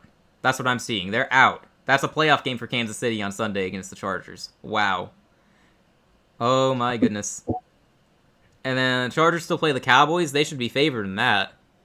Daniel, do you think Houston could do LA a favor and drop that game so we can keep the Chiefs out? Yeah, right. Oh, my goodness. Oh, Sam Darnold. Oh, yeah. Right, that did happen earlier this year. That did happen. Dang. Wow. Yeah, Mahomes threw 3 last night. What a weird week in the NFL. For sure. Crazy stuff. Man. Yeah. Well, way to cap it off. I mean, lots of turnovers, and it just ended. It just ended so fittingly. No, literally the perfect end to the game. I love it. Winner from this game is going to be the Packers, because now, I mean, they're a couple games up on Philadelphia in the race for the 2 seed now. And they're not out of it for the 1 seed either. If they win out, there's a chance they could get the 1 seed. So the Packers are feeling good after Philadelphia loses another. Philadelphia, you better hope you win the division, because if you don't, you will miss the playoffs altogether, I think. Because to lose to the division, you have to lose 2 more games, and at 10-7 in the NFC, you're not getting in. So we're not just talking about the idea of Philadelphia choking the division away. They could be choking away a playoff spot altogether. All it takes is for them to lose at Buffalo in what will probably be a snow game at that point, and then losing a divisional game to a Commanders team that sometimes is feisty and sometimes they just roll over and die like they did yesterday. So I'm not projecting it yet, but I'm just saying, Philadelphia fans, you better hope that you don't blow it. It's a lot closer than it should be. It's pretty close. Yeah, only 1.5 games up on Dallas, and Dallas is going to be favored from here on out. That LA game is going to be the big question mark for them. Philadelphia will be underdogs at Buffalo, you would think. Given how weak that defense looks at times, though, it's anyone's game. True. Man, good grief. What a game. I'm glad we did that. Yeah, me too. That was actually really fortunate. This is another one we weren't initially planning to do. Both times we got a Grossi raid tonight, which shout out to Tom Grossi. We really appreciate that. Because he doesn't usually raid the same people twice. Not so quickly. So definite shock to get a second raid from him this quickly. But both times we did that, it was on a stream we didn't initially intend to do. So really, really lucky for us. Good grief. Definitely. I mean, like, I feel like next time we're on the fence about stream, anytime we're on the fence about stream, we should just do it. Yeah, just do it and hope for the best. And then, of course, the game ended up being really good. So, yeah, really Yeah, lucky for it worked us. out. It worked out very well. Yeah, man, what a game. Do you want to like blitz out playoff projections before we end, or do you just want to skip it for this week? Like we didn't really have a good chance to do that, so it's up to you. Yeah, we can do it real quick. I mean, these will be rapid fire. I mean, we have less weeks to deal with anyway. True. Yeah, let's go ahead and do this. So, let's see. I'm just gonna reset. So, LA Chargers won the game. It didn't update on the thing for some reason. Okay, so in week 15, Chargers at Chiefs. I'm gonna assume the Chiefs bounce back. I don't know. How crazy would it be if they're eliminated next week? Like we're celebrating. Yeah, for sure. I'm just gonna have the Chiefs win. I will have the Ravens bounce back against the Bengals. I'll have the Patriots beat the Chiefs, not the Chiefs, the Bills. Right. Right. I'll have the Jags win against the Jets. I'll have I'm gonna have the Dolphins beat the Steelers. I feel like the Steelers are gonna lose that game. It feels like the most Steelers game to lose at this point. Sure would be. We'll beat the Cardinals. Bears beat the Browns. Eagles surely beat the Raiders. You would think. 49ers win against the Titans, right? And now, yeah, Seahawks win against the Colts. Broncos, Packers. Ooh, that's gonna be a good game. We hope. I'm gonna have the Packers win that. Actually, I think we see a little bit of weakness come from Denver. Denver's due for a loss too. That's honestly. True. Tampa wins against Atlanta. Let's see. Giants, Commanders. I guess I'll have Giants win. I don't know. The Giants, now that they have the 1 overall pick, they're going to play really well and win, right? Yeah, for sure. That would happen. Nobody wants that pick.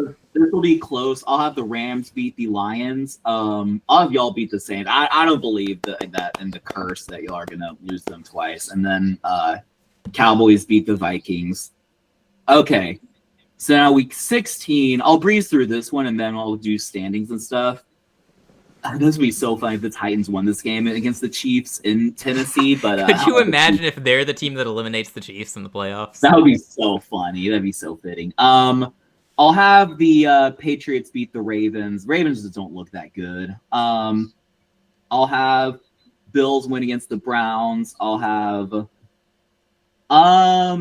the Broncos beat the Jags. I mean, they had their fluke loss last week, so I'll have them lose again or win this one. But I could see them lose that game. Texans beat the Raiders. I'll have the Bengals beat the Dolphins. I think with Joe Burrow playing, they'll be good enough to win that game. I'll have Chargers beat the Cowboys. I'll have Saints, Jazz. I don't care. I'll have Saints win. I will have Lions beat the Steelers. So both the Steelers and Ravens are 7-8 at this point, tied for first place. And yeah, I'll have the Colts. Probably is gonna have the Colts lose every single game here on out. I don't think that's pretty unreasonable. So 49ers beat the Colts. I will have Seattle win the rematch in Seattle. That'll be a fun game.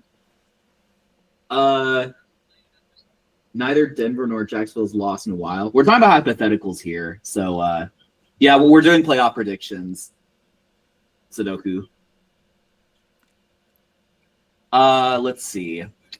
Yeah, a fluke loss was the loss I was predicting. So, no, they haven't lost recently, but hypothetically, they might in the future.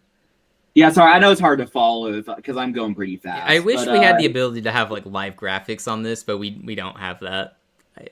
Yeah, I mean, we could theoretically. It's pretty tough, though. Let's see. I'll have the Packers sweep the Bears. I could see the Bears winning that game, but I'm not sure. Eagles beat Commanders, you would think. I don't know. I'll have Giants win again. They'll beat the Vikings. I'll have y'all beat the Bucks, and then I'll have Cardinals win against the Falcons because it's in Arizona. You can just share your screen or something. Well, if I share I'd probably mess up the outlay. I could try, but yeah, if you shared your screen, it would completely mess up our layout. Because I'm the one who controls everything too. So, like, if we created a new source to show a screen. Like I could do that over here, but it would also like there's not a good way to do that. We would need something set up beforehand to be able to show that. Otherwise, Yeah, it'd be really maybe in the awkward. future we'll look into that. Yeah, for this, it's Definitely an just option like to this think is something about. that'll take us 5 minutes to get through. So it's like, Yeah. So going to week 17, Patriots 1 seed, Broncos 2 seed, Texans 3 seed. So currently the Texans have the tiebreak over the Jags. Steelers 4 seed at 7 and 8. And then we have 5 seed Jags, 6 seed Chargers, 7 seed Bills, followed closely by the Chiefs and the Colts. Well, not really that close, but you see what I mean. yeah, Seahawks 1 seed, Packers 2 seed, Eagles 3 seed, Panthers 4 seed, 49ers 5 seed, Rams 6 seed, and Bears 7 seed. Okay. So, all right, I'm going to have the Broncos beat the Chiefs again and probably eliminate them, I'm assuming, if they're not eliminated already. yeah, they're definitely out at that point. Ooh, us against LA might actually be... Watching them tonight, apparently a bad offensive line does not hinder their offense completely. I guess not. I mean, Herbert got sacked how many games times? in a 7 times row. tonight? Yeah, sounds about right. We've won so many games in a row. I'm gonna have us lose this game to LA. Actually, That's fair, and they'll want revenge for the playoff loss a year ago. Right. I'll have Jacksonville beat Indy. I will have New England beat the Jets. I'll have the Browns beat the Steelers because it's funny. They're gonna have a losing record now. Yes, history has been made. Nice. But also the Ravens will lose to the Packers, so both the Steelers and Ravens are 7 and 9. Oh my gosh, are the Bengals gonna come out and win the division? Could they? So they would beat Arizona. I'm just gonna have New York beat the Raiders. I'm having New York go on a random run, I guess. Nice, good for them. Saints beat Titans. I don't really care either way. I'll have the Bucks win against Miami, even though it's in Miami. Eagles Bills is a big game. I'm gonna Bills win though, and then Washington Dallas. I'll have Dallas win that game. I'll have Lions beat 9. Yeah, 8-1 Steelers. Yeah, Steelers go 8-1. This time history will be made. I just like seeing the losing record though. It's pretty funny. I'll have Seahawks beat y'all. Sorry, but I'll have 49ers beat Bears, and then I'll have the LA Rams beat the Falcons. So going into the final week of the season, so we have 1 seed Patriots at 14 and 2, 2 seed Broncos at 13 and 3, 3 seed Jags at 11 and 5, 4 seed Steelers at 7 and 9, 5 seed, and then Steelers and Baltimore is for the division. 5 seed Chargers at 11 and 5, 6 seed Bills at 11 and 5, 7 seed Texans at 10 and 6. Okay. But we're all locked in, right? Except for the AFC North matchup, because the next seed is the Chiefs at 8 and 8. So that's 1 seed Seahawks at 13 and 3, 2 seed Packers at 12-3 and 1, 3 seed Eagles at 10 and 6, 4 seed Panthers at 9 and 7, 5 seed 49ers at 12 and 4, 6 seed Rams at 12 and 4, 7 seed Lions at 10 and 6, followed by the Bears at the 8 seed, also at 10 and 6, and the Buccaneers at 9 and 7. Okay, so is anyone resting starters I should know about? Probably not in the AFC. Except maybe, I mean, I don't know, but well, yeah. So I'll just have, on the AFC, I'll have the Chiefs beat the Raiders. That is a meaningless game, though. I will have the Broncos. Should I have the Chargers win that game? Actually, kind of even out the. I'll have the Chargers win that game. Actually, or 12 and 5 seat feels wrong for the Chargers. What feels wronger, 12 and 5 for the Chargers or 14 and 3 for the Broncos? Preseason, I would have said 14 and 3 Broncos. I had the Chargers go 12 and 5, I think. Yeah, I'll have the Broncos. It feels wrong to have the Chargers sweep the Broncos. I'll say that. That doesn't feel like something that'll happen. But you never know. We'll beat Indy. Let's see. Cincinnati wins. Oh yeah, so Cincinnati can't win the division because the Steelers and Ravens play. Oh, really? What's their record right now? They're both 7 and 9, and Bengals win. They're 7 and 10. Well, who was their other loss to down the stretch? They lose. Oh, they lost to Baltimore. That's right. I didn't lose to Baltimore. Okay. Yeah. That eliminates them then, basically. Bills beat the Jets. Patriots. That's fair, Patriots Midnight. That's fair. Yeah. And then I'll have I guess I'll have Baltimore win the rematch. So an 8-9 Baltimore makes it in. No, I'll have Jacksonville beat Tennessee. Jacksonville's not going to choke the division like that. How funny that would be. No, the 7-8-1 Panthers are the exception to that. Right. 7-8. We won a playoff game that year, didn't we? So it's okay. I think so. So I'll have the Rams will beat the Cardinals. I think we won a game that year. Let's see. I'll have the Seahawks beat the 49ers. 49ers feel a little bit too injured to be like 13-4. So I'm kind of evening it out here. With Seahawks winning, I'll have the Packers win. The Packers are 2 seed, presumably. Yep. I'll have the Lions beat the Bears. I think, yeah. I know it's in Chicago, but I still think I'm going to have I'm not hesitating to pick them to win that rematch. Based on the first game win. I know that was a long time ago, but... I'll just do a Saints-Falcons tie since I don't care. Yes. I'll do Giants beat the Cowboys to close out the season and end on a positive note. Eagles beat the Commanders, and then I will have... this time I'll have the Bucks win the rematch against y'all. So... You just gave them a playoff spot. Yep, I just gave them a playoff spot. 49ers win, we give them the division. No, I think you're right. Because if they had beat y'all, then they would be 13-4. But I have y'all beating them. So in the AFC, it's 1 seed Pats at 15-2. That feels wrong. 2 seed Broncos at 14-3. 3 seed Jags at 12-5. So I feel like that feels very wrong. But it is what it is. 4 seed Ravens 8-9.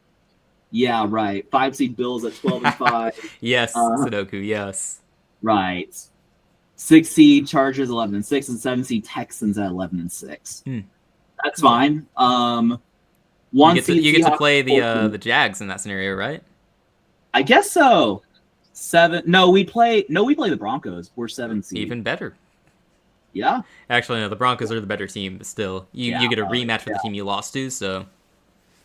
Yeah, right. 1 seed Seahawks at 14-3, 2 seed Packers at 13-3-1, 3 seed Eagles 11-6, 4 seed Bucks at 10-7, 5 seed Rams at 13-4, 6 seed 49ers at 12-5, and 7 seed Lions at 11-6. Sudoku, in Daniel's defense, he is biased against the Jags. He's got a little bit of bias in there. It's fading down the stretch, though. Jags, AFC South champions at the start of the year. No, I did, and I thought if another team was going to break out, it'd be the Colts. But no, yeah, I still think you're crazy at the time. But, credit to you if they end up winning. So the playoff matchups are Buffalo at Baltimore. Buffalo wins. Chargers at Jags.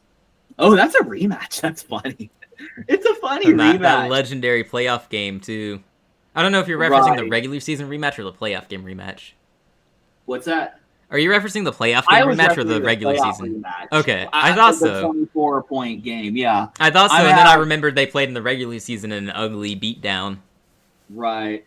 I'm going to have the Chargers win that one, and then I'll have us beat the Broncos. So it's all road wins in the AFC. Wow. And then I will have, Rams beat the Bucks. They better. 49ers beat the Eagles. So it's almost all road victories, except I'll have the Packers beat the Lions. Okay. 3-0 against Detroit. That's wild if that happens. Lions fans will be so mad. Oh, yeah. I mean, Green Bay looks like the better team. Oh, no, they've proven it. They match up really well against them, so.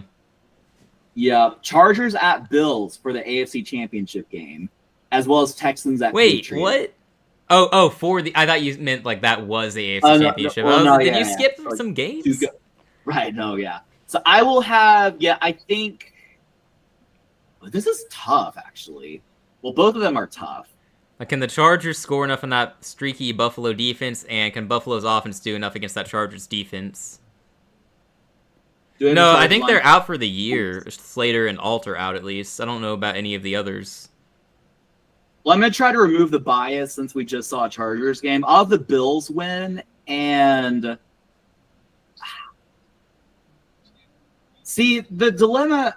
Okay, I'll have the Patriots win, and then in the NFC, I'll have the The Rams beat the Packers. I know it's in Green Bay, but I think it's Green Bay's a little Honestly, bit too Lambeau streaky. is not as tough to play in as it used to be. That might sound crazy to some people, but we've seen multiple teams go there and beat them this year. Right? Haven't we? I know Yeah, no, I Carolina think did you're it. right. No, Alton Slater are done. Yeah, I'll have the 49ers beat the Seahawks because this is where Sam Darnold turns into a pumpkin in the playoff. Um, so then we have Bills, Patriots, AFC Championship. We'll actually have the Bills win because I'm not going to have the Patriots beat them 3 times, which is my logic. So Bills upset Patriots, go to the Super Bowl, and then With that defense, man. yeah, It's possible. 49ers. Yep. 49ers, Rams. I'll have the Rams win, and then I'll have Rams win Super Bowl. Oh gosh, you have the Niners in the conference championship. Dang. I Yep. didn't even realize that till just now. Okay. All right. Right. All right. Well, that's my here, I'll send you a screenshot for what it's worth. Okay. Pretty bad predictions, but Hey, look, you know. a few weeks ago I had Baltimore going to the Super Bowl, so I thought their offense would get it together, but they refused to. It's unfortunate. I've got my predictions here too. While you were going through yours, I went ahead and did rapid fire for some of mine. So I'd love to share mine as well at the same time. There's a couple of differences. So I've got the Patriots going 14-3 and getting the 1 seed. The Broncos are going to lose a game somewhere. I think I had them losing to Green Bay, so they get the 2 seed. I got Texans winning the division. They get the 3 seed. The Jags are going to get the 6 seed and lose the tiebreak. I don't know how they lost the tiebreak. That's just what ended up happening. So yeah, Buffalo's the 5 seed. I have the Steelers win their division. I can't do it with Baltimore right now. I just can't, and I think they go 9-8, the Steelers. So Pittsburgh wins the division. The Chargers get the 7 seed, going 11-6, as I believe. Chiefs are the first team out at 10-7. Let's go. All right. In the NFC, I got Seattle as the 1 seed, and then the Rams have the 5 seed because of that. The Packers get the 2 seed. Philadelphia gets the 3 seed. In my official predictions that I make, I will have Tampa win the division because I do not want to curse Carolina again. But in these rapid fire predictions, I did have Carolina end up winning the division. I didn't even mean to. That's just what happened when I was posting what I thought would happen every game. So Carolina wins the division. Bears get in as the 6th seed, and the Niners get in as the 7th seed. The Lions go 11-6 and miss out. As I said earlier, Daniel Jones' injury directly affects this because the Niners now have a very winnable game against the Colts, which is going to help them get to 11 wins. So that is going to hurt the Lions since the Lions are not going to win that tiebreak. I don't know how, but they don't. So that sets up my playoff picture pretty neatly. We got the Bills beating the Steelers in the first round. Texans win at home against the Jags, and I'll give Denver the win at their home field against the Chargers. Panthers, Rams. Look, when I make my official predictions that week, I'm gonna pick the Panthers. If I'm being objective, like I'm gonna take LA to not have another off day against us. I'm gonna take Philadelphia in the rematch, and Green Bay, or that Philadelphia beats the Bears in a rematch. Green Bay beats the Niners in the playoffs at home. Get past that that ghost of theirs. Divisional round, we got the Texans at the Broncos. Give me Houston. Patriots taking on the Bills. Give me the Patriots at home. Green Bay is going to beat Philadelphia in the second round. I keep saying Philadelphia is going to 1 and done, but that depends on who they play. LA at Seattle for the 3rd time this year. Those teams facing off. I'm going to take the Rams. I'm sorry, Sudoku. I really like the Rams. I like Seattle a lot too. I will give the edge to the Rams in the playoffs. So Texans, Patriots conference championship. Sorry, Daniel. I had them go further than you, I think. So I'm not too sorry. I'm going to take the Patriots going all the way to the Super Bowl. And I'm going to stick with the Rams winning the NFC against the Packers. I'm so sorry, Tom Grossi. And that leads to a Rams-Patriots Super Bowl. I am sticking with the Rams. So give me LA going all the way as the 5 seed. There we go. Yep. Road Warriors in the playoffs. Okay. Yeah, we both have the Rams. I mean, I guess we both just have the Rams as our Super Bowl teams, as well as there's some commonality. Like we've seen Texans Patriots AFC Championship multiple times, and it could be biased. I'm not sure, but I think also that's like a matchup a lot of people would predict to happen. I think it is heavily reliant though on assuming the Broncos just don't do anything in the playoffs, which I mean. They might not, but they might. They might go on a run. I mean, who look, they there? run the ball well sometimes, and they have a really good defense, so that's a good recipe for staying alive in the playoffs. But at some point, you're going to need Bo Nix to step up and win you a game in the playoffs, and I just don't see it. And I've been known to be against Bo Nix. I don't believe in the guy. I mean, I don't. It's not like I root for his downfall or anything, but I've never bought in, so I'm not a believer. Is what it Yeah, is. that's fair. Yep. Yeah, missing This out was at 11-6 would be brutal. It that'd might be tough. happen. It might happen. The Bears Good. might also Such a- miss out at 11-6. If they lose to the Niners in Week 17, I think they'll be the ones who miss out. Bears Lions in Week 18 would then be a playoff game. So Yeah. the Rams are really far ahead of everyone. that sounds about right. Yeah, that sounds about right. LA won't have another off day against us. We're just gonna have that's what I'll end up saying when the time comes to predict that game. That's probably how I'll spin it. I'll also be like, hey, we got JC Horn for this game. We didn't the first time. That makes a difference. Find a way. Imagine all these predictions and hypotheticals, and the Eagles just win their second straight Super Bowl. Stop. No. We're not doing this. We don't want them there. I genuinely can we protest the Super Bowl matchup and bully the NFL into changing it if Philadelphia and say Denver make it? Because that will be the worst Super Bowl of all time, quite possibly. That would No. be pretty bad. No. If the 2020 Dolphins won in Week 17 to finish 11-5 instead of 10-6, the Colts would have missed the expanded 17 playoffs at 11-5. That is ridiculous. Wow, that's pretty crazy. wild. That was the Colts team with Philip Rivers, I think. Sounds right. 5 years ago, Philip Rivers. Yeah, and he might be signing with them. That would be such a crazy story, especially if he comes back and leads them to the playoffs. I mean, I feel like that's just something that would happen during this wild season. That might as well be a thing, you know? Why wouldn't it happen? Sudoku, I assume you know, or I think Sudoku knows, right? About the I think so. Philip Rivers rumors. Okay, yeah. I just don't know who knew what, but yeah, Philip Rivers might be a Colt. 3 teams with worse records than us have better odds. It's probably just because they're in better... Wait. No, they wouldn't be in better situations. Hang on, how is that possible? So the Chiefs have to be one of those teams, surely, because no matter how often they lose, they're going to have the best odds. And I say that as someone who keeps saying they'll make the playoffs, but I'm out now. The moment I'm out is when they go on that run, though, right? I've held off for so long. Yeah. Who else would be above us, though, with a worse record? Worse record, so worse than a 7-6? Yeah. Is it It'd be a short list. Is Baltimore on that list? Is Baltimore? Are we trying to say the Baltimore's offense will finally click? Bengals? Oh, surely not. No. Bengals are on life support. No, the odds makers would be crazy to go for that. Okay, I could see Cowboys. I mean, we beat them head to head, but yeah. If they get in, they'd be dangerous. That's for sure. Worst records. Surely not Minnesota. We're not suddenly believing in 9, are we? Oh, heck no. Right? I mean, it's Vikings gotta are be, basically eliminated. It's got to be Chiefs, Ravens, and maybe Steelers. Maybe it's because their odds to even make the playoffs are higher. Bengals do have a higher odds against y'all than y'all. Excuse me?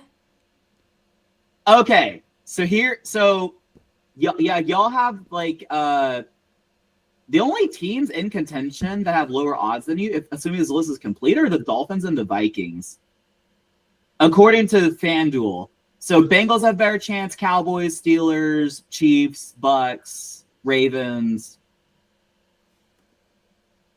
What's with the disrespect, man? Most of those teams aren't even going to the playoffs. Bengals are literally on a breathalyzer as far as their chances They are to make the 4-9. They're not sniffing the playoffs. Yeah, that is just disrespect. I mean, I understand like y'all shouldn't be like super high in the odds, but Texans are number 8, I think. Okay, I mean we're ahead of the Jags. Ha ha. I mean, good for you guys. Good for you guys. I'm just sitting here offended by the Bengals having higher No, odds. no, That is completely absurd. Like, at least for the Ravens and Steelers, their chances of winning the division might be perceived to be higher. That's so disrespectful. 4-9 Cincinnati. Are you kidding me? Yeah. They might even lose out and get last in their division. That wouldn't even surprise me. I'm not predicting it, but... Right. Wow. That's wild. Even the Colts. Yeah, I mean, I get it with the Colts. I mean, right now, obviously, their situation is dire, but at least they. I mean, I guess previously, maybe the odds just haven't shifted enough yet. I don't know. No, that wouldn't be it. I mean, I think you think they shifted enough, but if they can find someone who can just function with the football, the function throwing, that'd be, you'd think they can make progress. No, that's wild. That's not quite as bad as Derek Brown not even having odds to win Comeback Player of the Year when he should. He only played one game last year, but you can't find his name on the list for the odds. Right. It's not last I checked. But yeah, that's pretty bad. Like, what the heck, man? What the heck? That's crazy. Like, I'm not even sitting here telling you that we should have really good odds. Like, I get it. I'm gonna pick us to win every week. I'm gonna root for him every week. My realistic side will also tell you there's a handful of better teams than us that should have better odds. I get it. I get it. But yes, the Bengals, really? What are we doing here? Are they just doing that to get people to buy in? That's wild. Complaining about gambling odds is hilarious. Gambling odds is hilarious. Well, yeah. I mean, the odds do tell you what people think, right? Isn't that how that works? Or what they gamble on? I don't know. I'm not really sure. Yeah, you bet on it and get free cash if you're right. Well, yeah, I can't do that. You can't really bet on the Panthers being more likely than the Bengals. Like, I see your logic. It would be like, I guess if I thought we were being disrespected at number 8, which I don't think so, but if I thought we were disrespected at number 8, I could just bet, on us, which I won't. But I see how that might be the case. But yeah. No. Yeah. I mean, you are obviously joking. Yeah, don't get into sports betting. We don't necessarily condone sports betting. Not necessarily condemn. I mean, I'm not for or against. I don't care. Like, if it's legal for you, then if you want to, just do it safely. That's all I say. Not against it. Just do it safely. I do get annoyed how Kalshi is suddenly a huge thing, and you can bet on what suit is Trump gonna wear at his inauguration or something like that. That's ridiculous. That's wild.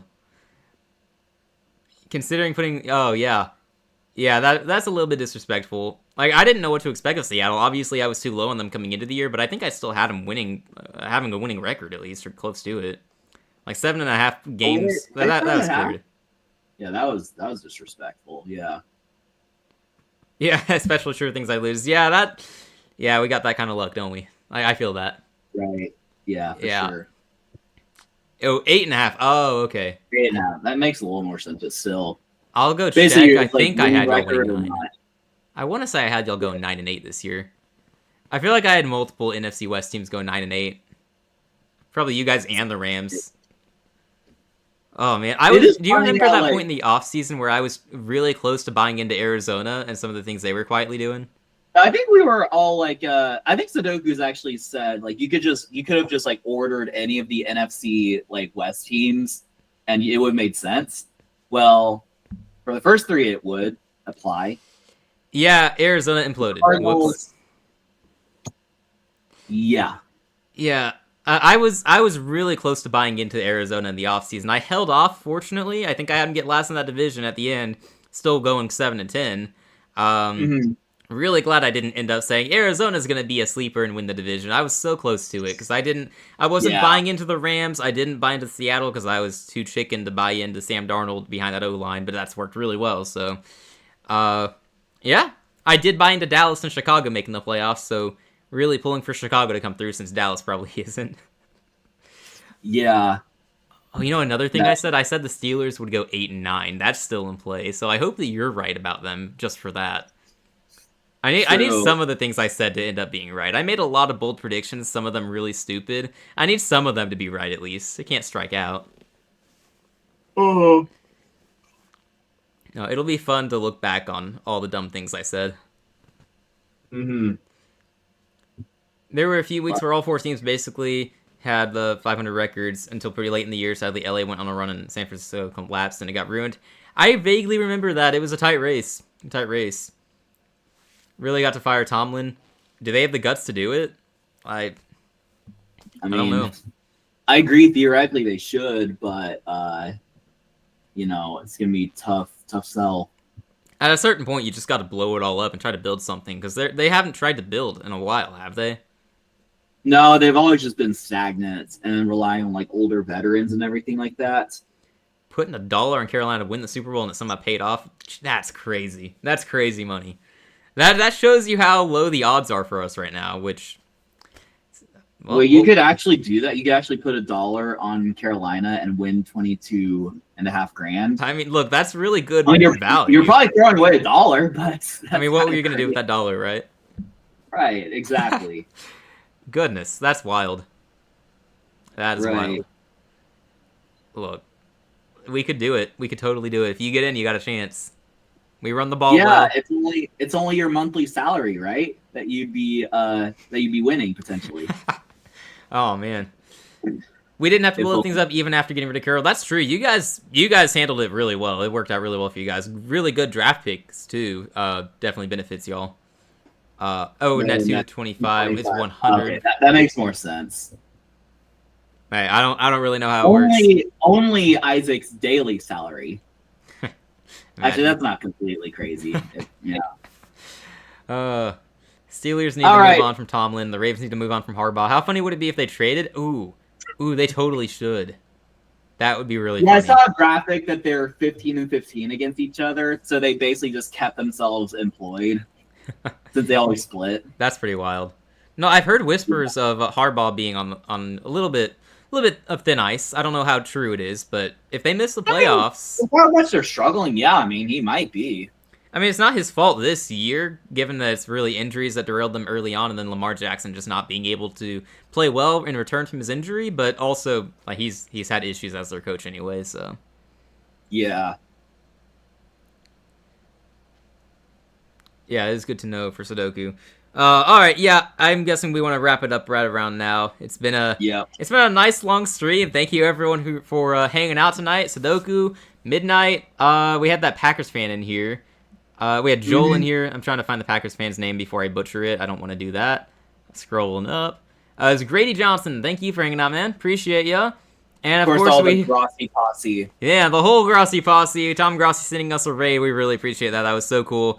We're big fans of Grossi around here. I never miss a video, man. I miss a lot of the streams, but I don't miss the videos.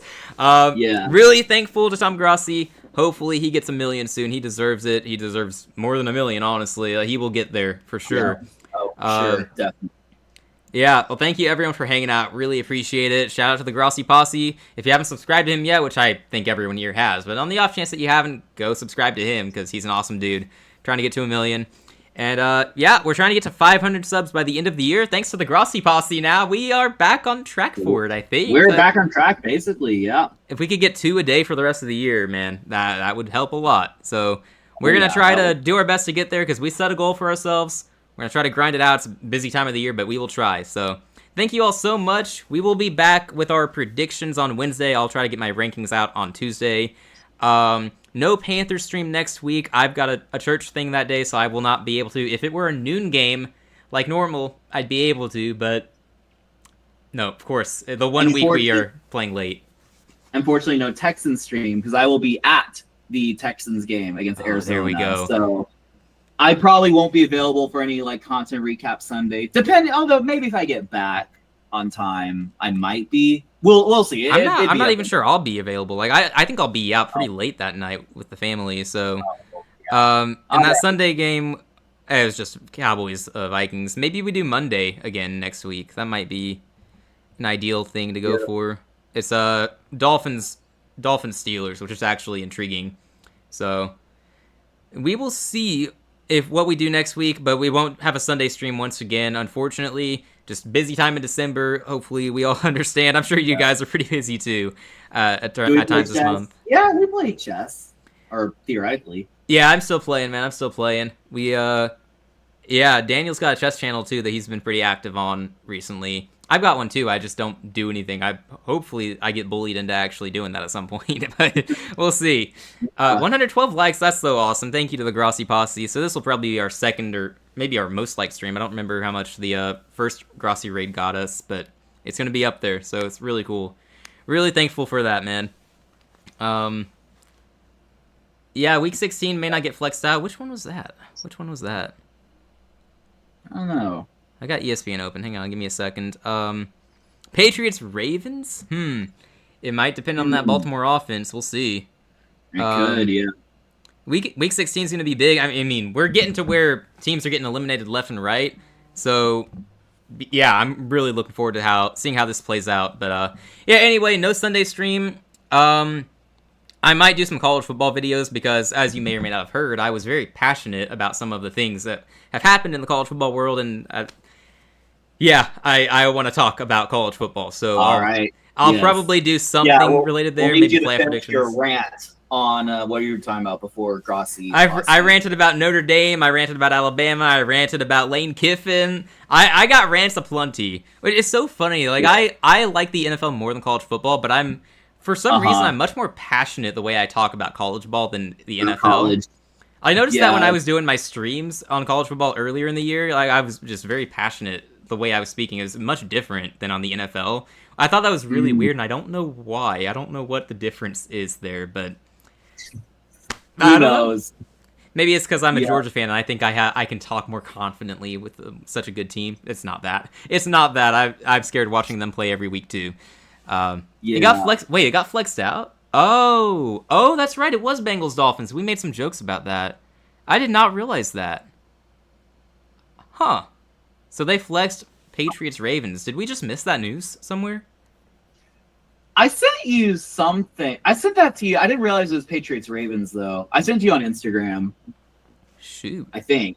Maybe I didn't. Huh. I saw a flex happened. Dang. Okay. Oh, that's right. I forgot to check that earlier. Right. Yeah, you sent that earlier. My bad. I saw that and just didn't open it because I was busy at the time. Yeah. I was like, I'll remember to open this later, and then I didn't. I did. Right. My bad. Georgia has given me a reason to be more hyped. That's fair. That's fair. I have a hard time too, though, trying not to come off as like I'm a Georgia fan. I don't want to be the obnoxious Georgia fan. I try really hard not to do that. Because a lot of Georgia fans definitely became really obnoxious after the first championship we won in 21. And I live in Alabama too. Like I was out and about during the SEC championship, and I was watching the game on my phone, and a guy comes up behind me and says, "Oh, what quarter is it? What's the score?" And he's obviously an Alabama fan, and I do my best not to reveal I'm a Georgia fan. I'm like, I'm just gonna play it cool. I don't want any fights. I'm rooting against your team, so I'm like, yeah, it's 21-0. It's the fourth quarter. Still plenty of time. Anything could happen. Just. I didn't reveal who I was rooting for. I'm just like, yeah, I've got a Georgia shirt on underneath this hoodie I'm wearing, but he doesn't need to know that. I'm just gonna be nice. Yeah. Awesome. Yeah. All right. Well, this old man's got to get to bed, so we'll call it a day. We'll have predictions out Wednesday, and we'll just kind of see what we do as far as the week goes. But yeah, thank you so much for stopping by. We really appreciate the support and everything like that. And as Midnight always says, hope tomorrow is better than it has ever any. Right? Well, you say it better than I do. He says tomorrow it perfectly. Has better. Yes. Whatever you're trying to say. You weren't repping. Hey! I had the shirt on, but I pulled over a hoodie because I was really cold. But the guy seemed like someone I should be like, yeah, go Dogs when he asked what the score was. So I was just, I'm just not gonna say anything. I'm just gonna happily watch and hope I don't jinx my team. Just not gonna mess with it. Yeah. The red was clearly showing underneath my hoodie though. I had a red shirt on. I'm surprised he didn't notice. You could see it. Yeah. That's pretty surprising. That reminds me, I need to go buy a SEC championship merch. I need to do that soon. Fun. My family's not going to do it for me. Yeah. Alrighty. Yeah, now we should wrap it up. Yeah, we used to be really bad at ending streams. We got a lot better about it, but now that there's so much to talk about, it's a lot harder to end. Now we're resorting to our old ways. Yeah. No, I know it should have been my Georgia hoodie. It was on my bed when I left the house. I meant to grab it. I don't really know why. I just forgot to grab it, but I had the other hoodie in the vehicle with me, so this is my bad. I just grabbed the wrong thing. Bama's crimson red though. Like I had bright red Georgia shirt. I'll have to show it at some point. I don't have it with me right now. Yeah. It needed to be washed. Okay, now we'll wrap it up. Yep. Wrap it up. Alrighty, y'all take care, everyone. Thank you all again so much. Appreciate y'all. Enjoy your week. Peace.